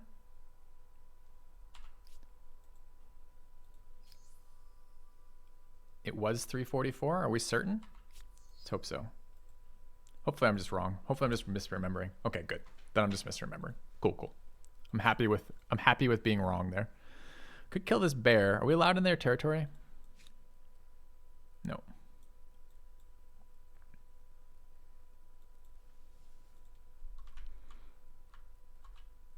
And is this territory claimed?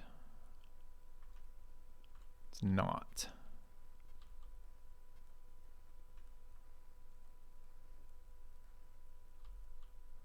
And didn't we just take a new territory? We could improve with influence. On what?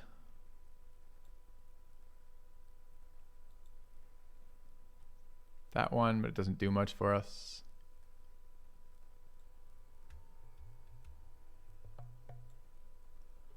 We can improve with influence here. We got another iron too.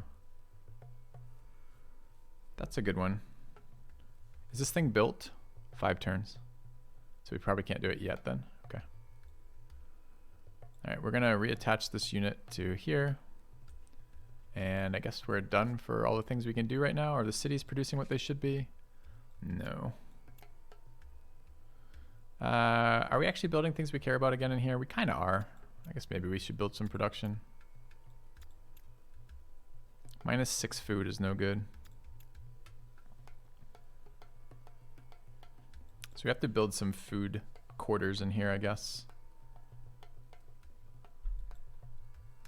Which we can do, although we have to improve this. What's the stability at? We're moving towards 48, so we do want to build this stability district.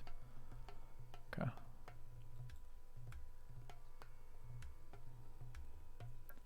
There's 7 per. All right.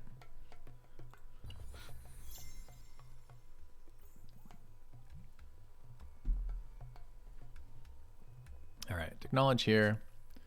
What is this? Population loss, sure. Ransack successful of the Barb Hut. This unit backed off. No, it went forward. The Huns ended a treaty. Okay. We want to kill this Barb, so let's do that now.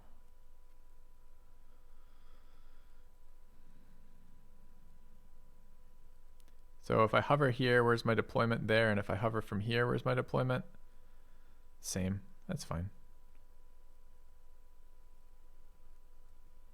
Okay. Although, how do I want to spam attack. So I don't want them to get a chance to attack me on my turn. I want to be the attacker. How do I do that? Not like that, apparently. They just chose not to.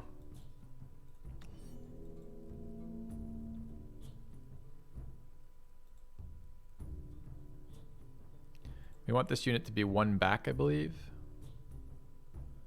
So we get our charge bonus. Like this. Where the fuck did they go? How are they occupying my city?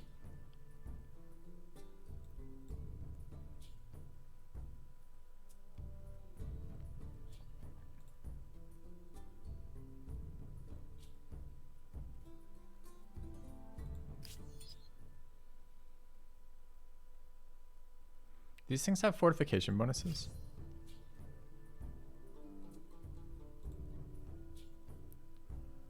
I assume we be in good shape here. We are in good shape here.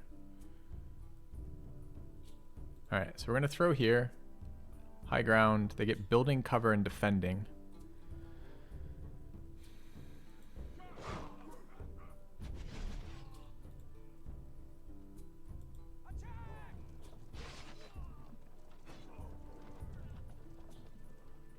Okay.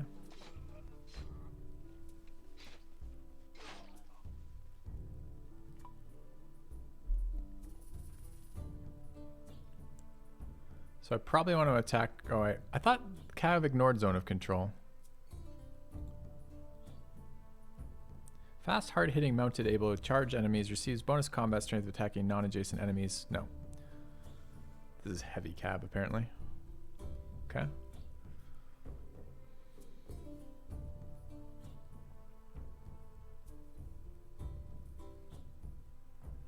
Doing a lot of damage there. We just got to kill it first. So we probably go there. So is this going to let me attack or not attack from here?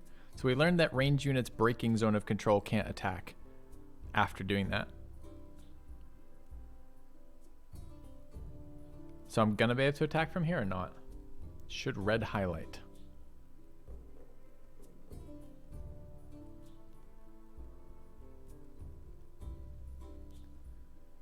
I am entering a river. Does entering a river end my turn?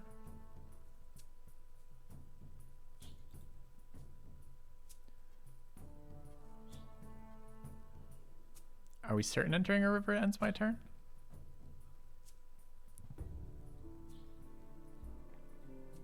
If I see the red highlight, I'm good. What red highlight?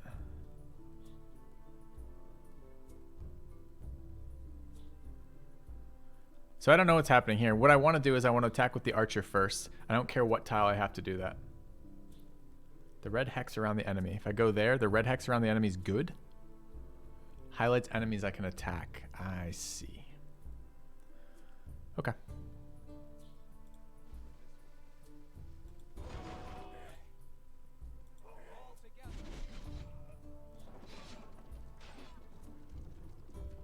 All right. So do we lose production for a century or something? No, we're good. Cool. All right. News from the borders we want to deal with. For both of our aspirations. They have proposed a military treaty, the Celts. I don't know who the Celts are. Who were they before? No clue. They are suspicious of us. We'll come back to this in a minute, I guess.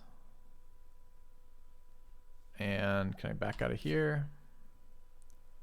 2 idle armies, a fight. What's the fight? The fight is a retreat. Okay. I don't know what that means. Is this a city? A walled? Like, what is this? All right, I've got to figure out who our neighbors are now. These guys are still the Egyptians.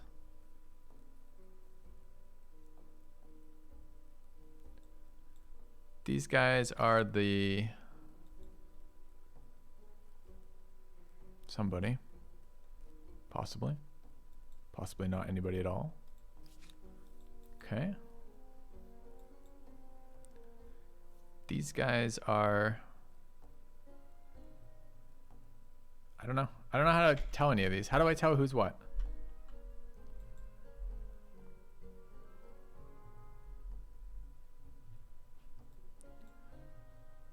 Are we getting attacked down here as well? We are. By what? Black are the Celts. Oh, it does have the wings next to it, which is the symbol here. So maybe we can do it by symbol. All right, and what are these ones then?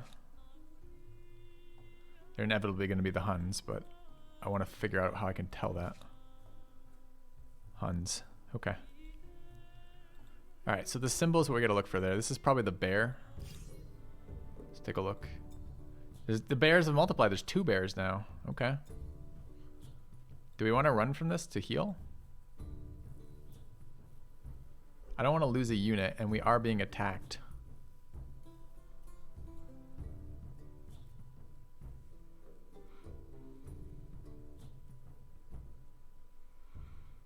Okay.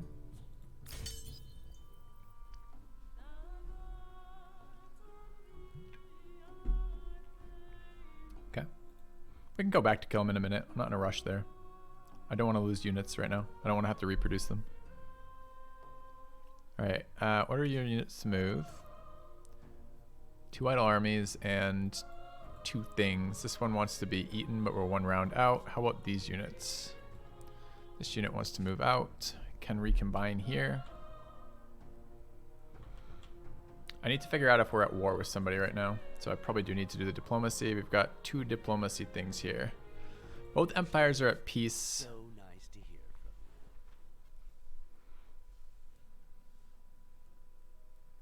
They are hate-filled. And their war support is 89 of 100. So the ones that were super pissed off at us just upgraded to even more pissed off at us and bigger and nastier.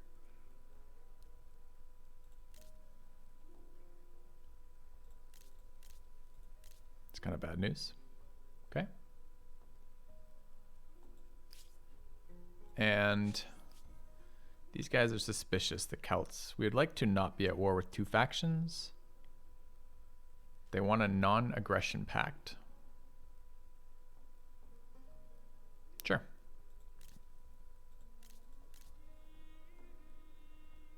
All right. Accepted. Welcome as a warm day in winter. Do we want to trade with them while we're here?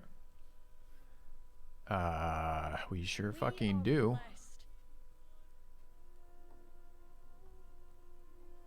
Dude, they have sweet, sweet items. Or luxuries.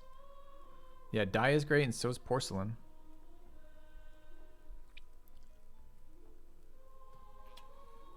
I don't know what lead, silk, or obsidian does yet.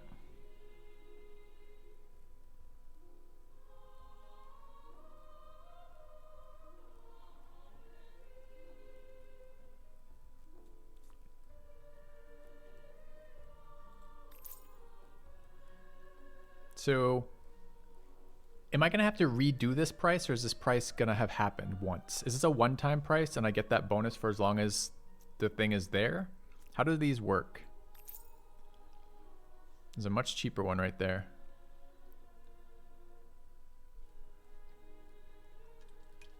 It's a one-time price. Will the Huns pillage the trade route if they come along here? Can they?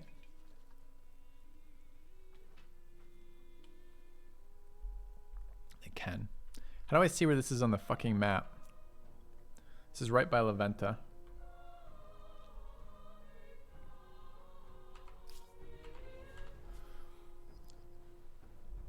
So if I wanted this one, so this is right by La Venta, which is cool. How do I find out? Okay, nice. If I click on it, that's a nice interface. If I click on it, it goes right there. What is this white? The path it takes? Too bad they don't loop south. They have to loop north, huh? Right where I'm going to be attacked by the Huns. What's the other one? That was, what are we working with? We're working with, that was porcelain, right?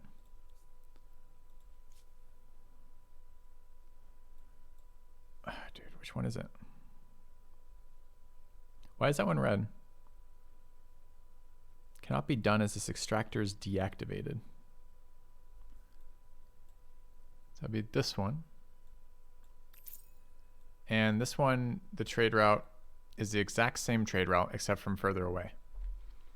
Why would that be the case? Why wouldn't the direct trade route be the route they take? Why does it always loop through here? How do I determine the looping of the path?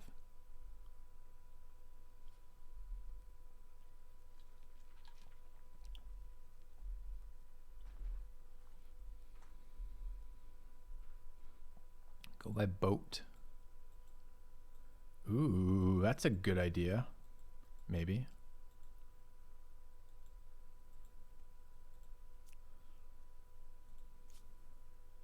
So this was the more expensive one. What about this one? This one has no boat option, but the other one does. Yeah, let's do that. How much money do we have? $295. All right. So we're going to buy it by boat. It costs us a one-time increased price. This is 146 gold, and it gives us, well, I've forgotten what the fucking luxury does now. 6 money. So we get, we have 6 of these in our empire right now. So we're getting 36 a turn. So it pays itself back relatively quickly. All right. A first trade link. So many interesting questions arise. And I want dyes as well. So where are these? Here, Tolls and taxes here, and here. Okay. It's cheaper by sea. Happy with that. Can I get all of these? Yep.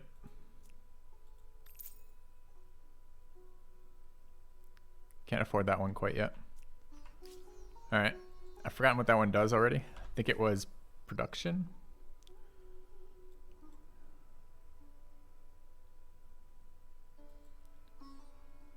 Dyes. Where is it? Oh, it's industry. Yeah. Okay, that's sick. All right, maybe we can... All right, as we spend money, we're going to spend more money on trader. That's a lot of production, right? So if I go over to my city, like we're now getting... Oh, it hasn't showed up yet? I assumed it was per turn. Is it per like time it reaches? Maybe it just hasn't updated because we fired it off this turn. Okay. All right, what else do we have this turn? 2 idle armies. This one was pillaging. It's fine. Could go have it explore real quick. And where's the other one? Here. So we are going to run into problems. So let's get this guy over this way. And combine them. Okay. It is per turn. Good. Okay. And then I think we still need the stability. We're going to need military. We're going to move this military down in a minute. And I want to start trading with Egypt as well. I want to see if we can like culturally assimilate Egypt would be my goal long term. We'll maybe war the Huns, have a trading partner, friendly AI here, and maybe see if we can culturally assimilate or bully that one. That'd be kind of checking out some interesting systems would be nice. Okay.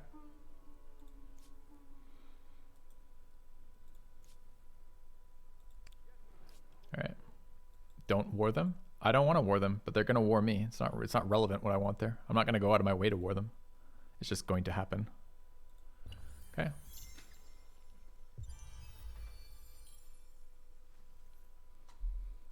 All right, need to add some more water to that in a second, which I'll do in a minute. New wonder can be claimed. I want to see this era's wonders. The Celts are demanding I give them a city. Fuck off. Trade route block. Violence has temporarily halted my selling of salt to the Celt. Oh, that's not the one I care about. Halted my purchase of porcelain from the Celts. Show me. Greetings, Sovereign. Are you with me Why? or against me? I want to know what's happening with that one.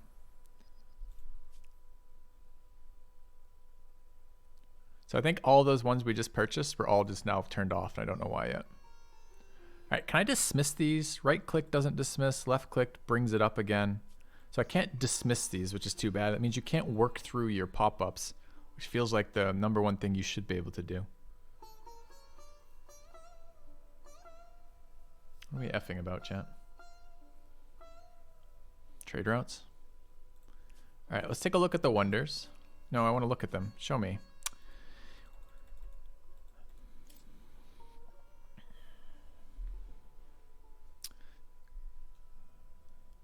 Colossus of Road, 100 fame, 20 stability, resource exploitation, all of them.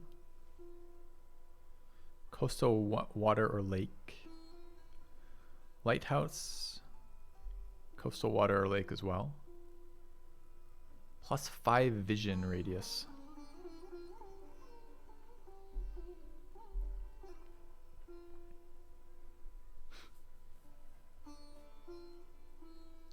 Statue of Zeus.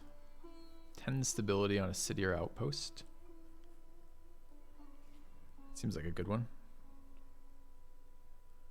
I can't see the rest of them because this is in the fucking way. Can I move this around? No, of course not. How do I find the wonders that are independent of this? In here somewhere? Interface makes me angrier in this game repeatedly. Top right. There. No, that's not it. Show unclaimed wonders. There we go.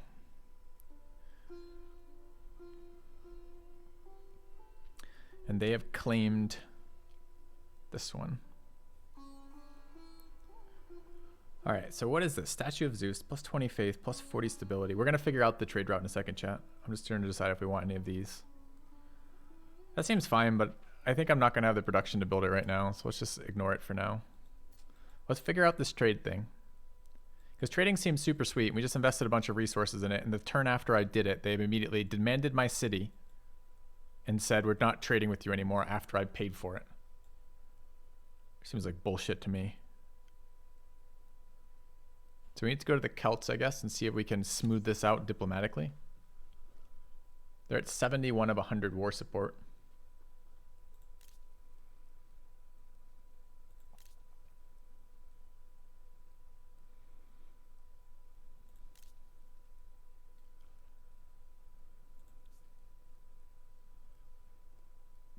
Seed them Sargamatha. Which one's Sargamatha?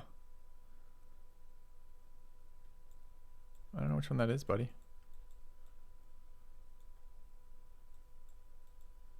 That one.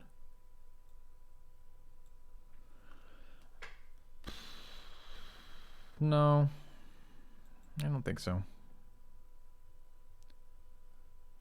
What is it to go to war, chat?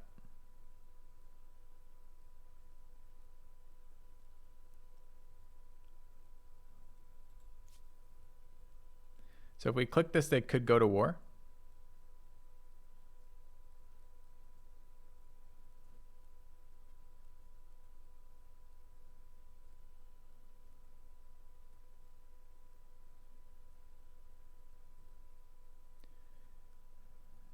So tells me chances. So walk me through this then. So how do I tell if refusing this? So refusing this will put them over the 80. Have a non-aggression pact. But so what? Non-aggression pact just means we can't fight outside of the stuff, right?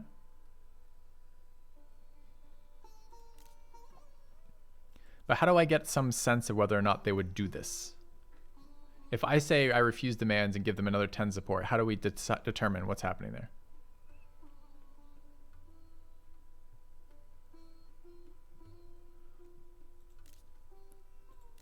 And how do we build positive relations with them?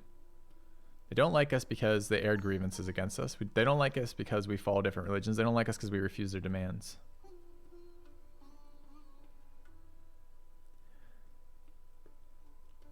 Their war support's higher than ours.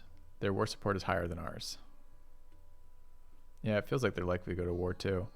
But from what I can tell here, you are preventing the faithful of Sejin from practicing their faith freely. Am I? How am I doing that exactly? There's no fucking pop-ups over here. That's the grievance they're airing this turn. Look at faith.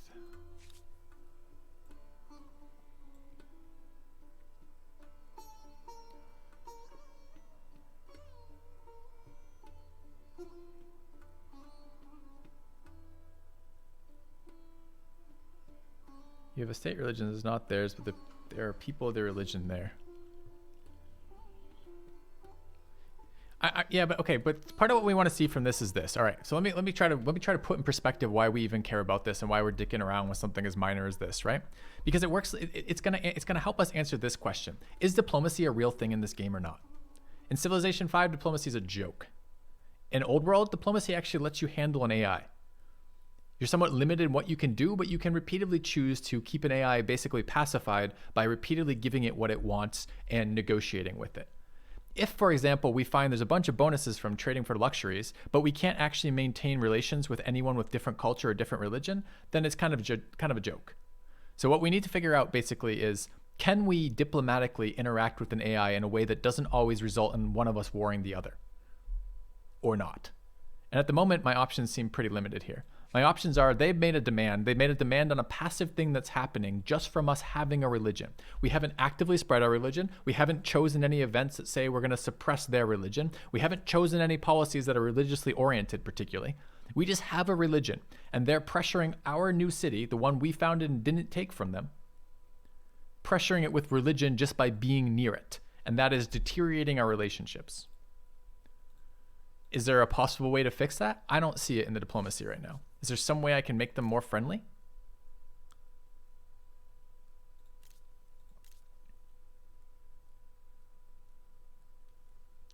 So my options here are nothing. I can either piss them off more or leave this up. Yeah, but their demands aren't reasonable. Like, their demands aren't small demands. Their demands aren't like, give me some money or give me a trade I want. Their demands are literally, give me your city or give me your outpost. That seems like a pretty big demand to me.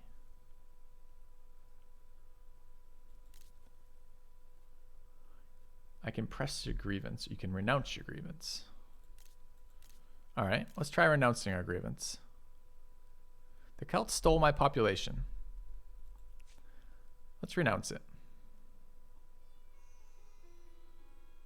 Renounce to create a demand from this grievance. What? Okay. That? It is of no consequence. All right. So we renounced that. Get out of here. We'll see if next turn that changes, but I want my trade back. Yeah, I know what renounce means, but the wording on that certainly could have been clearer, right? Anyways. So we'll see in a minute. We'll see if that does anything for us. I want to see if it's a bell and whistle that we're just sitting there playing with our mobile above our crib, or if we're actually going to be given something that has some depth to it, some ability to influence the game. We're going to find out. I don't know yet. All right, we're going to disband the scout. Feed the cap another population point. We do not want food specialists. Grab science. Okay. I need to be looking at demands, not grievances, for things to matter now. Really? Because I don't think there were anything for demands, right? You mean this. The problem is this doesn't do it. We can't do it. We can't interact with this. Oh, what's this demand? We can't interact with this demand. They want me to cede them something that I'm not willing to give up. So, well, if I refuse it, I'd potentially trigger war. Now, the problem is if I leave this here, we're going to trigger war anyways, right? Because this gives them 3 per turn for 10 turns, I believe. But I'm not entirely certain if that's how that works or not. This doesn't have a timeout either.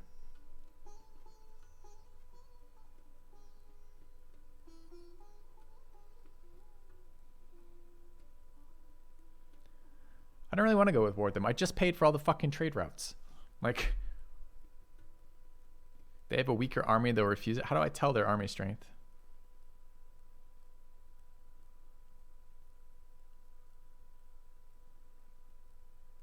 Check your strength against each other. Where did I do that? I understand war strength is not war, but gives them the option. I understand. Hover over suspicious, but then what? Strength stronger. They're stronger or I'm stronger? Doesn't say one way or the other.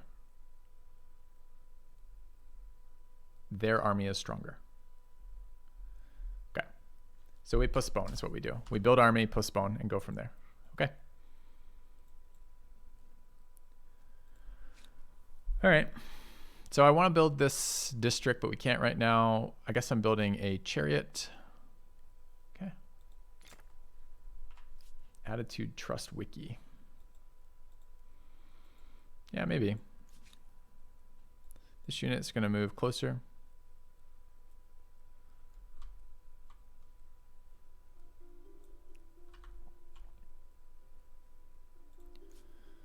This unit is also a military unit. This ran away this turn. We can go here. I want to kill the bears eventually. Why can't I go to that tile? Oh, because it's too slow. Okay. That's fine. These units are fine. All right, we have our science queued up. We have our production queued up. Leventa has stuff it could be doing. So it must have finished its infrastructure, stability infrastructure. Do we want to build a garrison into this city? This is the city we're most likely to be attacked from multiple different factions. Combat strength in combat for units in or adjacent to the district. Seems like that could be good. Does this count for my opponents if they occupy my land, like that stupid city up here did, where my opponents just sat in my city center when I was fighting the barbarians? Like, is a garrison, if an unoccupied garrison, a detriment or only a benefit for me?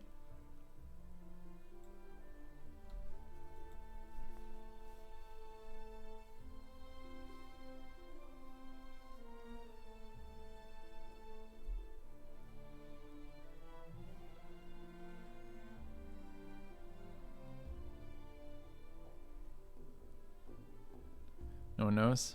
I could try it, I suppose. Kind of wanted to build more infrastructure in here, though. Notably, my influence infrastructure.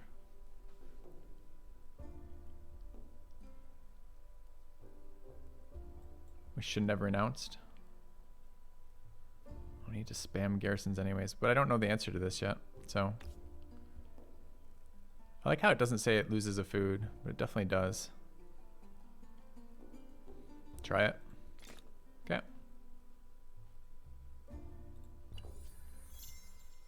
All right, so I wanted to get discussion are not the pastimes of the idle, but the actions of thinkers and movers who will touch every aspect of civilization. Great, good talk. So what do we have here? We're gonna have a tech. We need to go for standing army and mounted warfare.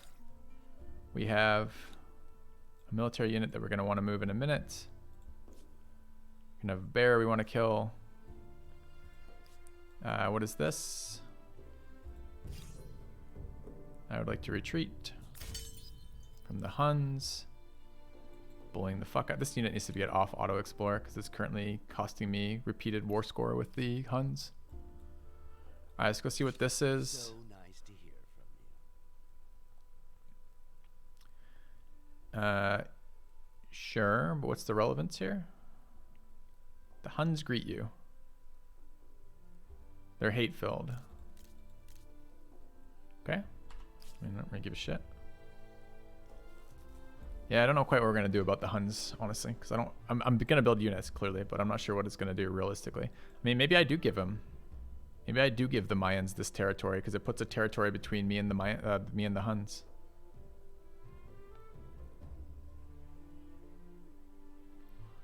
Maybe it's not an unpalatable thing. All right, the exploits of warriors are celebrated across the empire of tales of famous victories sought after in nobles' libraries immortalized in verse. Rumor has it that their commander is something of a charismatic orator and has ambitions for the highest political office. What should you do with him? Promote him. Or marginalize him.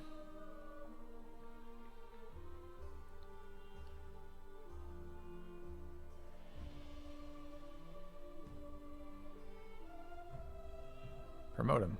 Okay. No, it's not attached to a city. So maybe we could do that.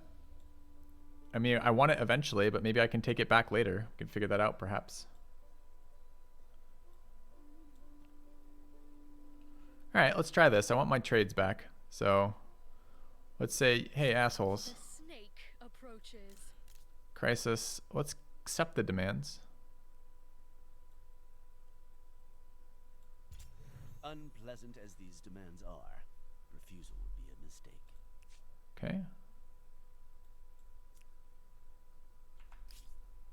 So now I've given them this up. We want to get out of this territory as soon as we can. I think we lost our road. We lost 110 influence for doing that.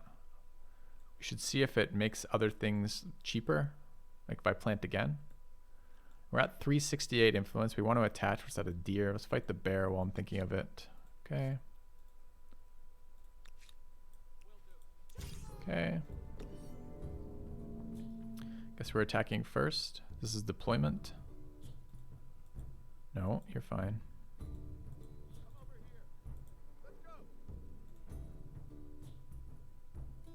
Okay. Oh, there's two bears, right?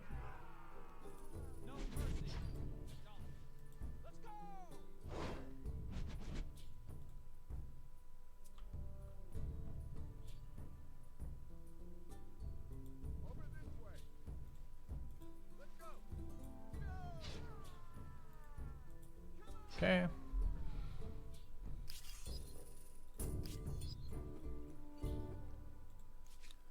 We're moving this towards the front. So should we see the increase? What is this? Writing researched. We don't have this up yet. Are we going to see the reestablishment of our trade routes?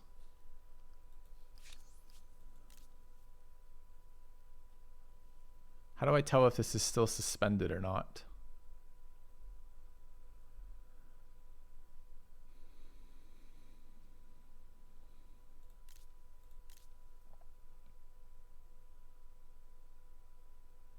See the white arrow on the map? I do. Does that mean it's not suspended? I see.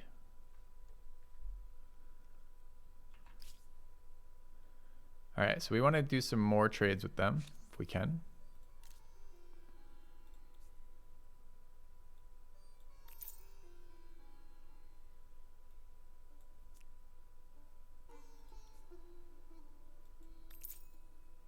That one seems sketchy. That one's cheap though.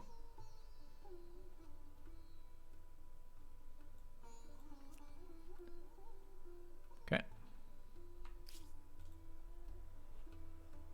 And we're trying to accumulate enough influence to buy a thing. Probably. Okay.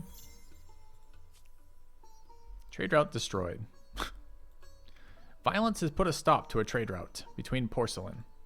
From what? Do not waste my time. This seems like a fucking scam right now.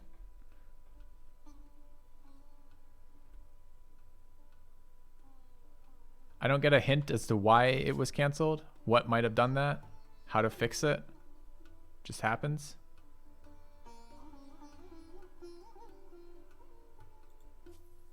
Why doesn't it tell me in the tooltip what happened to it? No, it wasn't the one that... The trade that's still there, the land trade is still there. It's not the land trade that just got pillaged here. Because this one is the one that's offering via water. And the water one wasn't the one that went through the Huns' territory. I could check if the Celts are at war with somebody. Yeah, they're at war with the Huns. No. Their relations, peace with me. Yeah, they're at war with the Huns. Okay.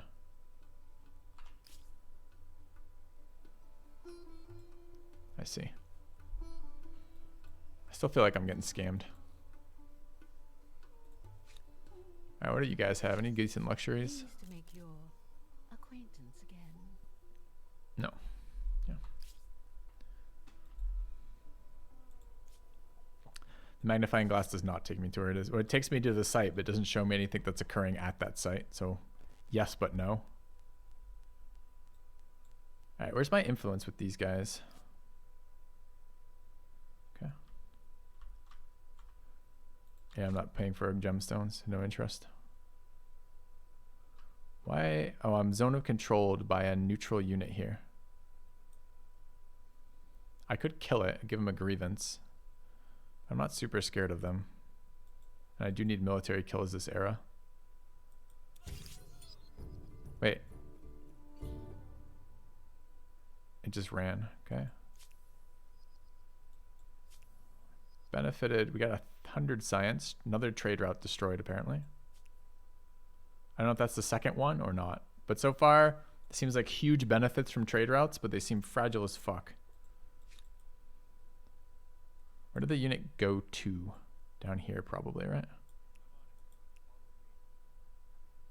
No clue. Don't see it. All right, this unit needs to get back to my borders.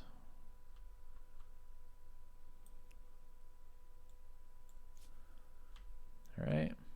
That's pretty realistic. Is that what we're going for in a game like this? Realism? I don't want realism in my games. I want functional, fun mechanics, and realism can come second, third, fourth, fifth. I don't care. No way near.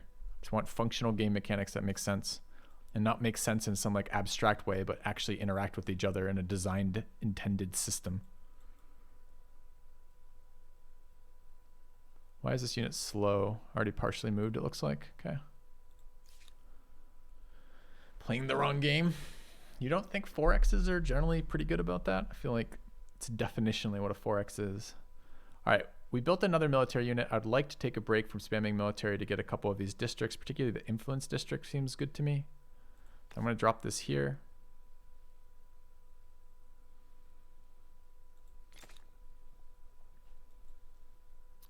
We have enough to attach that. We should attach something. I think I was also considering attaching this one.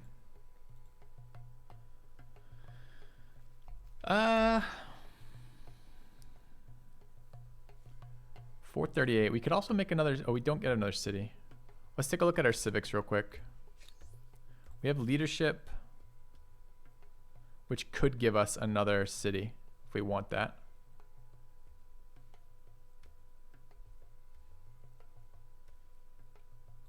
And we also have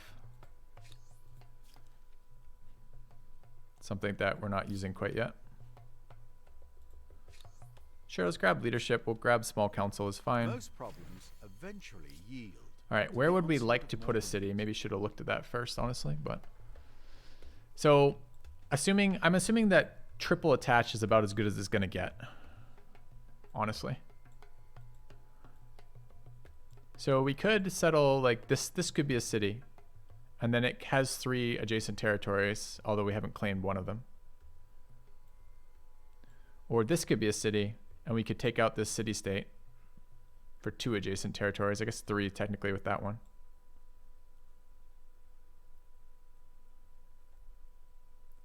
Problem with this city is it has almost no production.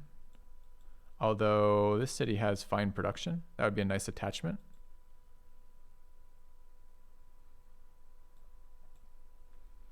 Although it doesn't seem to have great district locations.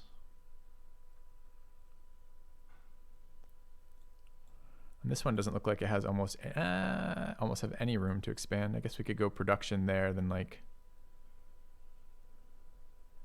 Not a lot of room for districts in these cities is what, guess what I'm getting at.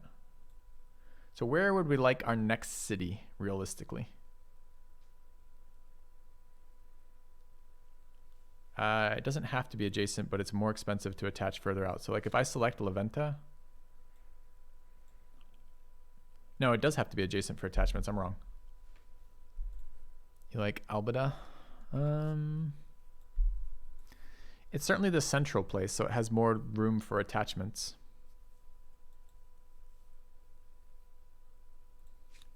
It's currently pop 4. Could relocate the outpost.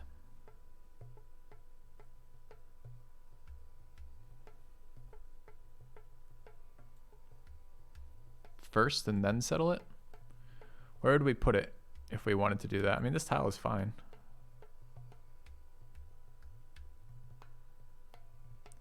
No, let's do it here. Let's make this our city. So cost is 510 for that.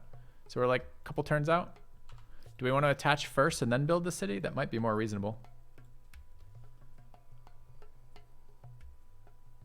It's quite a lot of resources right now. Yeah, I'm going to do that first. Okay. City first? Eh. Why did this go up a turn?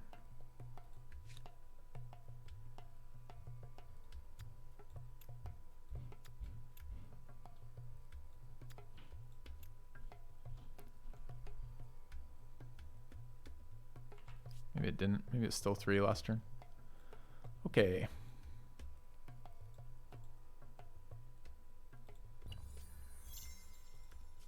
The Egyptians upgraded. I gotta look at these, acknowledge these things. Celts' attitude has changed.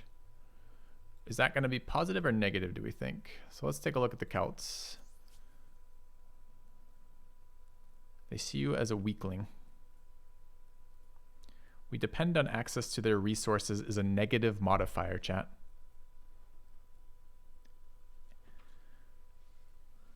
Well, actually, maybe it isn't. I'm not sure. So, oh, it says strength modifier. So there's 2 domains of interaction. There's trust and strength. So we gain stability, which is trust with them by trading, but we lose strength by utilizing their access. Okay.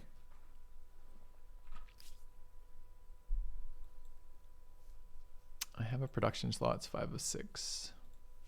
Thanks. Okay.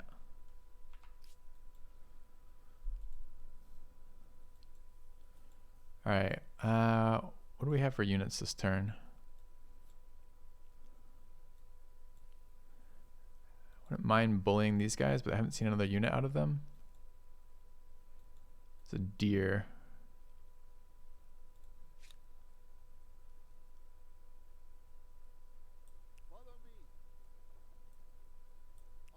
Let's go kill the deer. Okay. Yeah, we'll work on the Diplo in a second. I do want to explore the Diplo side, continue to explore the Diplo side. Let's go to here and skip the turn. All right, new units to the front. That means these scouts can clear out. How's La Venta doing on population? 8 food per turn right now. Doesn't really make too much sense to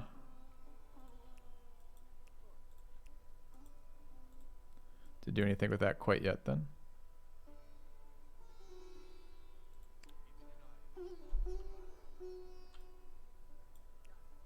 Go ahead and join this if we can.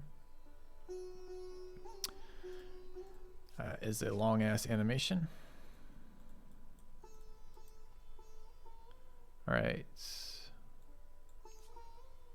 One idle army here trying to retreat, but blocked on all sides by units. I guess we're gonna go up this way. New Civic, show details. Enact foreign innovations. +1 science per number of trade routes on city or outpost. +1 science per researcher on city or outpost. Take Elder's Wisdom.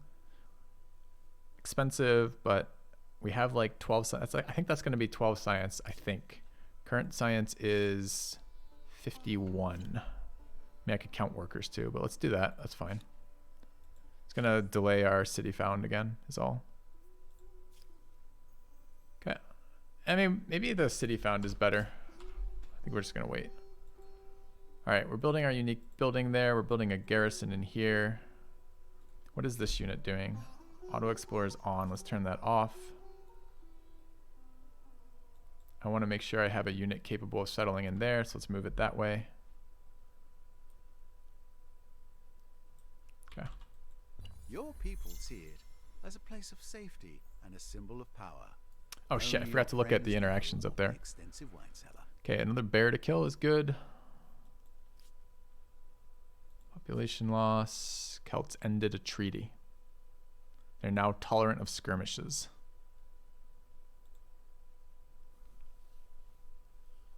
All right. Hail, sovereign.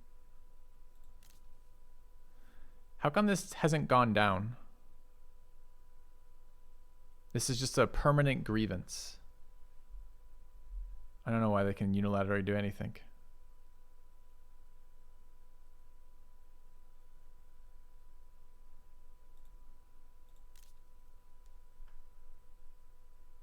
I have to deny or accept it. How can I deny or accept it? There's no demand associated with it. It's an ongoing grievance.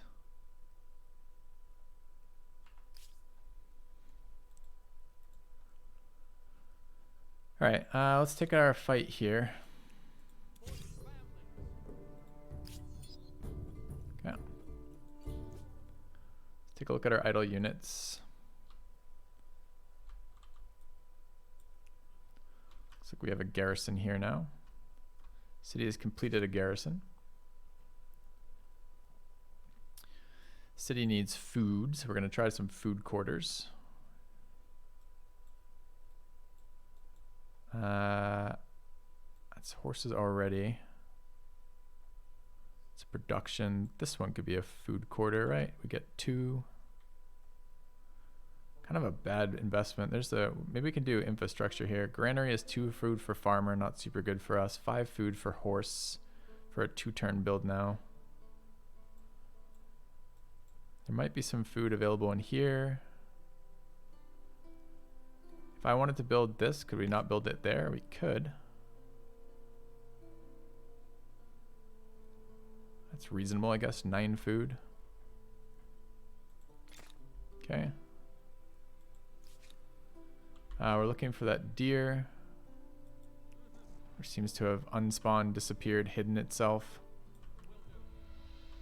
It's up there. Okay. How can I get more horses?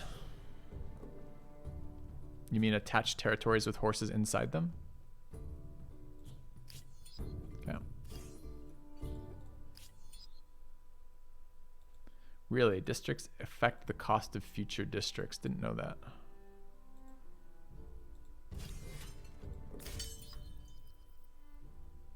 Okay.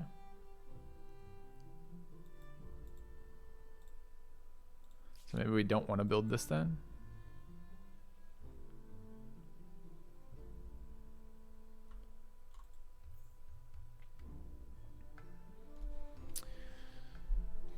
No, it's going to be territory wide. It's the cost.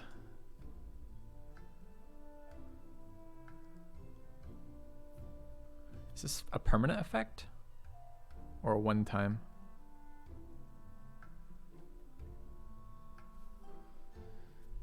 I mean, we're not going to get a second horse in this city. It's permanent and repeatable. Interesting. But I don't mind, I suppose, the horse infrastructure here for just a little bit. I need food in this city one way or the other so I can support more population so I can work more production. And so we want to do that anyway except via farmers.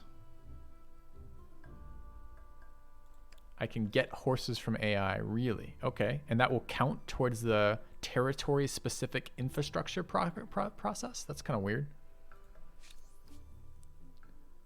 All right. We can't get, we can try to trade everything. What's the tech requirement for this? I want that. How do we propose it?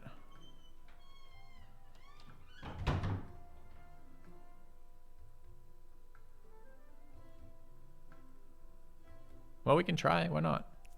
A proposal for your consideration. 340 gold.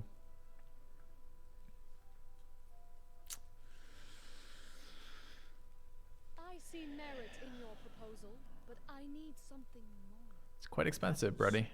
All right. Sure, we'll try it for science. In the sense of, can we now trade for horses? They don't have horses. Get fucked filthy. We could try it with copper. Although, unfortunately, their copper mine is located right in the middle of Hun territory.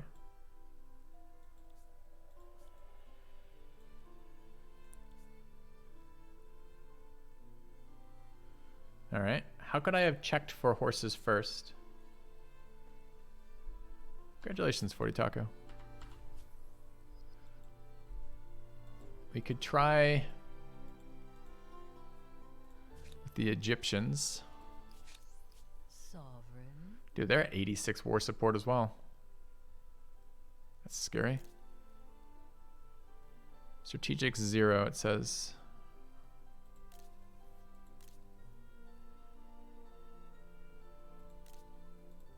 So I want to try exporting to these guys. See if that influences anything. What does this pop up right now? This question mark.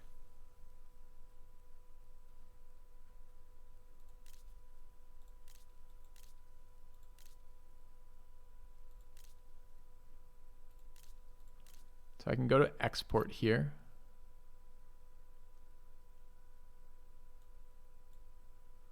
But it doesn't seem to change anything when I go to export versus import. Or maybe it does. Are these mine then? No, that's definitely their resources. What does checking the white arrows do? What about the white lines? What's the benefit of saying white lines? They have to invest in it. Oh, I see. You're telling me that's what it's showing. It's showing differences there. So I can't make them import my stuff.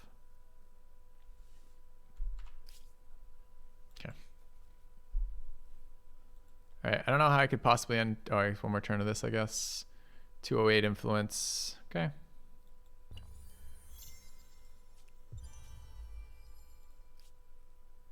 Access to your horses was purchased by the Celts for 10. You see this unit walking back and forth? That's auto explore. Fucking thing.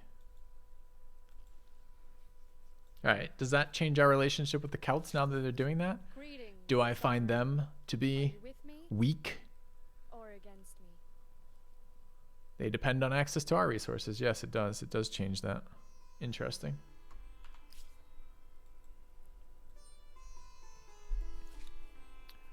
All right, what else do we have? Urgent affairs require my attention. Show me the details. The growing faithful. Religious ceremonies combine communities together. Unlocked action procession. Spends money in order to increase stability in the city. It sounds reasonable. Minus 30% of religious district industry cost. I don't want either of these now, but we might want that later. I was hoping there'd be like religious tolerance. We could like smooth over that problem with the Celts. But maybe we don't care. Okay. Watch the backseating a little bit, Chief. I appreciate being told how things work, and I appreciate answers to my questions. I don't really appreciate being told what to do every single turn. Just relax a little bit on that, buddy, please. All right. Brown has a demand on me. I know, but I don't know how to get rid of that demand. Culture bomb for 140 could do.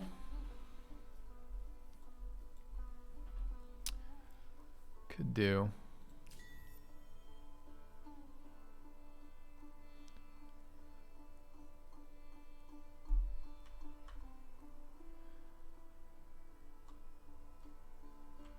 Do I own this territory? I do, right?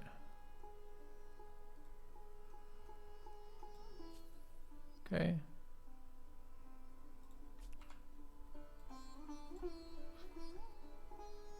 It's okay. We don't need to be. He wasn't being. He was meaning and well, guys. It's that's. We don't need to be negative about it, chat. I wasn't particularly upset by it. That's why I phrased it as I did. We're fine with the acceptance of that. So don't need to double down on it. All right. What else do we have? This unit is done there. Let's check. Watch out. Can go feed the cap again. At least possibly.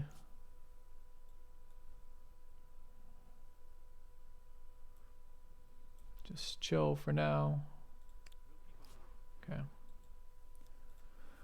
right, I want to get some elephants soon, if we can. City should have stuff available. It does. So we finished the cultural district, giving us 10. It's quite a lot.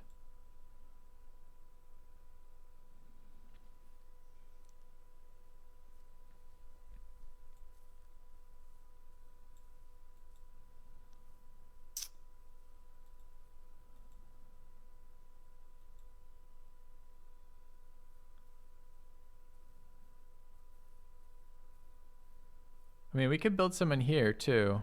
The district adjacency bonus is tripping me up just a little bit because I keep wanting to trigger that because 10 is a really nice tile, 10 influence, right? Do we have a district in any of, we have a district in here. That's the Olmec head. Could get another one like in there. And then build a food absorption tile right there. So we could go Olmec into farmers here and get food, food, food. Double bonus here. Kind of up for that. Okay. And are we building military anywhere? Not really. 3 civics available. We're a couple turns away from our unique. We're trying to build. Let's see if there's anything else we can do with the Celts right now. I really like them to get their fucking luxuries supported too, and I'd love to get rid of this. I don't know how to get rid of this though. Let's check the religious tab again. So the problem is we have a state religion maybe. Tenant screen. Okay, Mayans are the religious leaders. Oh, we're the religious leaders randomly.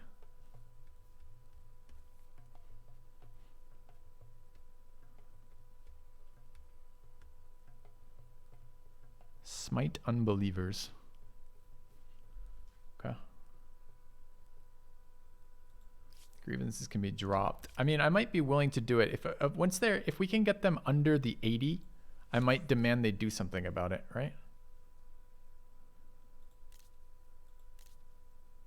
But we have to get this, and this is currently going down. So I suppose next turn it will be 69 and we can try it. Because I can get them to drop this, right? Or I can't. It's a grievance, not a demand. So I can't get them to drop it.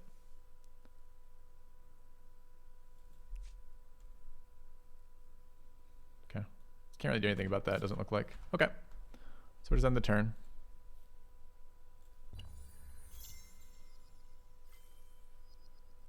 All right, standing army research. We now have the ability to improve iron. Swordsmen are available here. And the city watch. Okay.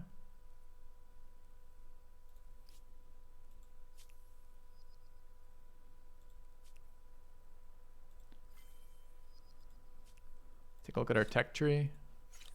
We're moving towards mounted warfare for elephants. There's an encampment here.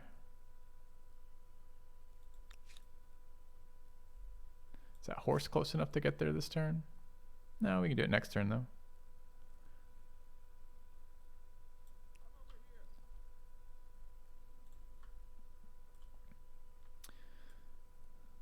Is this one of the ones I'm gonna have to fucking double pillage? Is this gonna be a city next turn, this thing? Or does it take some time to develop?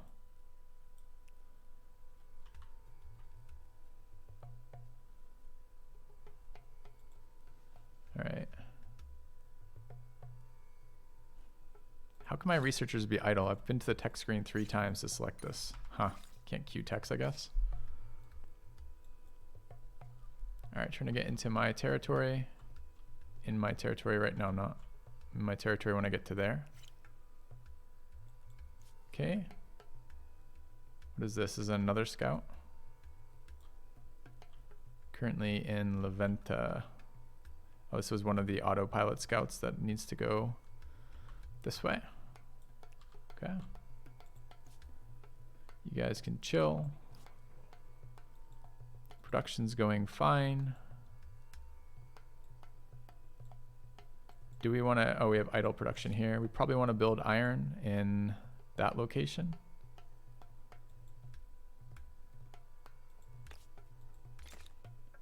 Okay.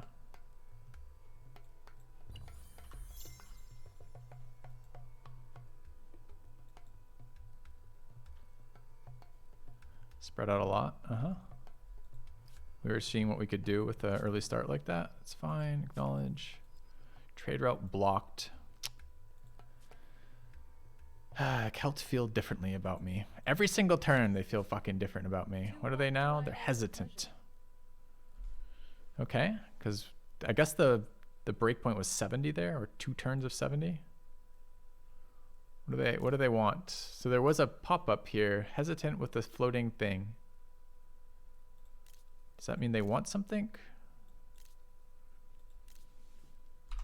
Why give me a flag? I know it's a change in thing. We just did it. Okay.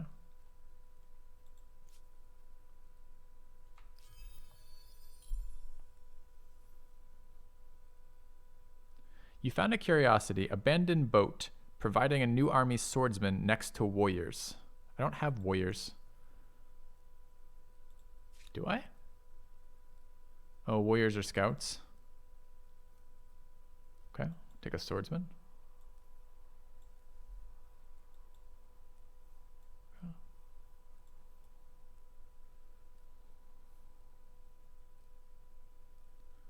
All right, can we eat this population? Yeah.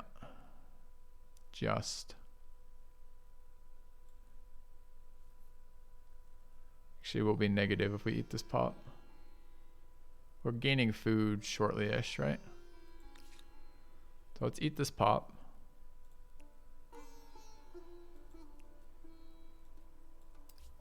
Make it work, the food is fine. It's a waste in general, but it's okay for a second. We're gonna bring this warrior into the home territory. We're gonna bring this unit over this way. You guys, there's a military unit there we could attack. 2 archers. What are we? We're double scouts, double archers ourselves. We want to keep farming military kills. Are we buddies with these guys yet? Yep. So they're no longer negative towards us, I guess. They have an incense. Would we like their incense?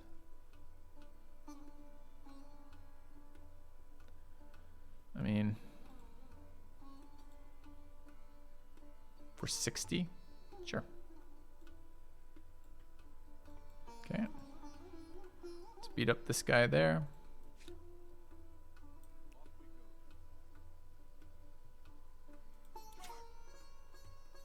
Did I just get attacked again? Oh, it's so fucking irritating when they get to attack me because I don't think to attack them directly, apparently. Manual battle, fine. Deploy, we want the archers there. I don't want to give up high ground. Something like that, I guess.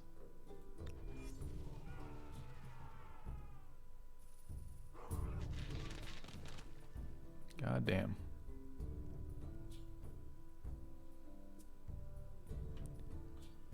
They're in a fortification?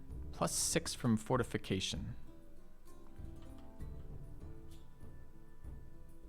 And the archers exert zone of control? Weirdly.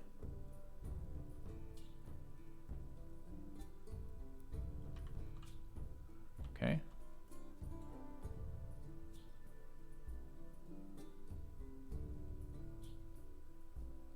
Let's retreat to the trees. Let's take an attack here. go after this unit.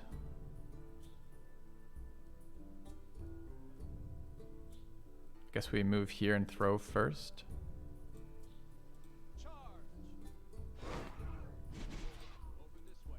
Okay.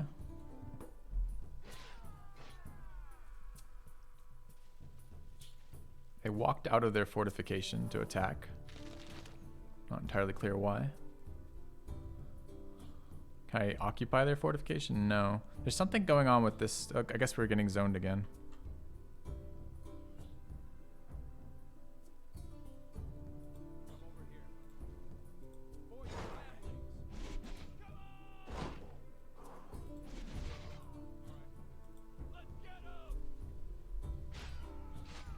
Okay. Seems good. Got a military star for that. We're moving towards a population star. That would be the end of our turn.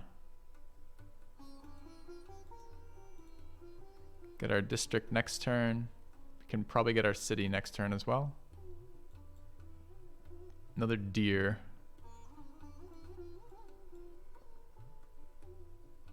All right.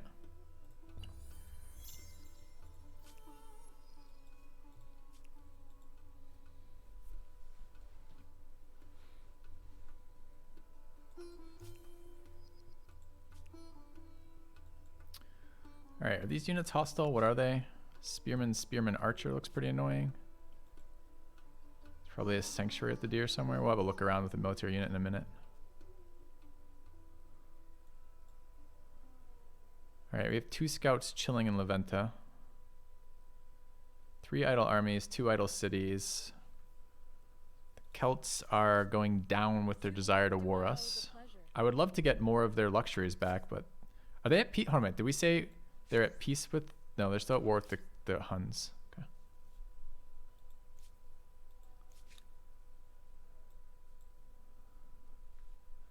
So bringing units back home. We could use the horse to go look around for the deer.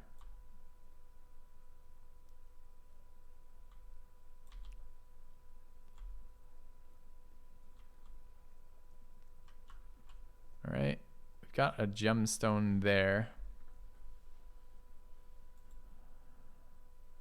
They're grouped.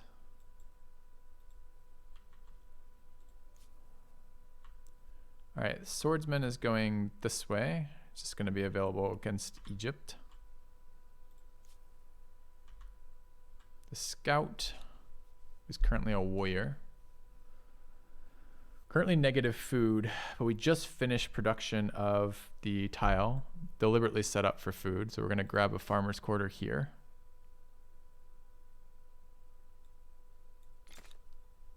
Okay. We're farming these guys. We'll go back and chill.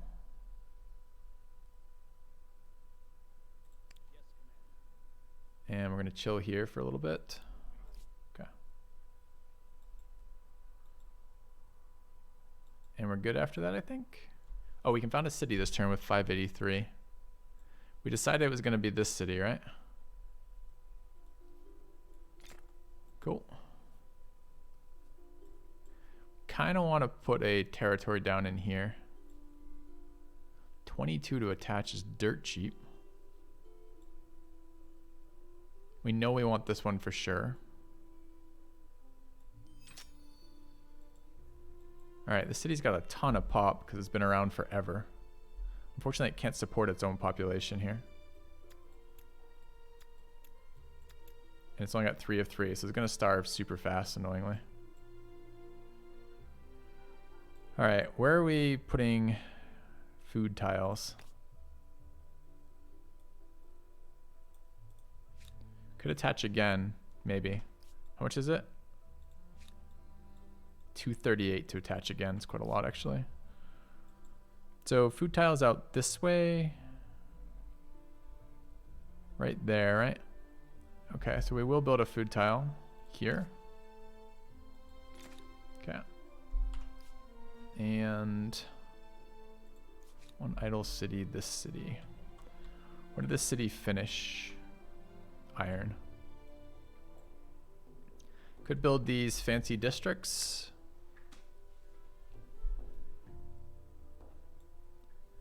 Could consider putting some more garrisons out. We could consider some of these. Standing tall over the city, watchtowers not only increase vision, but also allow nearby soldiers to be better coordinated. Camps. Level 1. Next upgrade fort cannot be done until the following era. Medieval. +2 vision on garrison. +2 vision on main plaza. Ooh, forced labor is a good idea. I haven't used that yet. We should check it out. I don't mind more vision right here. Let's try this. It seems like a weird build because it doesn't directly help us, and it's not a military unit. But I kind of wouldn't mind seeing what more vision looks like. One of the other mechanics in games that I'm particularly interested in is the ability to predict what's happening to you. And sight really helps a lot with that. Let's see what rushing looks like. How do I rush with population? That's rush with gold. Do we just not take the rush with tech? Let's see if I have that first. So we may have just ignored it still.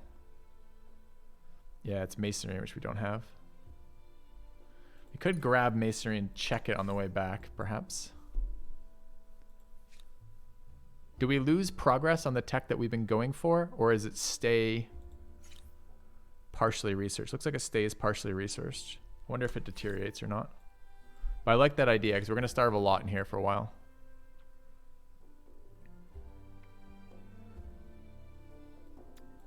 Okay. All right, what else do we have this turn? We can't attach another outpost quite yet. We're building things, building food mostly. I still have mounted warfare selected. No, I don't. Okay.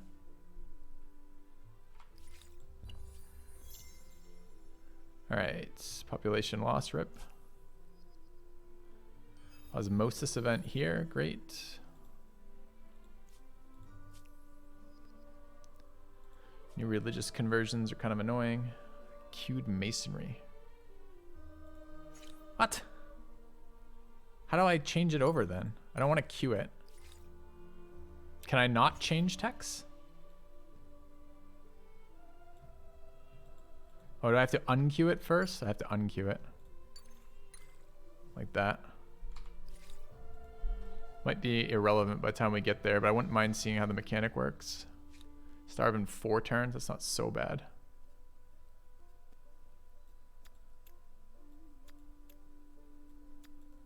Okay.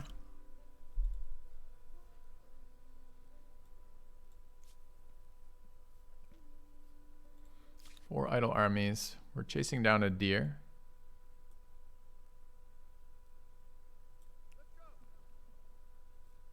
No sanctuary that I see. This is a swordsman. We want them up by the cap. Maybe in the cap, I suppose.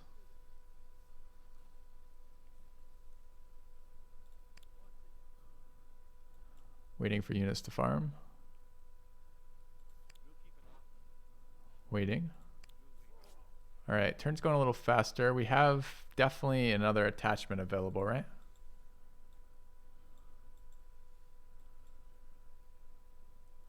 Could take our 3rd attachment on the Venta, 464 for that, or our 2nd attachment on Pataliputra.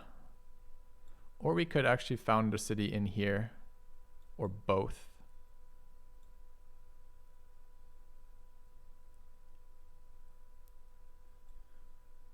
So we eventually want this city back.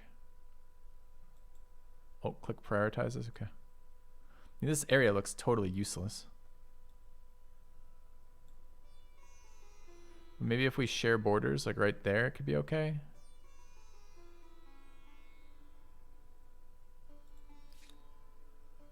Auto explore off. Let's go there. It's a next turn kind of thing, I guess.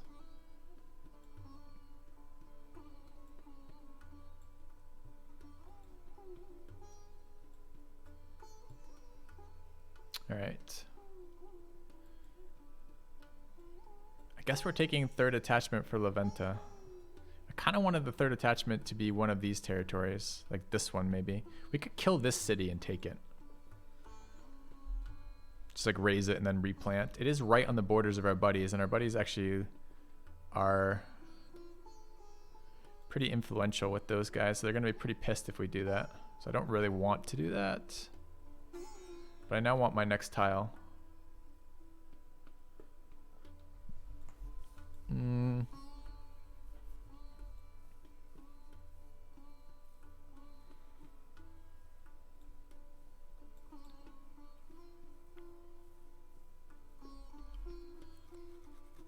I can see why the Olmec heads would be good.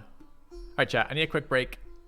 Give me your thoughts on which territory to annex for what. So Pataliputra could take Ron here, or Leventa could take Ron, or we could potentially set up this city like immediately. Need a quick break though. Back in a few minutes.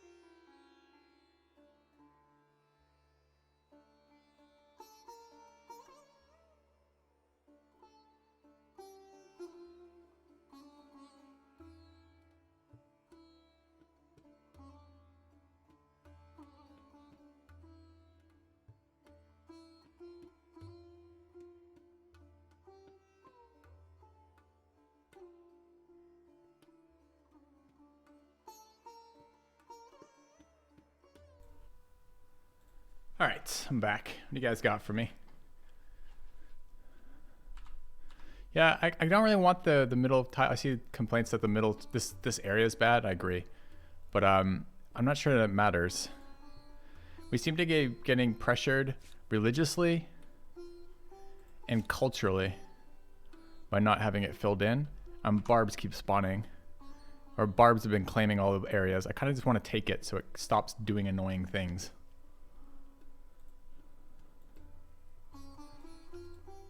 Alright, we'll wait a turn either way. Let's see what the site is like.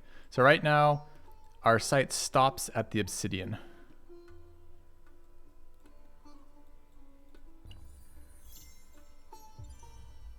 Okay. I'll claim when I can. We were out of action points that turn. I mean, it looks like our site stops at exactly the same location as before.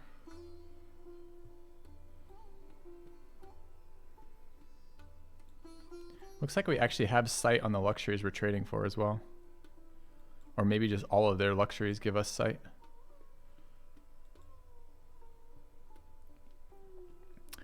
Alright, there is a hostile unit moving in our lands. The question is it hostile or is it our teammates? It's our teammates.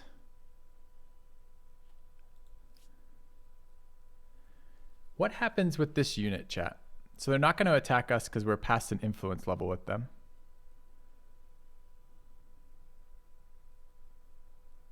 But can I attack them?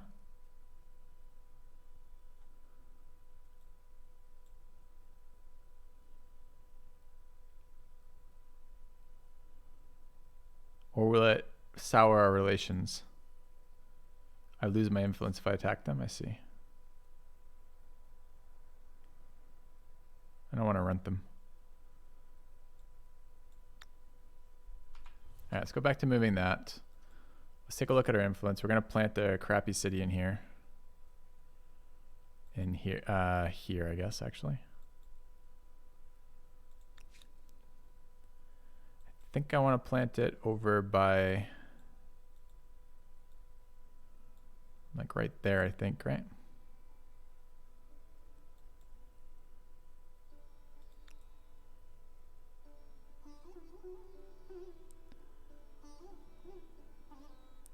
Only issue is, where did we just build? We just built up, right? We just built to here. Finishing that district. There's rush with, that's procession. Where's the rush with bodies policy? Oh, we're one turn off of it still.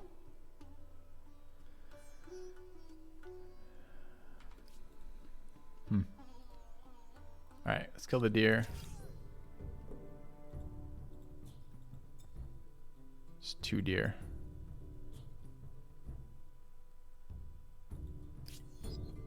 Okay.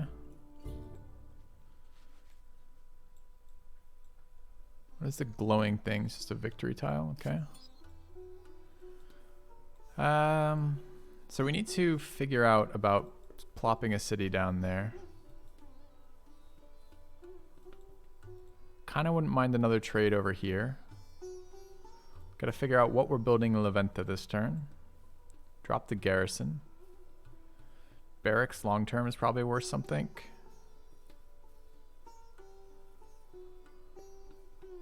Could build some units. Could build a feast. I don't really want to spam more shit districts necessarily. We could build a stupa. Just a matter of, is it still going to be relevant? Oh. Did our borders expand? Or are they just always like that?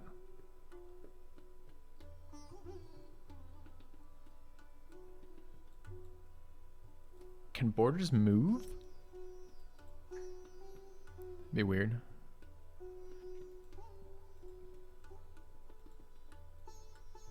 They're always like that? Okay. 454 to attach, but we're coming up on that. So we're at that issue again. Like, I don't have the tech I want for the unit I want. Can I build something that can upgrade into an elephant? I guess it maybe is worth checking. The elephant Doesn't really tell me what it upgrades from or to.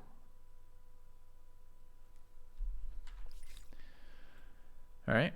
I guess what I'm going to do then is build unit production things. I could get industry now when it's cheaper.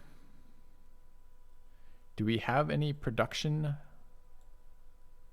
locations? Don't think we do, right? So it's not super valuable to build that.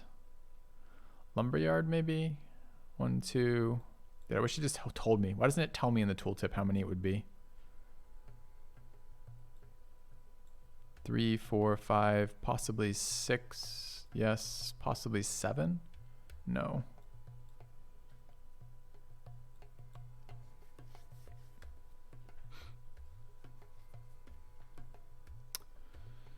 Because I kind of want to build barracks.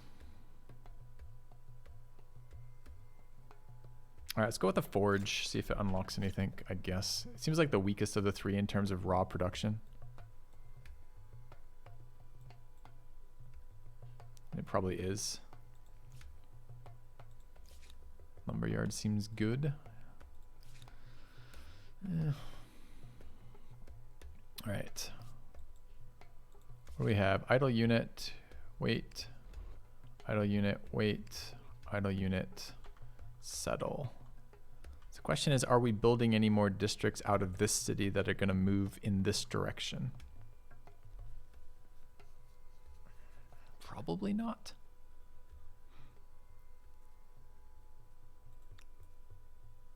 All right, let's claim this.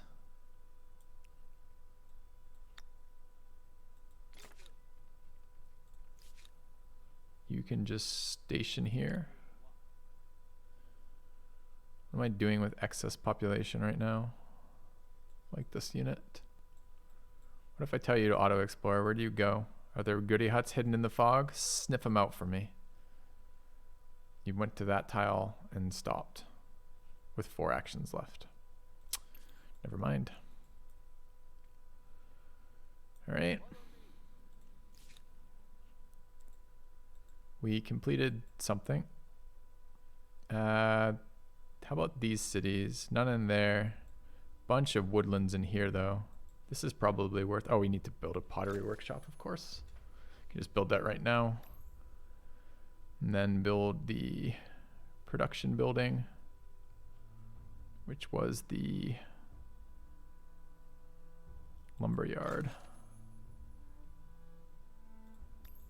Then build a growth building. Not granary. 5 per horses. Don't have horses and we're not going to.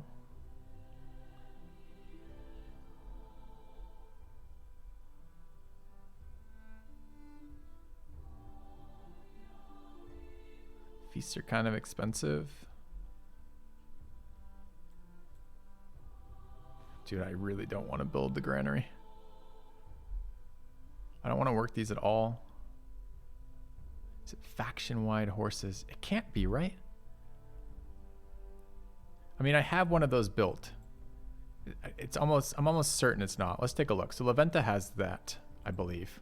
We can look at the completed in Leventa. Leventa has an animal barn getting 5 food. All right, and you can see it in here, 5 food from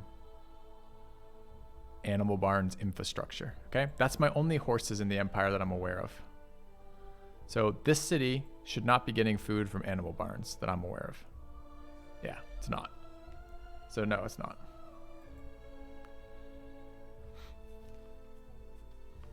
It's faction wide.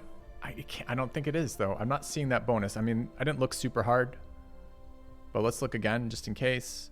Luxury resources, administrative center, Olmec head, main plaza, empire bonus, plant lore, narrative event, food from farmers.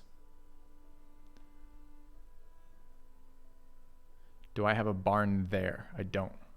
You think I have to build a barn in this city to get empire wide?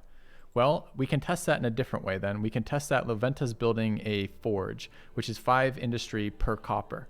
I'm expecting, we have 2 copper in our territories, and 1 is in Leventa and 1 is not. So we should see from that. Now, I don't think this capital has a forge. Doesn't. So we'll find out in a minute via the other mechanism. So that will tell us. All right, the only game in town. Our units gain 7 combat strength for 10 turns. It's ridiculous. Or 10 science. Well, I'm not in any war, so I'm going to take science. Reaching the end of an ideology Yeah. axis isn't extremist.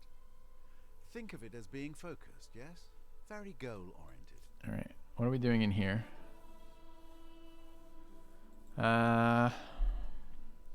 Could put a Lux online. It's pretty bad though. Could oh, we were gonna build stuff. this is the talk about maybe the farm quarter, huh? All right, I guess it is a granary, as sad as it is. Okay.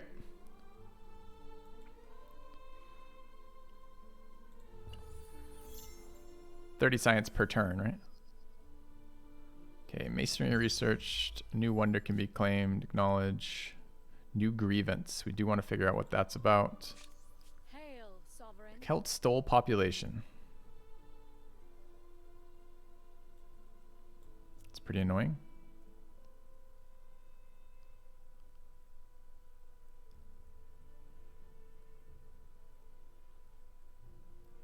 All right.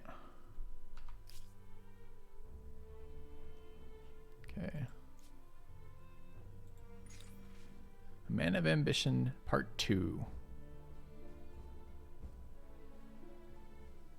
Assassinate him, minus 50 gold. Or, excuse me, minus 5 stability. Or bribe him. Okay. They need to die. I'm trading with them. I don't want them to die. How long on the city? 1,000,000 turns. 14 fucking... Ah, shit, chat. The mountains in the other borders. Rip. I definitely thought this mountain was in adjacent to this. Alright, so we're gonna grab another another territory. I guess this territory here. 238 from there. Excuse me. Alright. Pretty certain I don't want this territory for a very long time. Ransack and resettle is actually a really good idea. I'm gonna do that.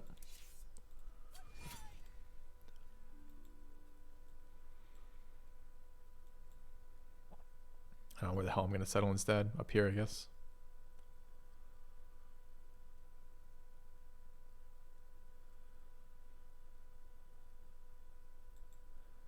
Okay.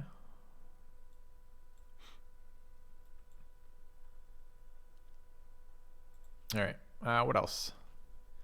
They're waiting for a military unit. That's fine. I wish there was a hotkey to skip a unit for a turn. I don't know why I have to click that.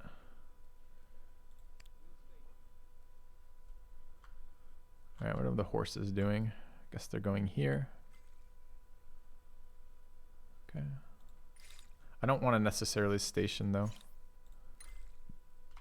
All right, going back for mounted warfare. Let's end the turn. Oh shit, I forgot to look at the grievances. What can we do with that? And also, what does it do when it steals my population? Like, how does it redefine? What does it take from? Like, why do all my population show up in growth over here?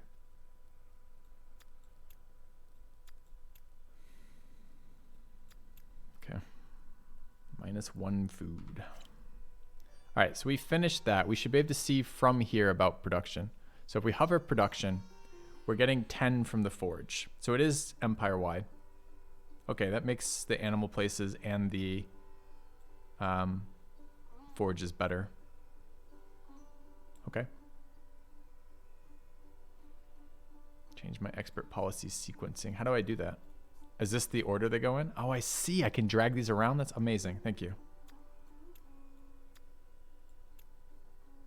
All right. That's nice. I thought it just put it manual control, but I didn't know what it was going to do for growing still.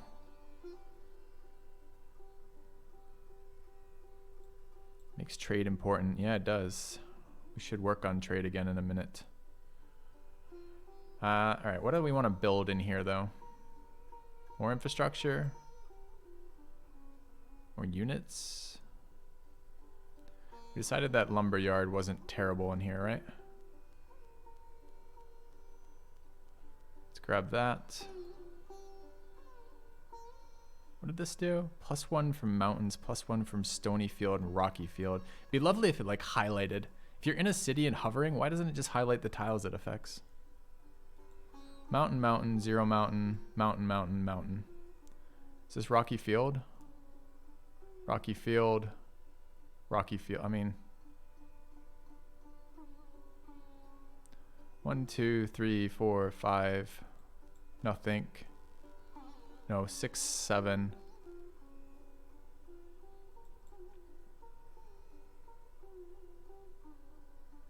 8, 9. I think that's worth something for us. Let's grab a stoneworks. Okay. Feel like it should be something that would be modded. I really hate games that release and then put all of the impetus on the modders to fix all their systems that should be working and aren't. The problem is that modding almost inevitably goes down the direction of a modder's, like, people just fixing UI elements and whatnot for modding are great, don't get me wrong, and it's not that the other mods can't be good, it's just that I really hate the like different driving designs behind modded systems and base systems. So like the modders never stop with like, we just fixed the UI and made things cleaner. It's always, oh, we rebalanced this and changed this and changed the way this worked, and it's like suddenly you're playing a different game entirely. Just don't really want to do it. All right. Can pillage this, I suppose.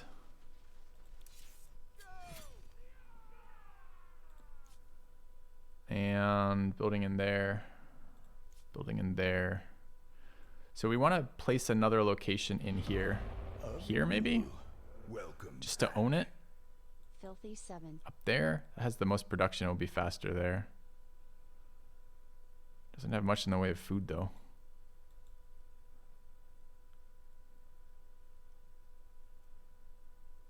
Go back to Civ 5. What? Wait, is this also our terrain? No, it's a different border. Okay. Bob Redshirt. Thanks for the 11 months. There. Green, green. That tile just has no yield? Yes, it does. That's where we wiped out our existing city tiles.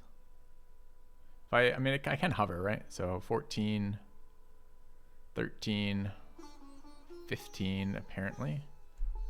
So what do we lose? We just lose the one tile there. Annoying city to defend if it gets attacked. 12, 10, 11. Such a dumpster province, isn't it? Maybe we're just okay if it dies.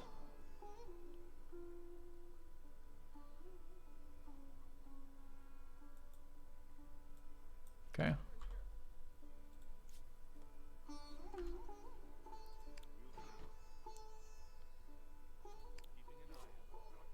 All right, production in the cap. Oh, we're gonna do trades too. All right, let's see about trading here. What do you have for trade? You have 0 strategics and 2 gemstones. You're the worst trading partner ever. This, by the way, this is another example of bad AI, right? So it got stuck in the corner and just never did anything all game, right?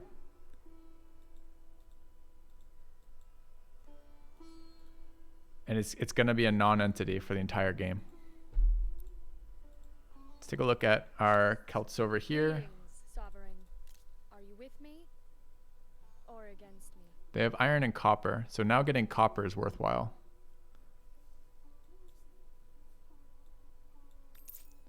Although we cannot send it via ship, which means it's a bit more vulnerable. Do we want any of these other ones now too? Silk is... Industry on those is maybe worthwhile. Lead is science per researcher. Wouldn't mind either of these. Where are they?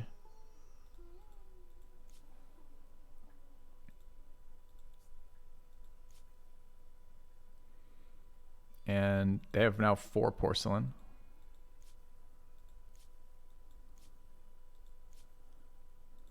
And obsidian is what? 2% industry per obsidian.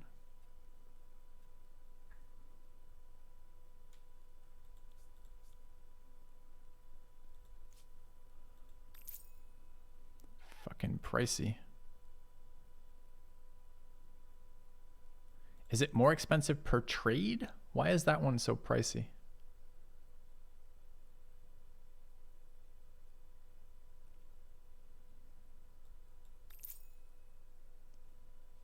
I'll try the iron, the copper rather.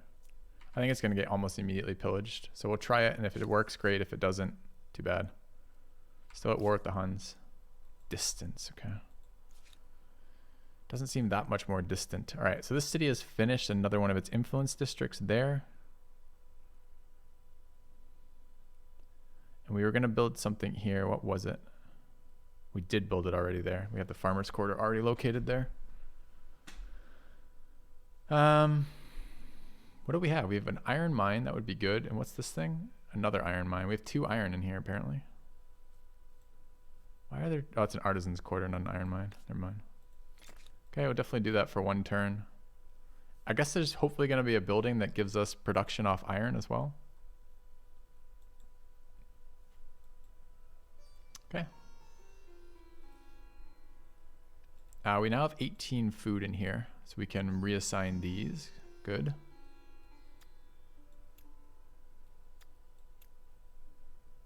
Could also eat that scout that's hanging out around here somewhere. Guess we're not in a huge rush for that. All right.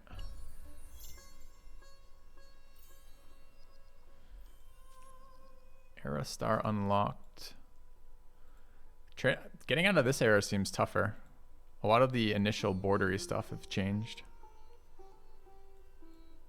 All right, let's do some scouting in here.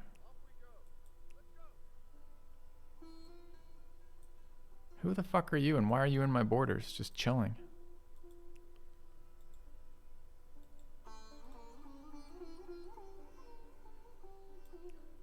We'll win a war against hover over fame, sure. Hover over, kill this deer while we're waiting. Okay.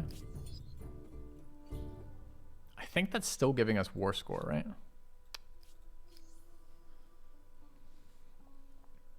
Destroy a total of 27 military unit. Current value 19. All right, where are the... There's the fame. We're second.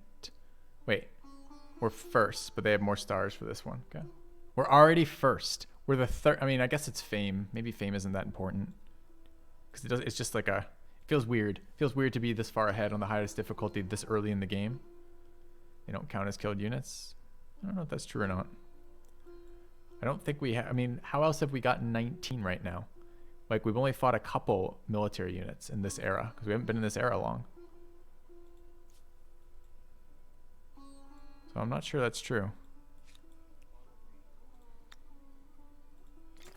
Okay. What? Oh, the value's hidden beside stuff. I'm sorry. The next highest... So I'm at 2,600 fame. The next one is 24. The one after that's 22. Then it goes 16, 14, 13. God Gamer, first playthrough of a game. AI doesn't seem very good. Again, another indicator of that to me. Skip, skip. We have a human engine. New civic slaves. Show details. Enact slaves on common quarter. It's commons quarter plus 1 food and plus 1 industry. I don't know what a commons quarter is. Plus 1 bonus population per ransack. I don't want either of these things. Doesn't seem great to me at all. Okay. I'm third. Oh, I am third. There we go. Less of a god gamer and more of a bad at reading, I guess. The Huns are first. Okay. Still not quite. I'm not even sure why we're anywhere near competitive right now. All right. What are we building in here? I guess this becomes more interesting. The forge for importing iron, which we are. Just a global 10 production. Sure. Okay, what next? How's food in here? We're starving slightly.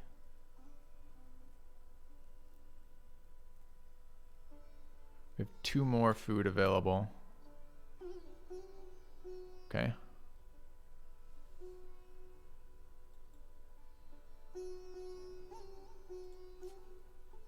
What's going on in here? We finished. What is it allowing me to build an artisan's quarter in? Do we have an unimproved lux? We do. What is it? 8 stability on all cities. All right. We are trending down in stability right now. I do want to build military, but I'm trying. We get elephant tech next turn. A renewal. Welcome back. Who are these guys? These guys are the Acadians. The Acadians are these guys. Hey Beans, thanks for the 4 months. So we don't have any influence with them.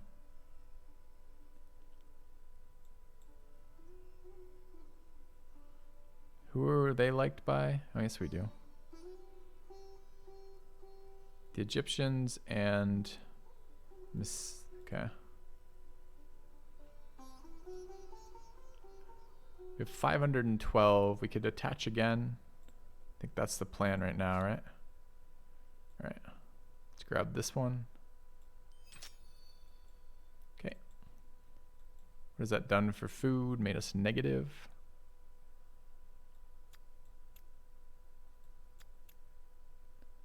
Gonna need to build some food in this city. It's fine. Okay. Check the bros at the bottom left. I don't really know what to do here.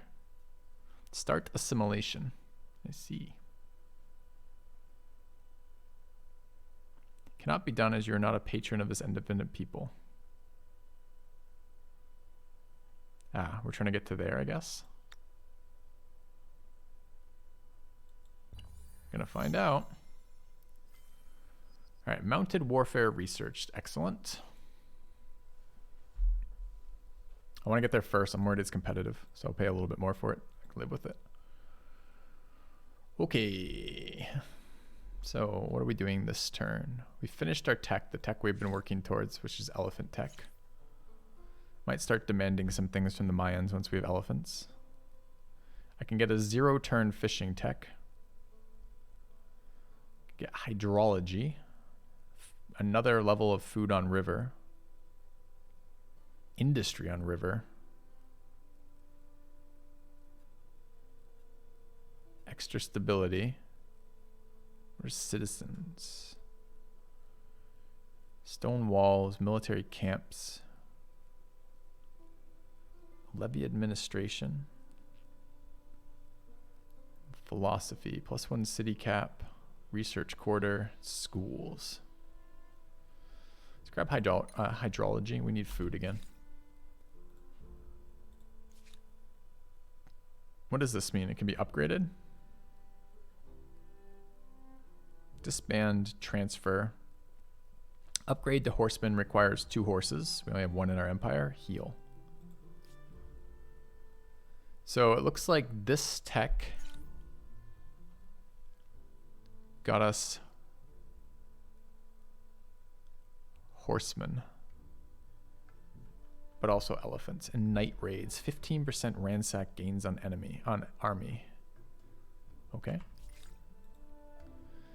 So this city has finished its extra quarter. Stability is down a bit because of all these things. Do we want to try to get it over 90? Probably. 1-turn lumberyard is tempting. I don't even know how many we have. I need a better way to see these. This needs to just show a number next to it. Why can't it show me the number in my territory? It just seems like the simplest thing ever. Why do I have to manually count this shit?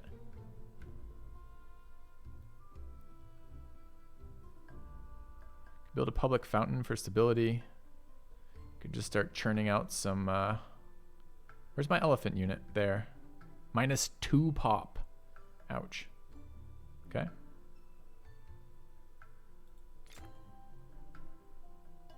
Takes the pop now. I don't know where it takes it from.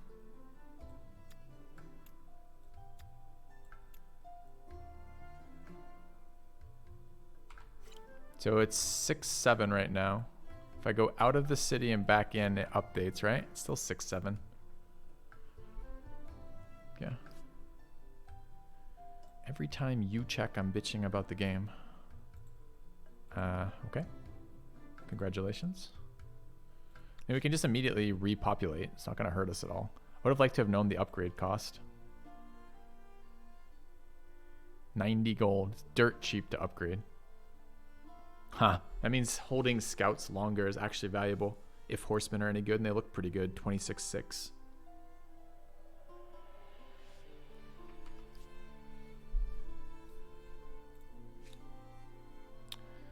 I mean, the thing is, we just lost 2 pop, right?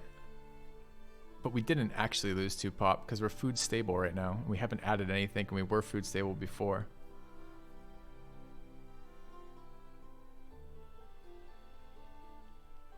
Not quite sure what's going on there then. We upgrade Javs. Yeah, let's have a look. What did Javs upgrade into? You think it's like the unique unit upgrades? Unique unit upgrade. Yeah, okay, so it's the unique unit upgrade path. Weird.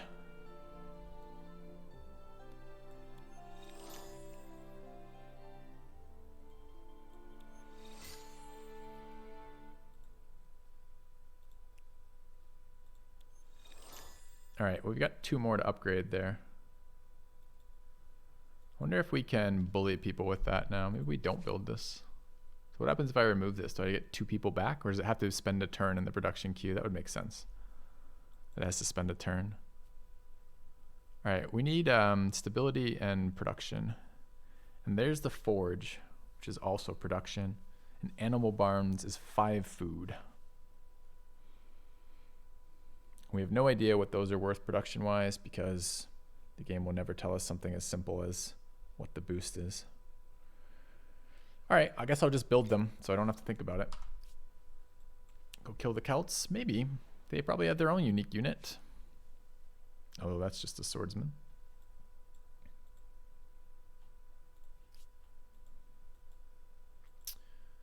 And we're not quite there on upgrades yet. Maybe we upgrade the other 2 and see what this does for us diplomatically. To what do I owe the pleasure? Strength is comparable. Let's get a couple more upgrades and see. Hey, Flipper. How's it going? We're exploring the game still. Getting to the new eras right now. All right, let's bring this military unit this way.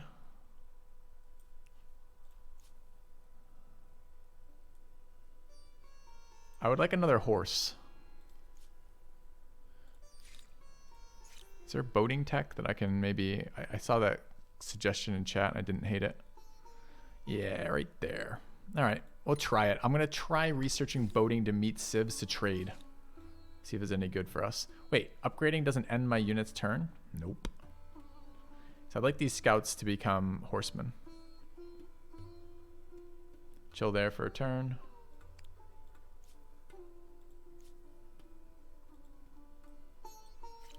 Okay.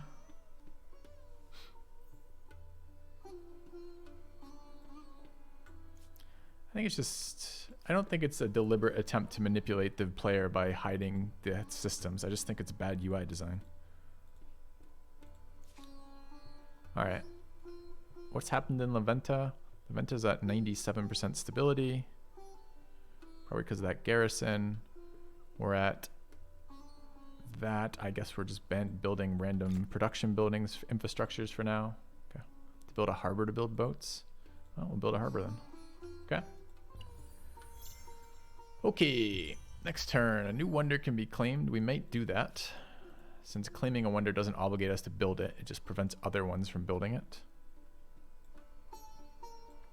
I want to try assimilating these guys. Understood. I didn't get a pop-up. It pops up every single time like something stupid in the world occurs, but it doesn't pop up when I can get a territory for 25 influence.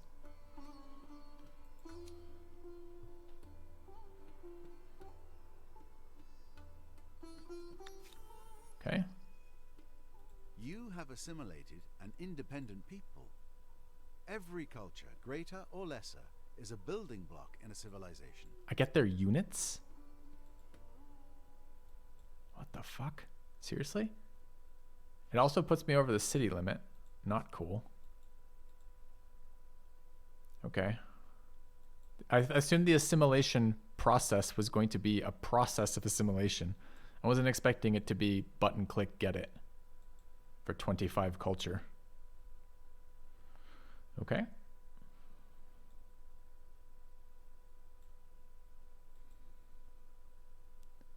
what do they have right now? They've got a chariot and a spear. That alone is worth it.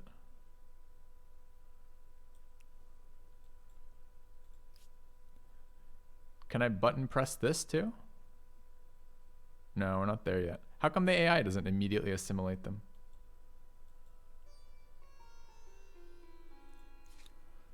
All right, bringing this one down.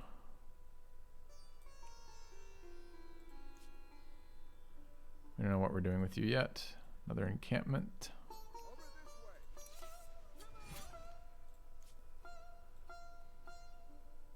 All right, we have more units to upgrade.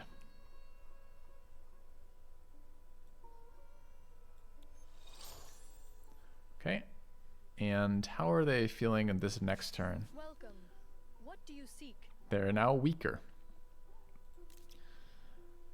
Where are things? I would like you to stop oppressing my people.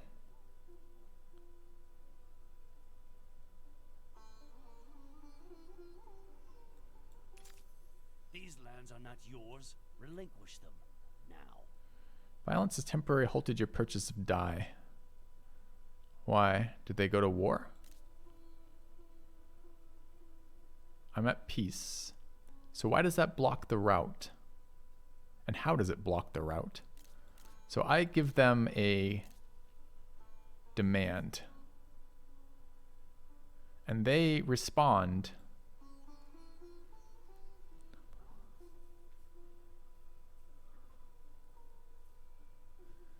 Chat says it's not violence that's blocking it, it's demands. Well, the problem with that is it literally says violence.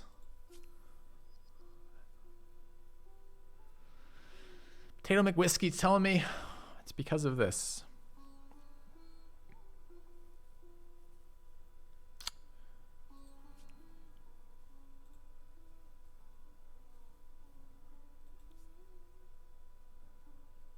So what happens right now? This per turn, we're gaining war support, question mark?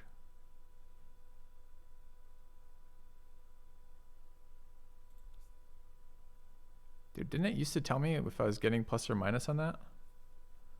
What does refusal do? What does proposed refusal? Propose that both empires abandon their demands and return to stable diplomatic state. I mean, we could do that. I could go to fucking war with them. Could try that. Get rid of their... So I don't understand this. So they didn't have a grievance. I converted my grievance and they responded by being like, fuck you. You want this? You give me a different one. How can they do that? It seems ridiculous.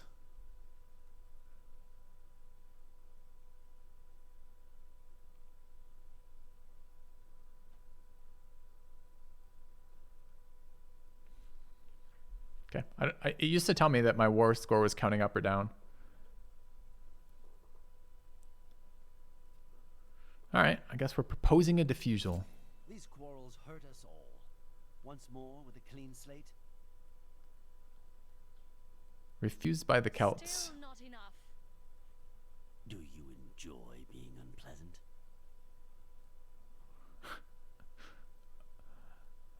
I mean, is this a diplomacy system or not? We can't, I literally cannot tell yet.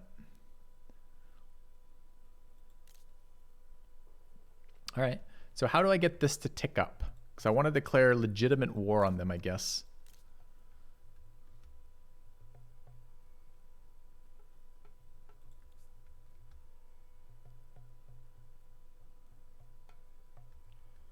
Withdraw demands. Withdrawing your demand to further escalate the conflict grants me 5 war support.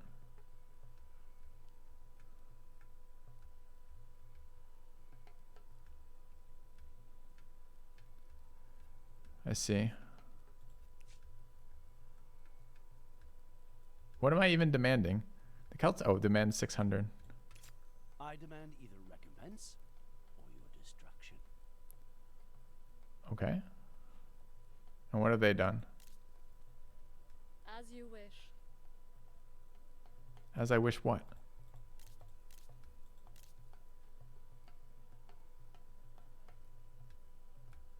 Could refuse their demand. That would give me a reason to go to war, right? I don't want to war this turn, though.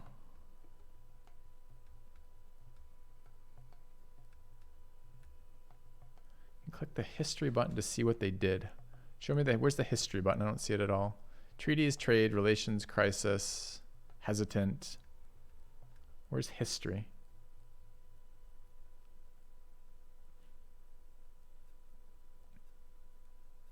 Under relations.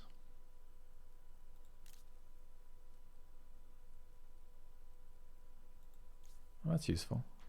Refuse the crisis, refuse the diffusal.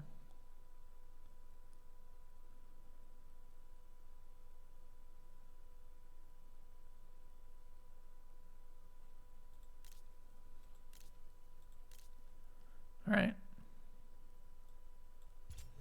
Damn my charitable nature. They withdrew their demands. This is what I live for. Now it says +3 ongoing from ongoing demands. Shouldn't I have had +3 already?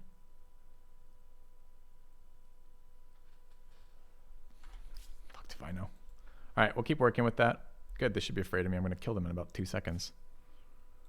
All right, I guess we're moving these scouts down in case we can ever find a way to upgrade them. Let's go over here. Yeah, I know what caused it. I just don't know why. I don't quite understand the interactions I'm doing in that system yet. All right, this is our new city. Our new city needs a pottery workshop, of course. We're building random production buildings because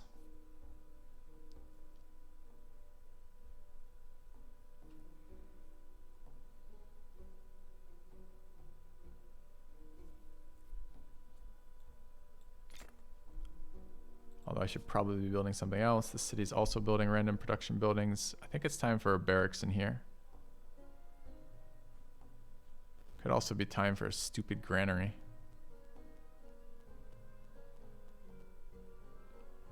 Let's grab barracks. All right.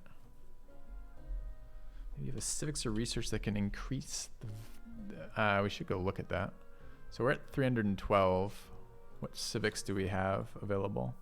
Got religious rights.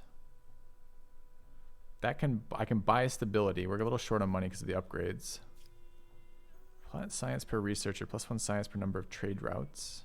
Neither of those seem particularly good.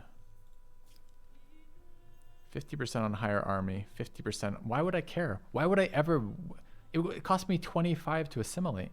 Why would I want a -50% modifier to that for 128 points?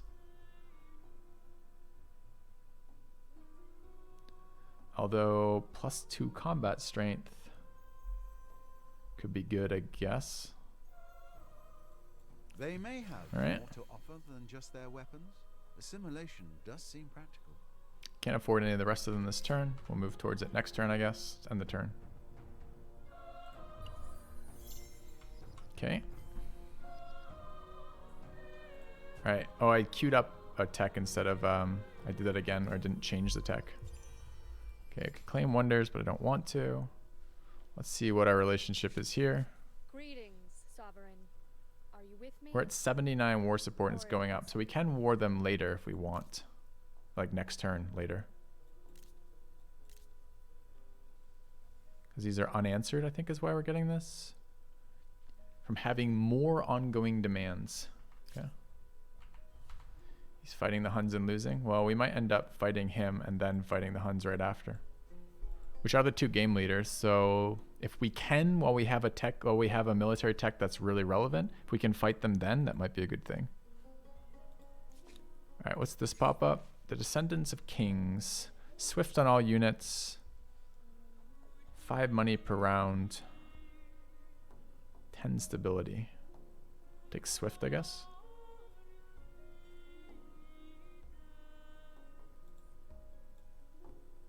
Okay.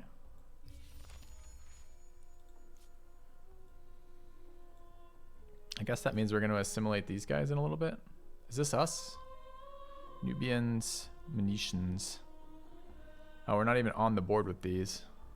I don't want another city anyways. Maybe we just wipe these guys out. I think we are going to wipe them out. Check out our elephant unit.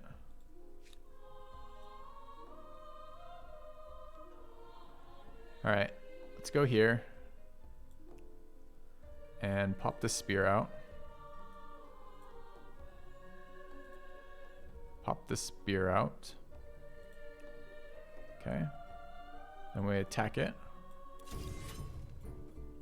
Wait, they have units there.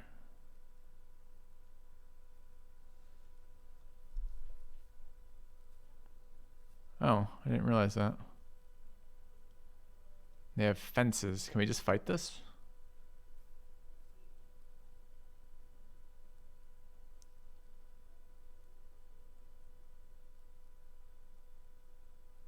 Yeah, probably. Can we reinforce? Yeah. All right.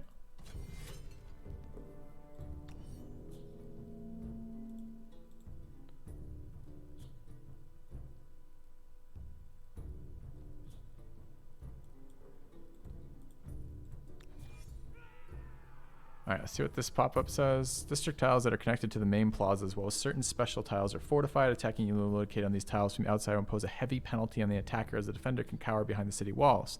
The defending side can move freely in and out of fortified tiles, but attacking side must scale them. Fortifications can be breach, special units. Okay. Alright, so which one is the fortified one? These are the fences, I guess. How... There's no path to this destination. So I can't attack either of them, even though this unit's in the city. So, oh, the horse can't attack at all. And I take a fuck ton of damage. 3 from Guardian, 2 from Defending, 6 from Fortification. That's no good. So we can't do that. We can't win this fight. Can I retreat? Probably can't retreat now, huh? Well, maybe they'll come out of the cities. Can always believe in that, I guess.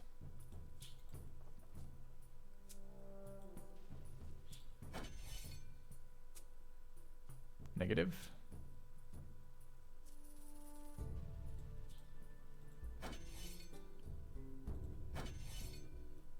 Okay.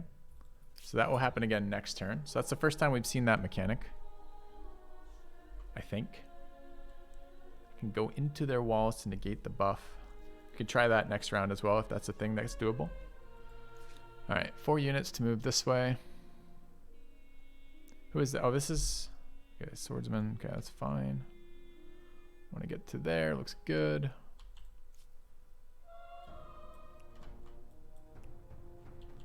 Looks good. Want to upgrade in here.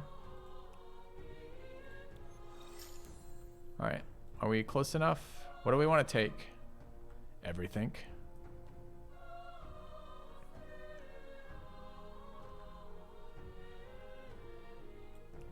All right.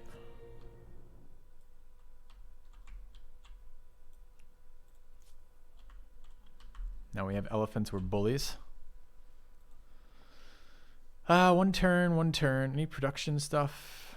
Movement here.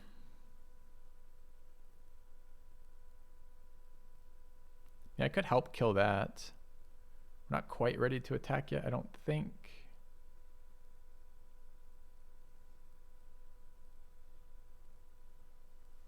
We have some culture.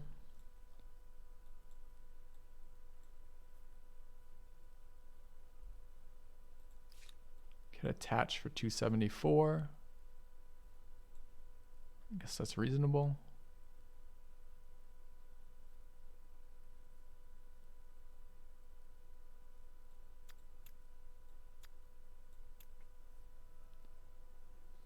It lets it die, huh?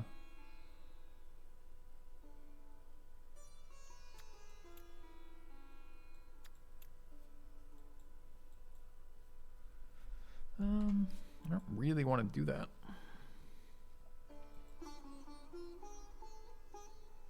Guess it's just adding production for free right now with the amount of influence we have. All right.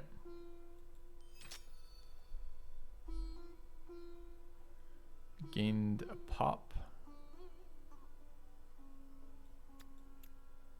Okay. One idle army. I'd love to upgrade these scouts. I wonder if the Huns want to trade me horses. Seems very unlikely. How you feeling, Huns? Greetings. To what do I owe this pleasure? They aired serious grievances against us. They want to buy resources from us. They see us as their closest challenger. We follow different religions. Okay. Doesn't seem very likely. I mean, I could swing down here with elephants and maybe help with this for a turn. It's probably what we should do.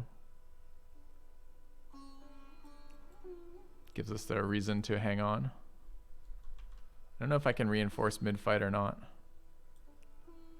We'll find out though. Okay. Try trading with them. I'm gonna fight them after, but they don't have any horses. Imagine being the Huns without horses. All right, can I engage in here? No. Can reinforce mid-fight. Interesting. Okay. Fishing research.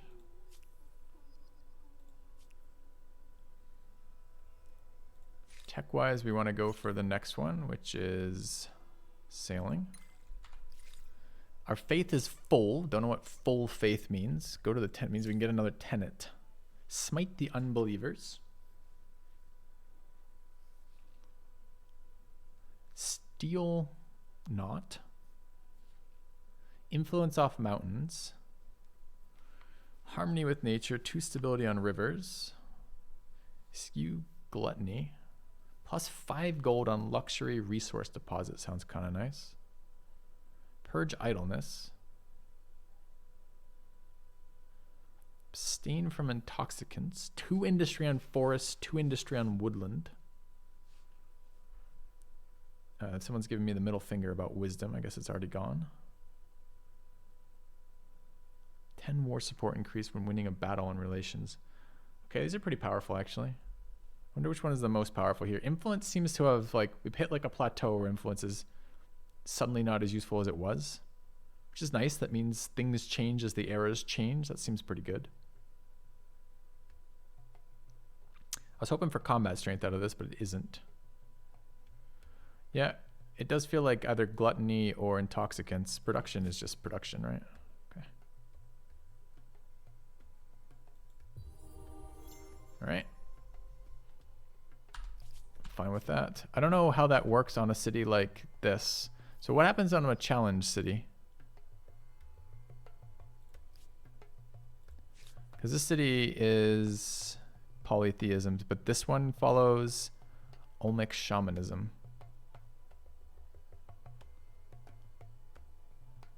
That one doesn't then? Oh, it shows me pressures if I click on it. That's nice. Well, it shows that as doing that. Am I getting production there or not? That's not a city though. That's an outpost.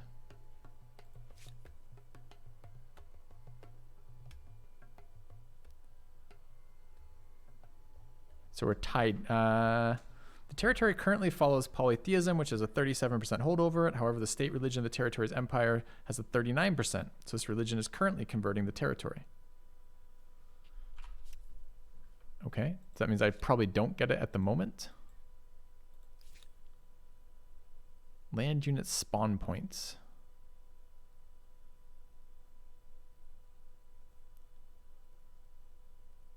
How do I select the desired spawn button? I want to spawn there. Oh, neat. Okay. And what do I do for the production? I want to see if this is actually happening. 71 industry doesn't break it down. 4. What's the base yield? We should probably, yeah, we should build a holy site for sure.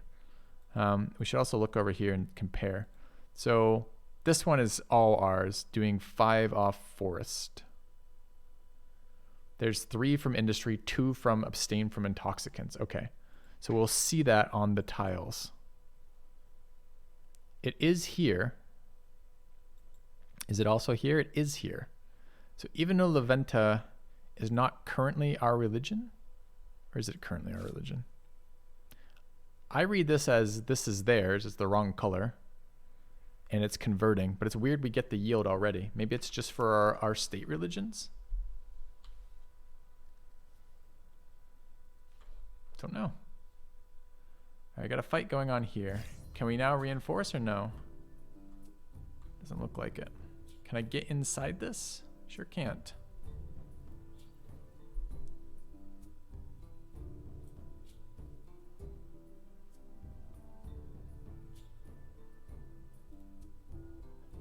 Can't reinforce here either. Okay. We can now go in with the elephant, I believe. It says following my religion on this one?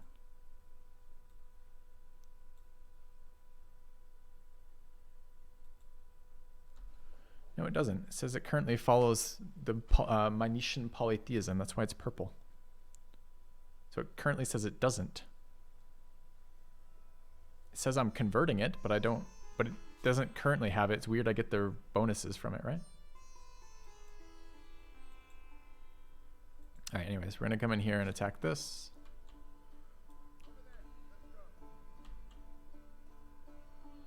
I don't think I need the chariot. And the chariot might want to be used for... I don't wish to...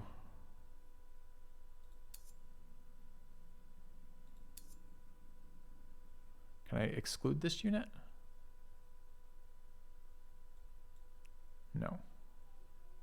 Okay. I'm not building a battering ram. Okay.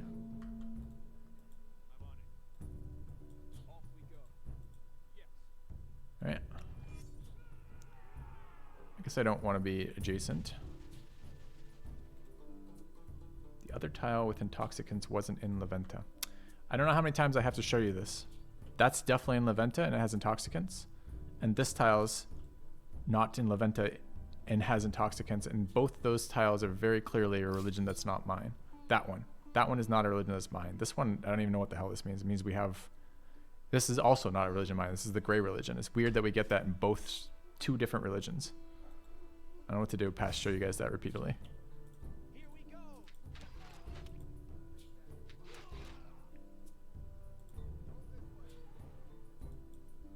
Actually. Oh.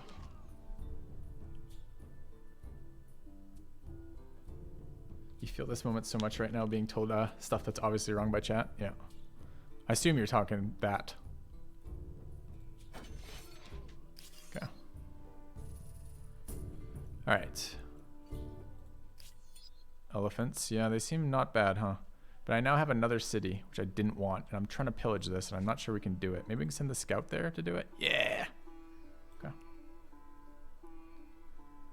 And we go ahead and ransack it?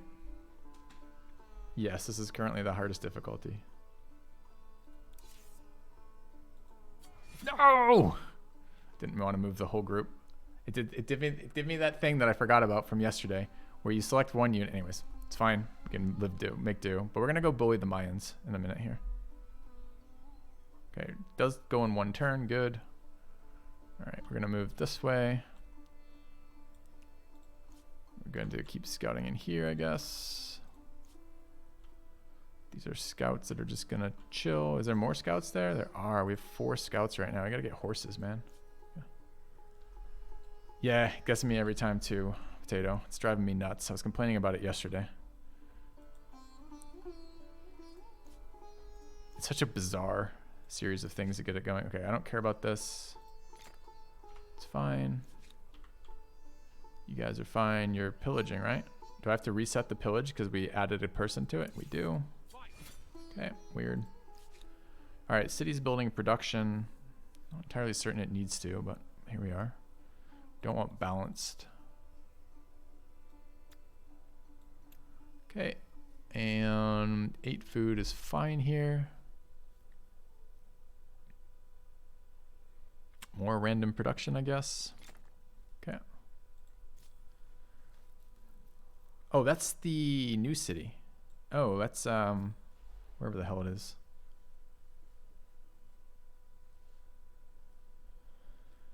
Sure, I guess I'm going to spam random production infrastructure for the rest of time. What's going on in this city? We're going to build an elephant. They seem stupidly overpowered, but we'll see. It's fine. We'll lose 2 pop. Okay. It's going to hurt my science. Maybe I don't want to. Maybe I have enough military right now. Don't want these districts. Animal barns in case we ever get to trade for horses. Artificial reservoirs. Yes. Take that. We have a bunch of rivers in that city. This city can build flood irrigation. I don't think it has any rivers. Why can I even do this? +2 food on river. Oh, we could get that tile.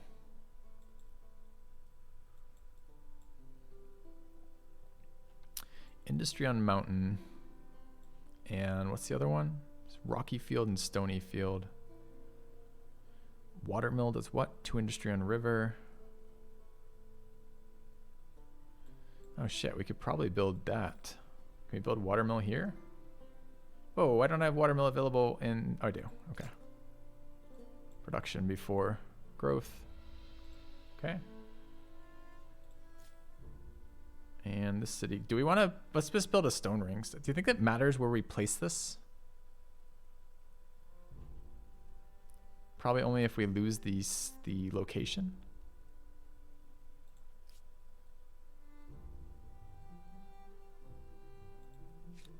Okay. Get a 1-turn stupa. I don't know if influence is going to matter. We built a farm quarter there. Could build another farm quarter. It's 1 turn. I guess it's overflow.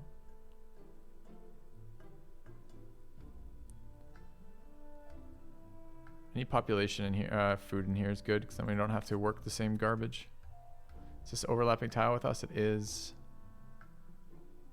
Doesn't matter which way we build towards. Yeah, slightly. Okay. Place in the territory you want to generate faith in. I mean, it has stability too. I don't know what faith generation does. Like, if it's like,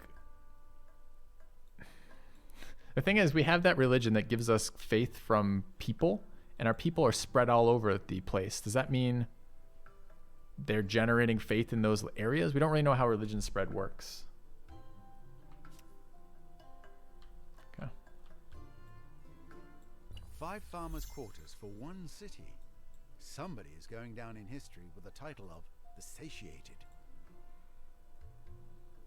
I don't think I have 5 farmers' quarters in 1 city. I think I have 2 farmers' quarters, right? Maybe it means shared territories. Okay. All right. So what does this leave? Oh my god. There's 199 combat strength Hun unit. What is our combat strength? These are 30 each. It's still a lot, man. 199. Can I see it? They have double promoted Hunnic Horde unit. Specific unit that gathers food through fighting and ransacking in order to multiply. It sounds horrendously awful to fight against. And has 29 combat strength and is melee. It shows an archer, but it doesn't say anything about melee at the range at the bottom, and has 1 range. Can move until all movement points are depleted, ignoring zone of control. Okay. It's ranged. Does that mean we don't get to retaliate against it? That's brutal.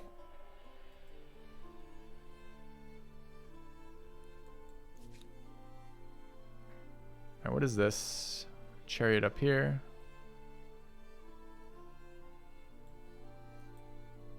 Don't know where I got a chariot from.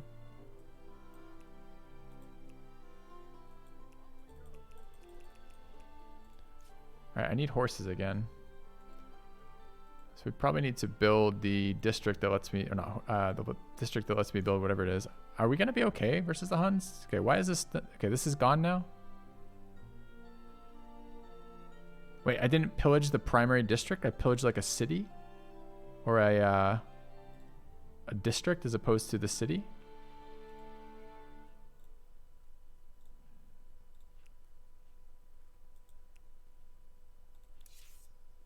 No, not you. You pillaged that.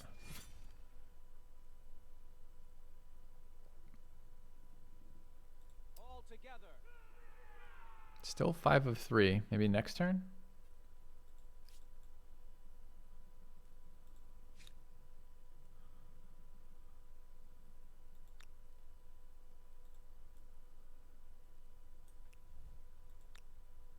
I think I pillaged the district. Okay.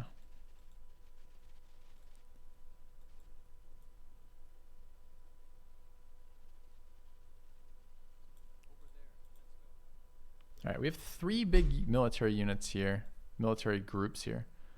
This represents the entire military strength of our empire right now.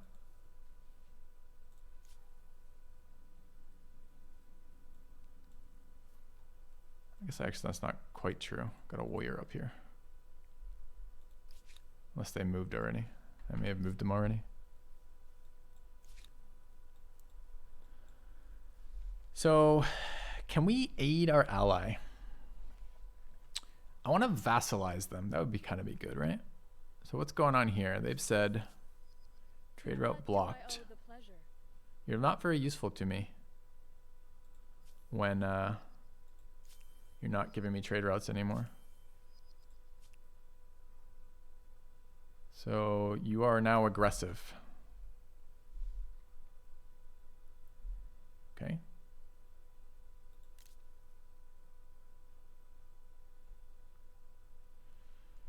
But I can declare war whenever I want now.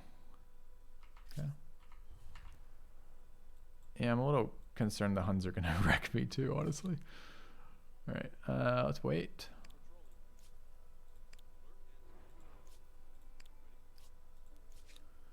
One idle city. It's just built the food. So we can switch to science. All right, we can get more grain if we want it.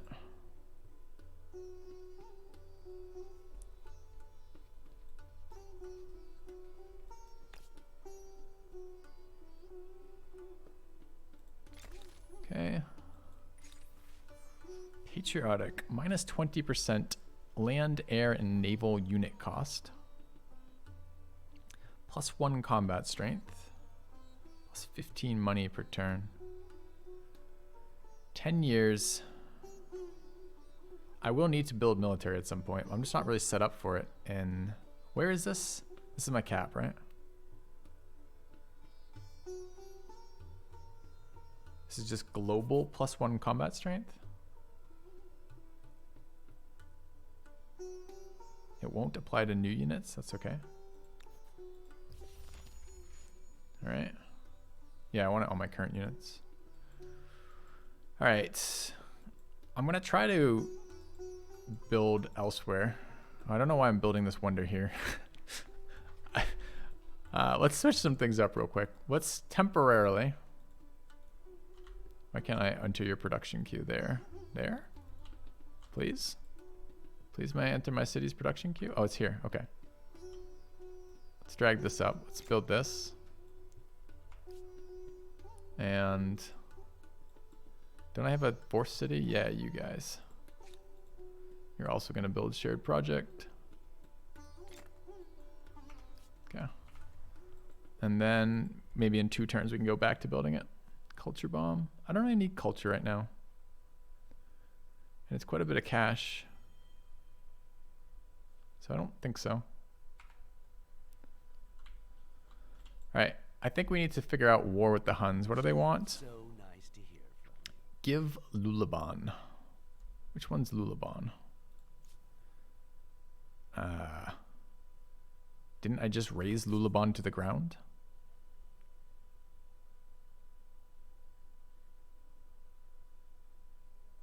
I almost want to give them Lulaban. Just to see what the fuck happens.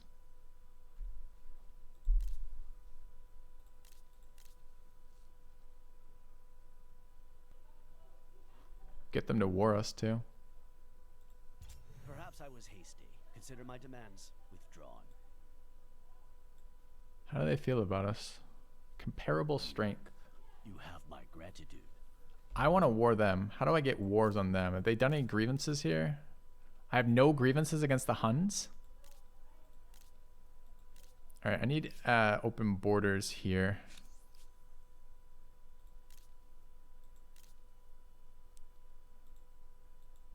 Cannot be done as you must resolve the ongoing demands first.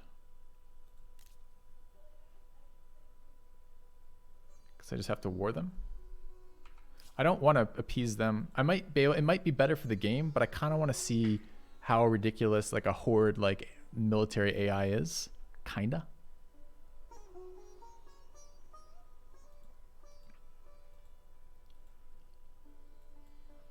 It's going to be pretty bad if we lose the Empire from it, but I kind of want to. And I also don't want the Huns just getting this territory for free. Attacking them now is probably a good time to do it. But I can't declare war on the Huns without a surprise war, which gives me like super negative modifiers, right? Skirmishing and pillaging. I don't know how to do that. Like up here? So I can't enter his territory, and I can't enter his territory. So we have to go skirmish like Hun units somewhere else. I could war these guys, I guess.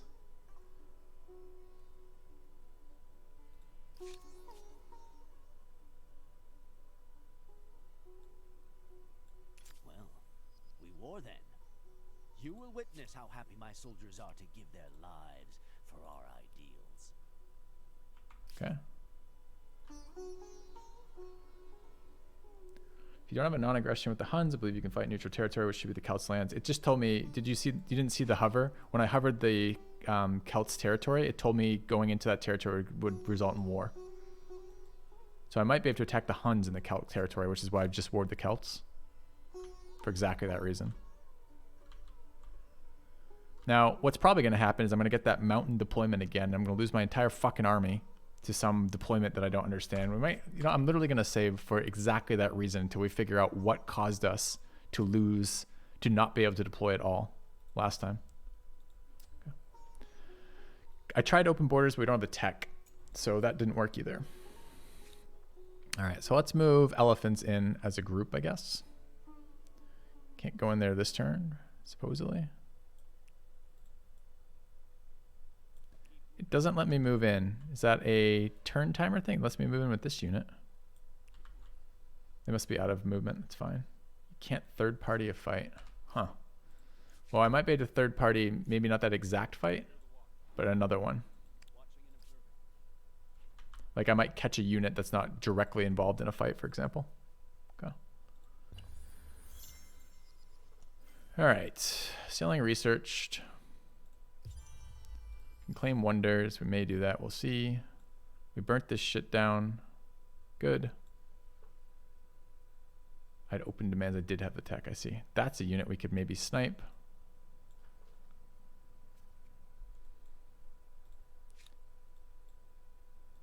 Can I get up there and get them? Yes.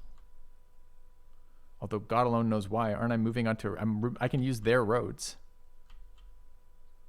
I assumed roads were just for you. Okay.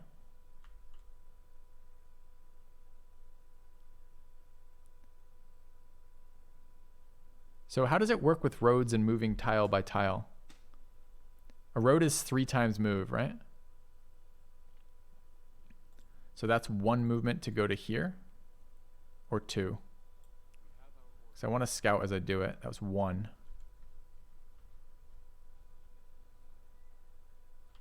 Okay.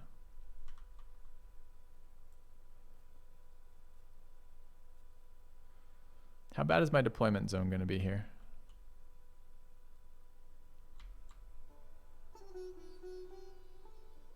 That looks pretty good to me. Wish there's a few more elephants there. Like maybe this group should be better. Okay. Let's check it out.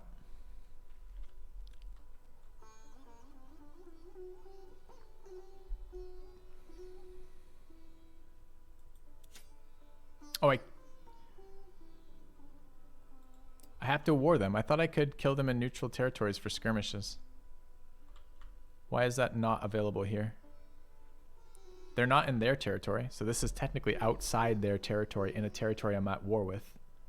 Shouldn't that be something I can hit them with? I don't like half-finished systems. What's the point of having a bunch of different ways to force something to eventually happen if you didn't bother testing if any of them actually work? All right, so we have to surprise war them. I'm sure surprise war pisses off everyone around me. Now, the flip side of that is I'm already at war with the Celts. I'm about to be at war with the Huns, and we don't really give a shit about the Egyptians, particularly. So I guess I'm just gonna do it. Okay. Don't surprise war them. Why? What's the penalty for surprise warring? It was some like modifier on your guy.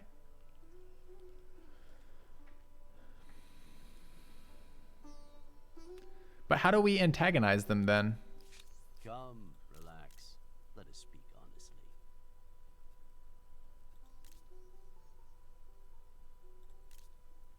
I can't demand anything.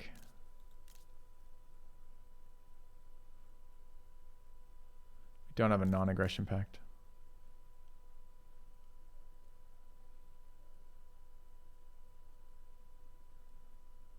So how do I get aggro with them then? There's no neutral territories.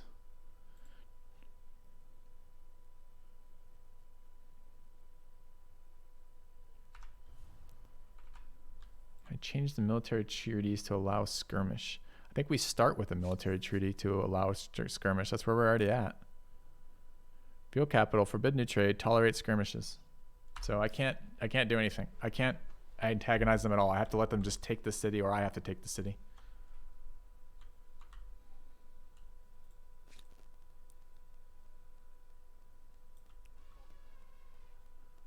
I mean, I can kill these units.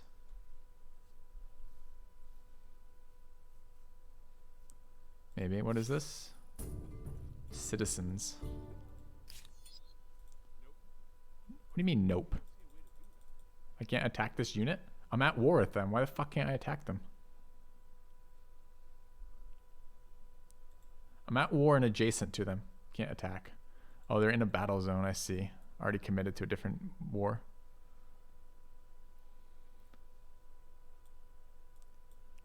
All right.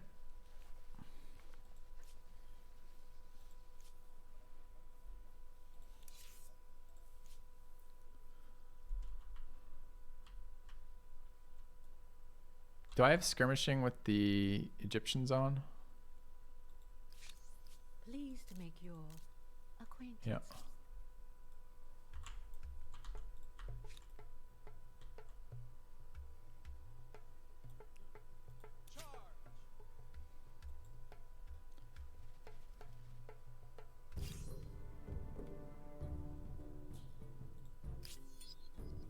Okay.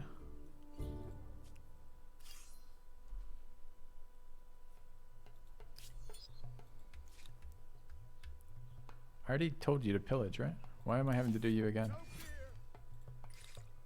Okay, tech-wise, we're gonna try to get something going on. What's conquest?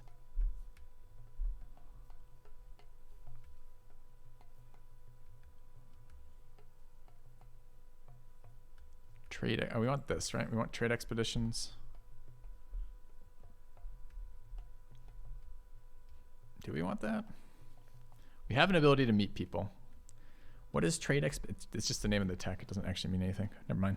Transport galley. Maybe it does. These merchant ships are commander needers for military transports.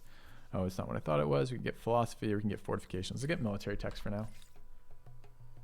Philosophy for city cap. Yeah, maybe. We're only one over. I guess if we take more cities, maybe it's an issue. Yeah, maybe.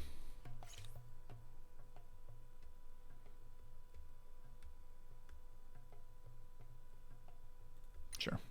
So I right click. No, it's not right click. It's not a left click for this either. It's totally unintuitive. Alt click. I have to unselect the other ones. Okay.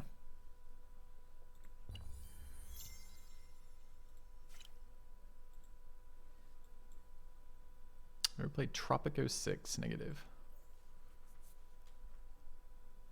New grievance available. Where?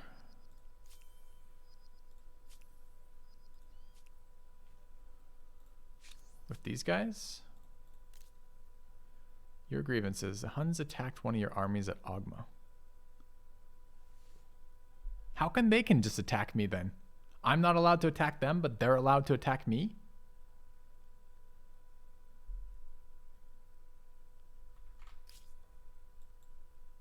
Where the fuck is Ogma?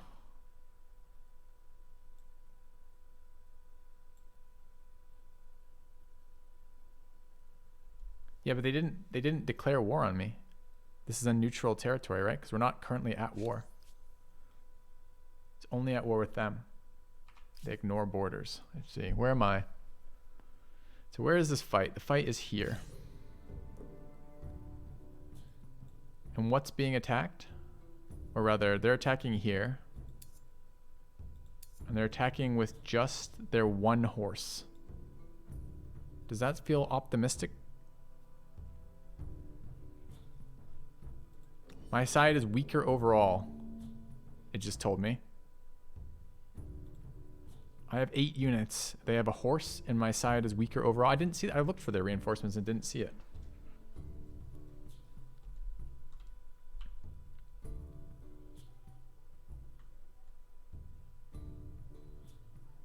Okay.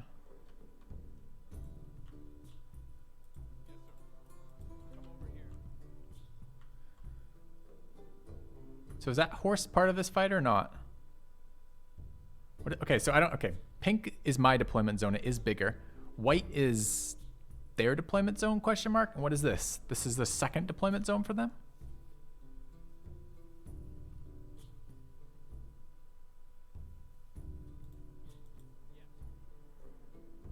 All right, it's a line of hills. We don't want to let them pass that, obviously. Okay. White is part of the battle, but not an initial deployment zone. Thanks. So these 4 are not there. White is where they're reinforcing from.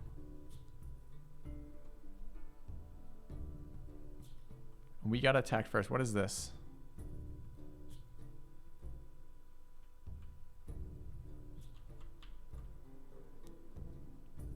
I don't understand these symbols. There's three Hun unit symbols there. I don't know what that actually means. For now, we're just gonna keep these horses in the back.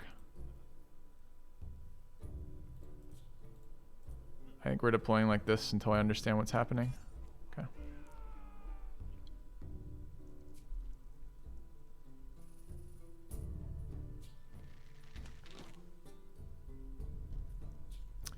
Well, they don't have this problem with the single tile just not allowing them to spawn.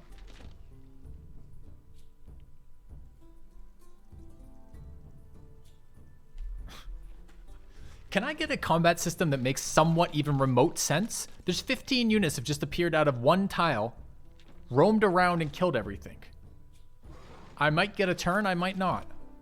I can't attack them, but they can attack me. It's a military bonus, apparently. Shit from the fog pops out. Like, excuse me?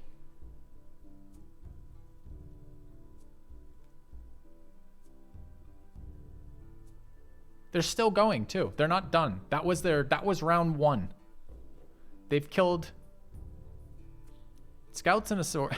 Jesus Christ, man.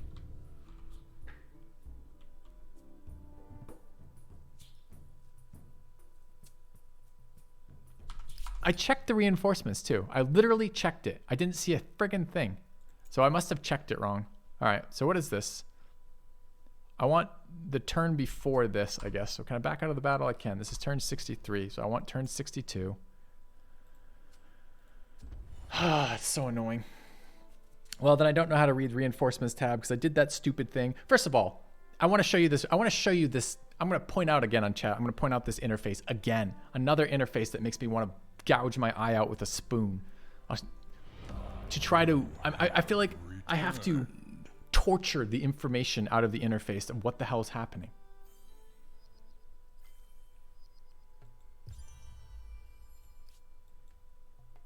All right, so which turn is this? What was happening? This is this turn. Okay.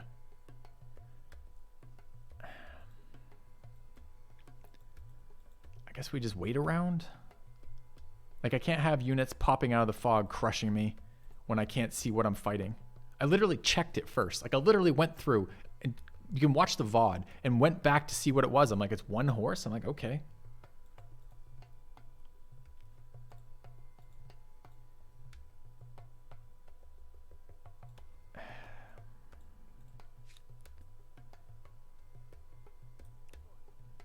So, what have I not done this turn? Yeah, I apparently didn't correct. I get it. I get that I didn't check the right thing. It's still ridiculous. Like, the fact I'm actively looking and failing at finding it says something. Possibly about me, but possibly about something about the interface. Guess we'll find out. Yeah. I didn't play Endless Legends, so I don't have the background of knowing that either. So, I don't know how to defensively fortify. So we learned two things that turn, which are both bullshit. So we learned that we can't fight the Huns, but we learned the Huns can fight us anytime they want. So we can't attack them. So warring these guys is only useful if I can take their lands before the Huns get them, which isn't super useful at all. Actually, this unit should go back and build an outpost in there. Whoops.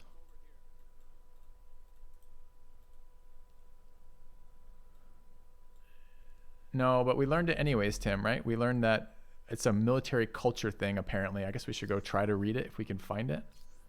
So what do the Huns' culture do?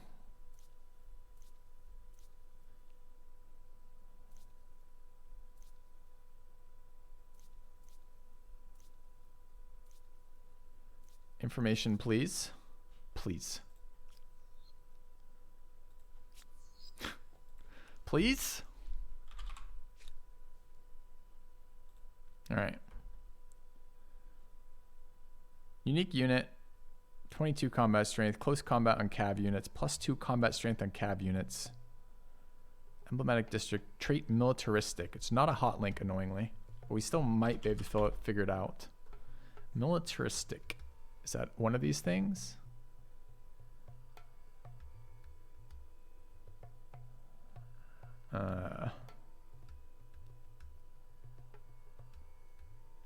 Militaristic stars, military architecture, military coordination, military laser, military school, militia. I just want to know what this does. Traits, maybe? Affinity trait?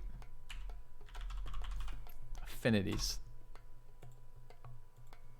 All right. Culture, affinities. Here we go. All right, militaristic. So we are playing these ones. We get cultural bliss and grace. Regardless of the actual ideology, aesthetic culture is always considered at maximum ideologic proximity with everyone. Okay. Militaristic. Militaristic cultures can raise armies in any of their cities provided they have enough population. Militaristic cultures have an increased base support value, making it easier for them to wage war. So it wasn't because... So it had nothing to do with them being militaristic. They didn't have to war us because they could fight in neutral territory once they completed their siege. Is that what we're understanding happened there?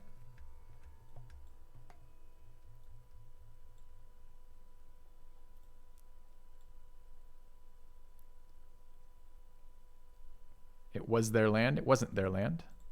We moved in over here with this still there. We were in the, whatever these guys are, Mayan land or whatever it is. Our modest fellowship expands. Thanks, Damp. Praise the sub.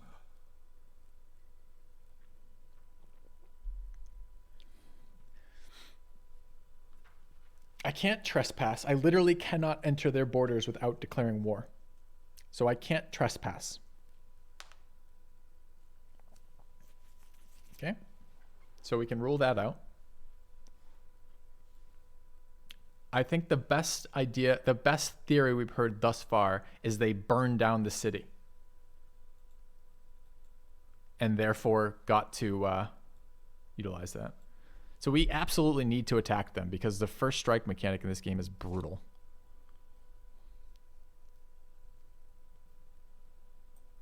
So I don't know what that means. Back up slightly. Try to spam some defensive tiles. I mean, do we have walls in the city? We have fences. Last time, Fences made us pretty strong. Okay. Do we try resolving demands and asking for open borders? I think this is before we declared war, so maybe we could try that. It's not a bad idea. All right. No, we're at war. Do I owe the pleasure? Never mind. This is that turn, apparently. Okay. So we'll just wait, I guess. Tech-wise, we're going to go for walls, I guess. Try to slow the horde down.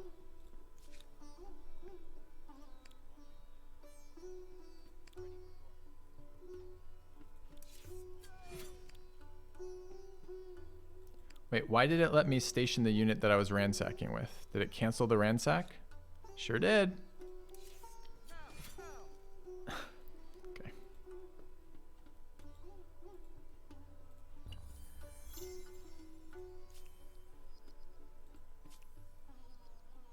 Why do we think Huns are bugged? So far, I think we have a rationale for what happened. That doesn't necessarily involve it being bugged. All right, Leventa has the ability to make units now, right? We built the barracks and we have all of our production buildings done in here. So let's build elephants.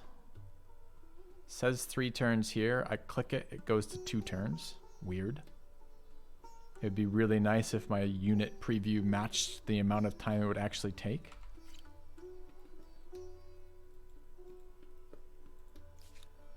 Okay. Need spearmen. I don't think I need spearmen. I guess I'm going to check 2 things real quick. Spearman combat strength, that's a swordsman. Well, maybe if it's 30. But I'm pretty sure spearman combat strength is super shit, right? Spearman combat's 18 compared to 30. Yeah. They get +8 versus horses. Oh, that might be good enough then. Brings me to 26 instead of 30, but I can build them 3 times as fast. More than 3 times as fast. All right, I'll try some spearmen. Okay.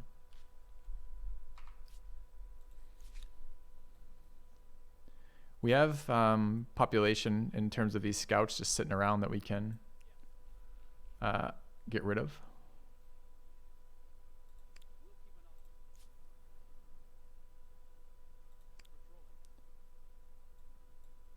I was trying to avoid giving up these double promoted scouts, but honestly, they might not be worth a whole lot here.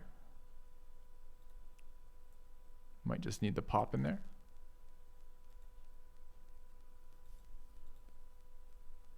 I mean, presumably they're going to be coming after me soon. It's interesting that this did not resolve in 1 turn.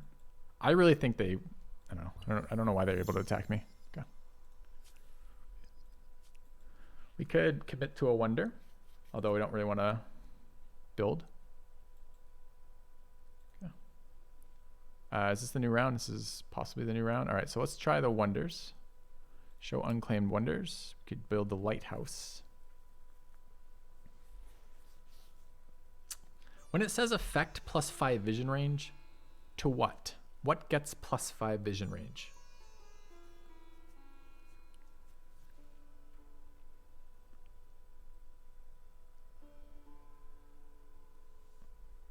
Okay. The tile? Yes, the greatest of all wonders.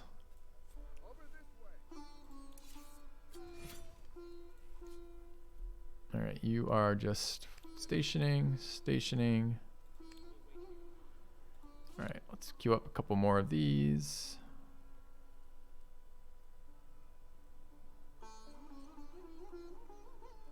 Wait, I can't. Okay, spearmen do not look like spearmen. The guy looks like he's wielding a torch. He looks like a militia to me.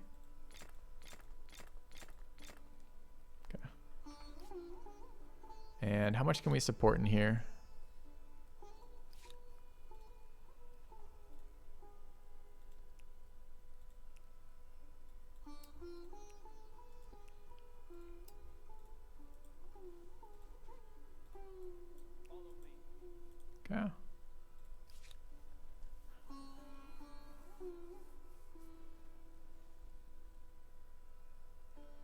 You embark a unit forever gets the naval tag. More bugs. Let's take a look. So what does this happen? We've got 2 spearmen here somehow. Wait, did we produce 2 in that last turn? If I have enough production, will it double produce?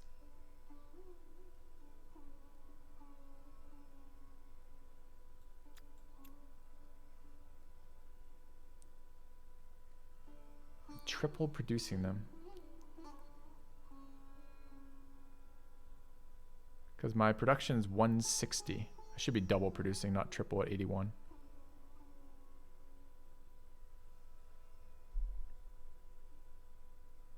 This turn I triple. Oh, I see. Because I have overflow. That's fine. Okay. That's really an interesting mechanic. I haven't seen that in a game before. Like one of these turns where you get more than one unit, more than one thing finishing in a single production queue is interesting. All right, we've built a wonder. We could build another, but I don't really want to.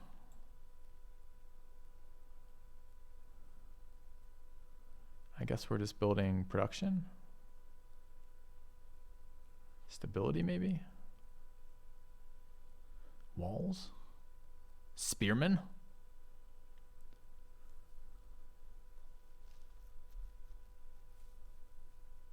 A harbor. We need a harbor. Get a science harbor too. Is this a bonus resource? It is. They recommend harbor there. I don't know why. Building harbor here.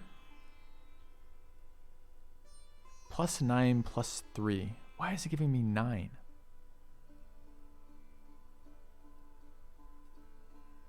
It takes that tile too. Okay, talk to me about, I haven't built a water tile yet. Why does the harbor get that city? Harbor has 2 range of exploits. I see.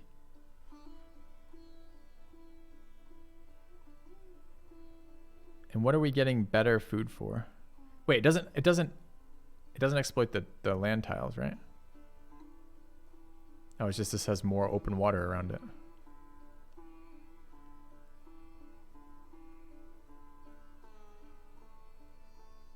Eight, 3, 9, 3. Okay. All right, spears. Be nice if I had a road connecting my cities in a way that mattered. Okay.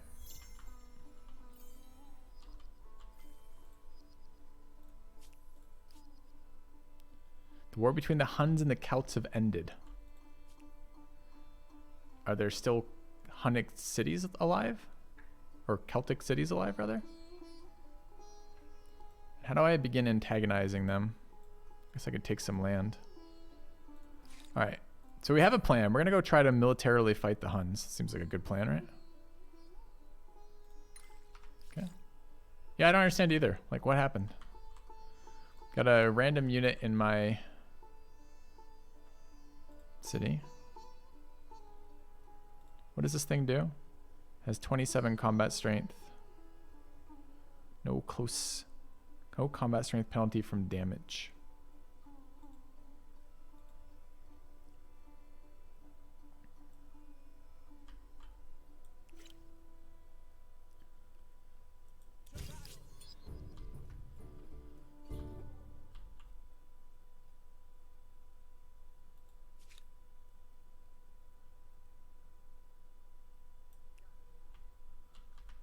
I guess we're not technically at war with the Celts.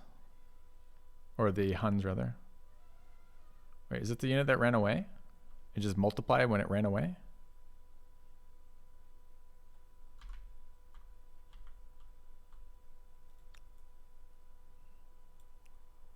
Yeah, can I change that speed on animation? If that's a setting, then I would like that turned up, for sure. Because it's slow as shit. Battle animation speed. It's not, though. Battle animation speed is literally in the battle. Is there a way to turn up the speed on the main map?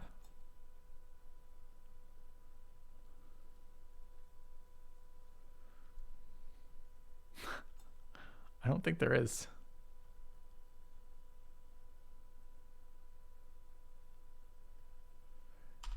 god, seriously?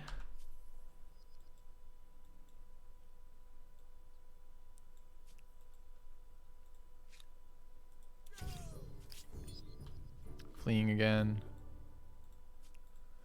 Okay. What happens? So when I'm at war, I'm trying to decrease their war support. Do not deceive me. Why can I not? So what's happening? Minus 10 instant, minus 10 from retreating 2 times. Okay. Plus 10 from them retreating. Okay. And we're going to bring a pack of spearmen down this way.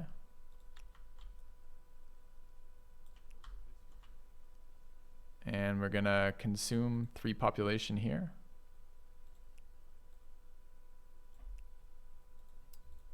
So we're still getting benefits 2 eras later from mass producing scouts in that first era. It's kind of nuts. Okay. And can I queue up a 3rd here?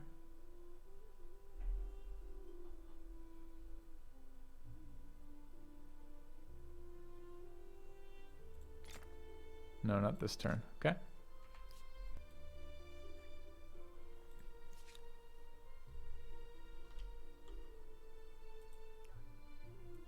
Where are these fucking units coming from?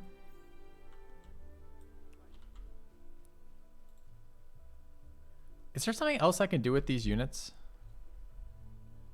Like these ones that wander around my territories all the time, besides just pillaging them? I mean, it's a good amount of money right now, but it's kind of nuts. All right, what are we building here? Building infrastructure.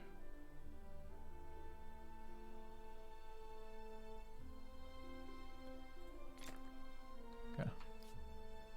How can they settle? There's nowhere for them to settle at all. There's no tiles for them. There's no like territories for them to settle in. All right, this city has built 2 more production buildings. Stability is shit in here is not wrong.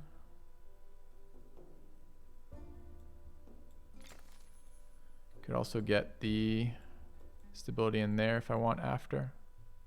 Okay. Name a couple of positives. Sure. Right now it's really different.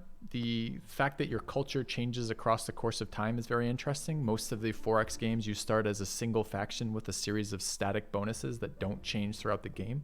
So you get some adaptation for that. There's a lot of systems in here. Systems by and large, if they're well balanced or actually matter, are quite fun to play with.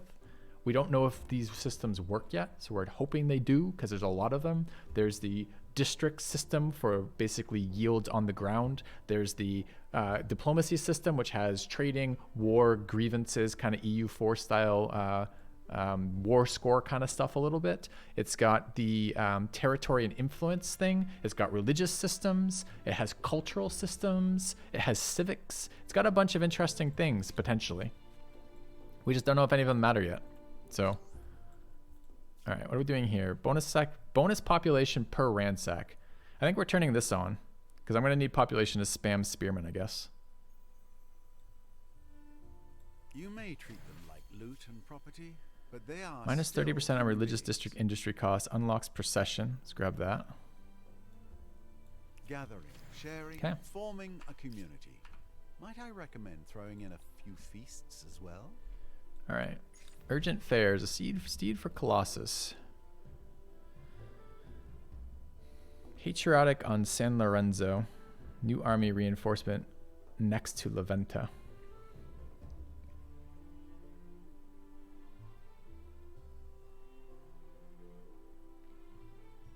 I don't know what that means. New army reinforcement next to Leventa.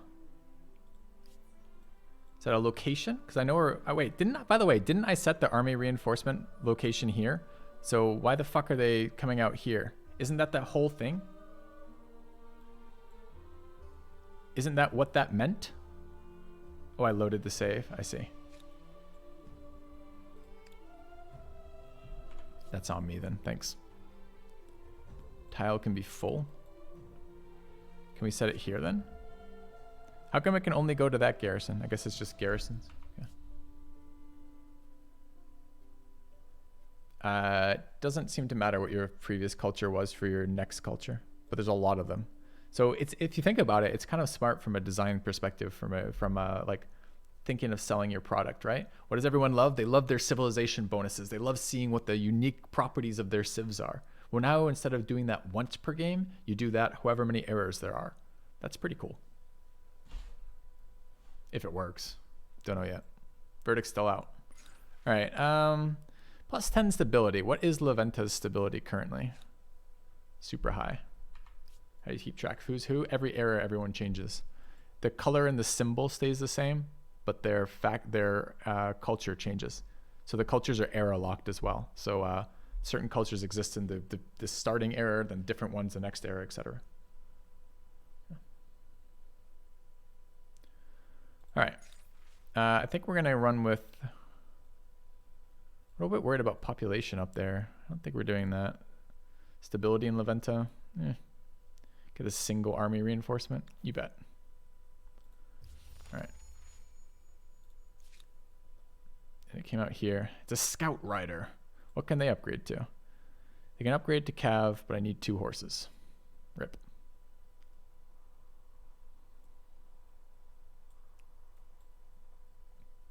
All right. I was hoping they maybe have some more sight or something. It doesn't look like they do. I want to go see what's in there. Okay. Yes, only having 1 horse kind of sucks for sure. All right.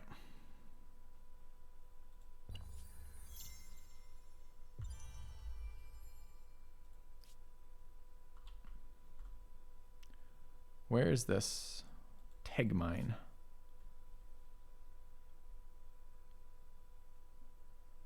No, seriously, where's Tegmine? What the fuck is Tegmine?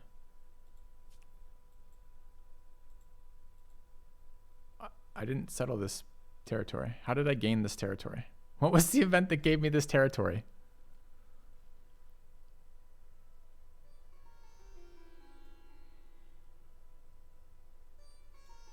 Yeah, it might be an outpost, but I didn't settle it.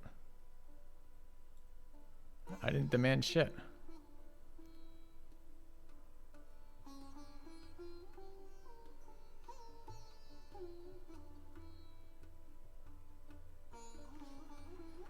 I've had this for a while.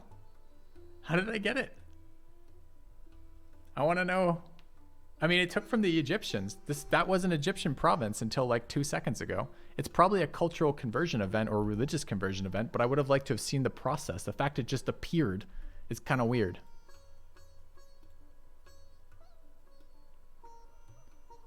I pressed a demand on the Huns. I didn't press a demand on the Huns. Check history. What's history for what? With factions?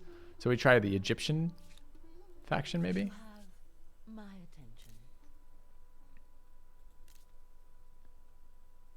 All right, first of all, can I see what the original...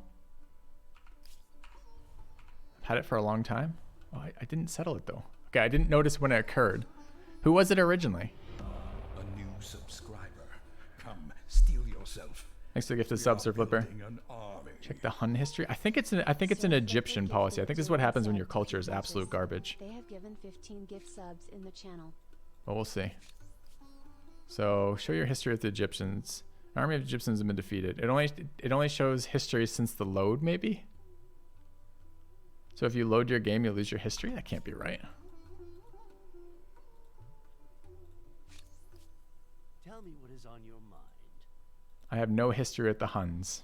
Yep, if you load your game, you lose your history. So history is only per play session.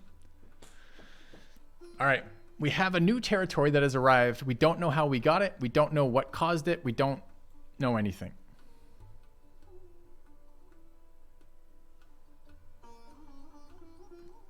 I took it over via influence.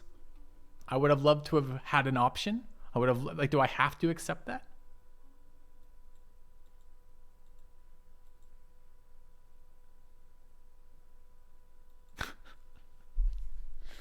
All right, well, we have a new territory I didn't know about. Nice. Go back to bullying these guys. There's Huns in here. We can skirmish with the Huns, right?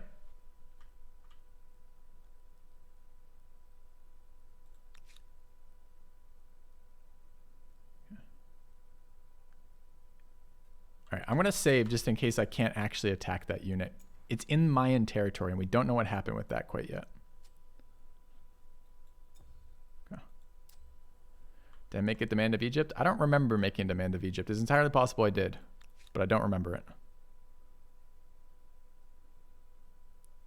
All right, and I'm missing my spears. I'd like about 25 spears for this fight.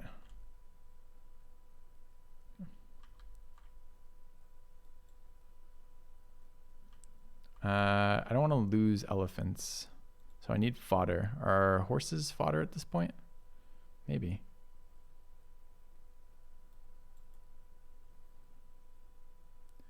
It probably runs, but maybe it doesn't.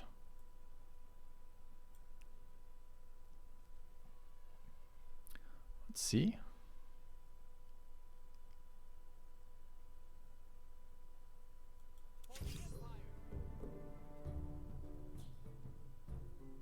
All right, how do I not bring in that? So I want to try not reinforcing via this one. So how do I remove them from the reinforcement? Auto select, auto deploy. No, it's auto select. I want to turn off auto select. How do I get these guys not to be a part of this? Okay, I want to do two things here, chat. Help me walk through this interface, please. The first thing I want to do is check their reinforcements. In battle 3, reinforcement tab grayed out. Why do I have to do this? Why doesn't it just display it beneath? You know? Why isn't this interface a little bit more concise with how it displays the units and then shows me both so I don't have to dick around in that? Just don't deploy them? Can I do that?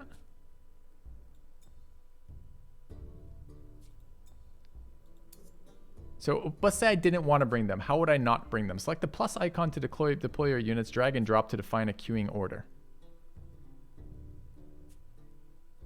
How do I choose not to then, chat? Hide the units, focus the camera.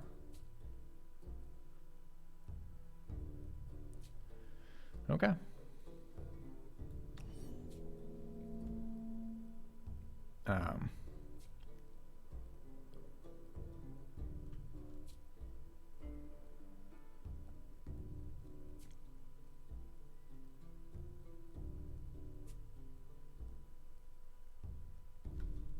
Okay, I think they's all deployed. I'm pretty sure they're all going to be fatigued, which means I can't run down this military unit, which is what I wanted to do.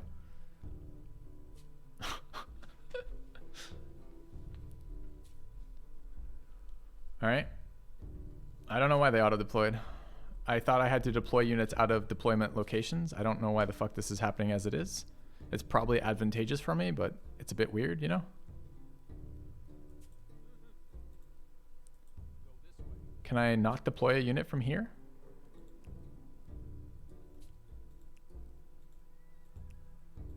No, it's just a selection. That doesn't allow me to undeploy.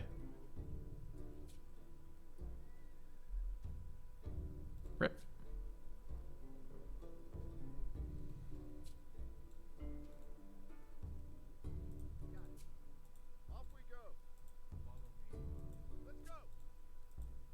All right.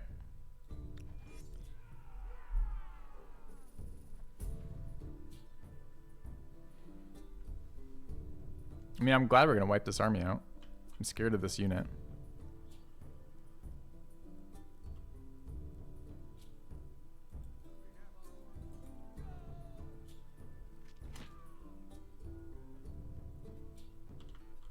We're going to see how effective spears are in a moment, too. These are 3 range, right? So I could shoot from here.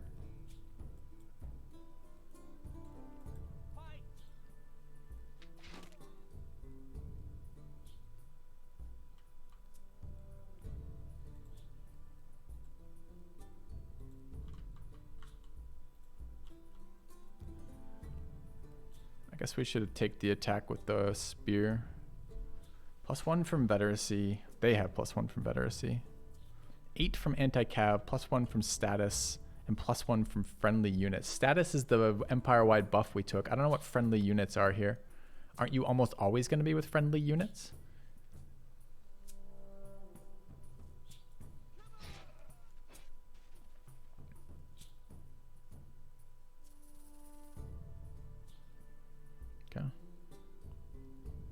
It's adjacent to another unit. I see. We're not going to be able to kill that right now. I can't get enough tiles on it. I assumed it would die faster. They're tankier than I was expecting. The problem is I don't think I'm going to be able to get enough elephants to attack it. But maybe if we bring units down here. So it's only ranged units that have to immediately fire after moving, right? Because this unit doesn't currently have a friendly bonus, but I'm pretty sure I can give it a friendly bonus by moving here. And now I attack and I get a friendly status bonus. I don't know why ranged units are the only ones not allowed to do that.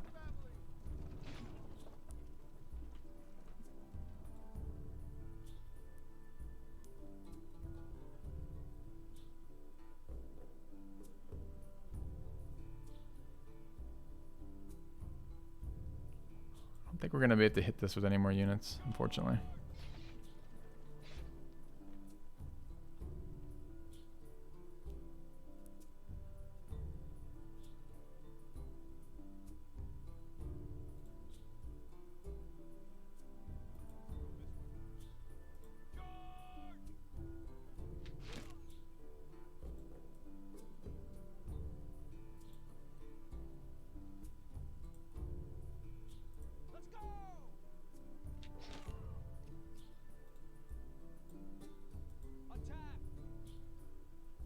Maybe I did want to bring in these reinforcements in the end of it, but dude, that's the attacker's benefit right there. We just get to move all of our units first. All right. So do any of my units get flanking bonuses? So if I go here, do we have flanking? Yeah, +4 from a rear attack is on the horse. I thought flanking was scout only. I can't shoot through units on those. At least I don't think so. Oh, this one lets me shoot through units. Does it say indirect fire on it? I thought we checked that earlier. Sure as that's not them. It does not say indirect fire. So that whole process where we checked all the stats and we decided that we weren't insane, or rather we decided that yes, the tooltips were reflective, isn't accurate because the Javelineers are ranged and so is the elephant, but the elephant can shoot over. It just has a penalty to doing it. So the flanking was wrong, and the needing the indirect fire notification was wrong as well. Okay.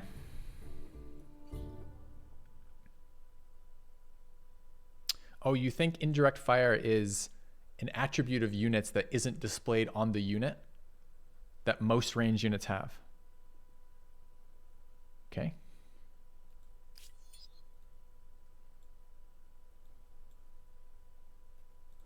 All right. What happened here? 55 war support. They want me to, they demand that we pay 800 gold. I demand you fuck off. Okay. The proposal is sloppy. My answer is no. All right. Have they warred me now? That will Yep. suit me. Okay. All right. So our war support starts low, I guess. Their attitude has changed, chat. Okay. Well, we're spamming spearmen for a reason, I guess.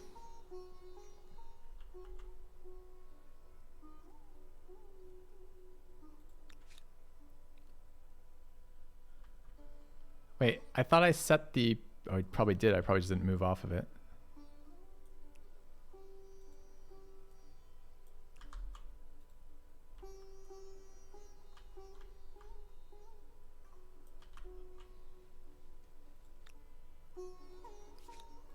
Okay. Should be spicy? Yeah, maybe. Maybe. It's gonna be annoying if the Mayans help. So I only ward the Mayans to get to the Huns.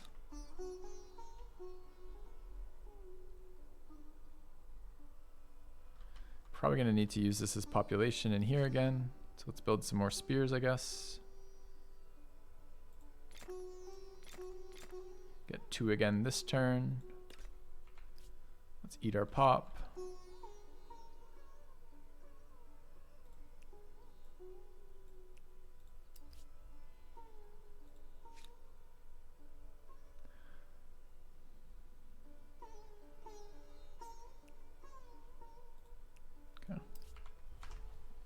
All right. So chat, I think I'm coming up on the end of my stream for today. I have 2 plans. I'm going to run them by you and see what you guys think of it. So tomorrow we're obviously going to continue this game. I was considering setting up for an extended stream tomorrow, doing the extra filthy promotion for tomorrow, which would mean we could do something like a, I don't know, 13 or 14 hour stream in the end, I think is what it works out to be. I think I go 9 to 9. I guess that's 12 if we get all the way up for that. So maybe we can try to get through a full game tomorrow. So that'd be a tomorrow thing. We'll let you guys, it's not a voting thing. It's a donation. It's a sub and sub donation kind of thing. It's kind of like a sub drive that we combine into an extra long stream. I'll put it out here for what that promotion is. And I'm probably running that tomorrow. Can I share my thoughts about the game after today's experiences? It's the same. I summarized this maybe like an hour ago, so I'll summarize one last time before I log off for tonight, which is essentially this. The game has a lot of fun-looking systems. It's unclear yet how well the game uses its own systems. For example, it's unclear how good the AI is. We're very early in on eras, and I think we're winning. We're certainly beating all the AI that we've found except for the Huns. This is a continent map, but that leaves me worried about things like, well, if the player's gonna be this far ahead this early, not that I'm necessarily there, we're not entirely certain about that, that leaves me worried about things like later. Like, if we are winning now, what's it going to be like in another era or two? And there's supposed to be lots of eras, right? I don't know what my progression through the eras are because we haven't played them yet. I worry about things like that combat system seems super wonky to me. The attacking advantage seems crazy. We've had some really bad deployment things where our deployment zone was 1 wide and we were the defender, which meant that they just killed our single unit every single time and we lost an entire army for no gain. I'm worried about these tooltips being bad. There's repeatedly bad tooltips that are impossible to figure out what the hell is going on. So I'm excited by the potential of this game, but not yet convinced that it has realized it and a little concerned that it won't. So we'll see. So that's why I can't really give a verdict of it, because right now we're given lots of toys, but we don't know if these toys are absolute junk or if they're actually going to be super fun toys to play with yet. So we're going to have to figure it out is the answer. So hopefully that's helpful, but I'm sorry I can't just tell you is the game good or not. I don't know yet, even though we've been playing it for like 24 hours or something now, or three days worth of 8-hour streams or something. Okay, anyways, tomorrow we're going to pick this up. We have War with the Huns. That'll be tomorrow, 9 a.m. US Central. We'll probably do an extended stream tomorrow if you guys want to see that. And I'm going to leave it off here for tonight. So thanks for watching, guys. Let me see who's streaming, and I'll raid on the way out, and we'll go from there. Okay, who and what? Anyone streaming the game of Humankind that I know? Let's take a look. Category Humankind. 12.7k viewers. That's half what it was yesterday, by the way. Just putting that out there. Shen streaming. Filthy Robot streaming. That guy's a good guy. Too bad I can't rate him. Yeah. Let's raid Shenra. Okay. All right, guys. Thanks for watching. I'll see you guys tomorrow. And let me throw this raid out, and we'll go from there.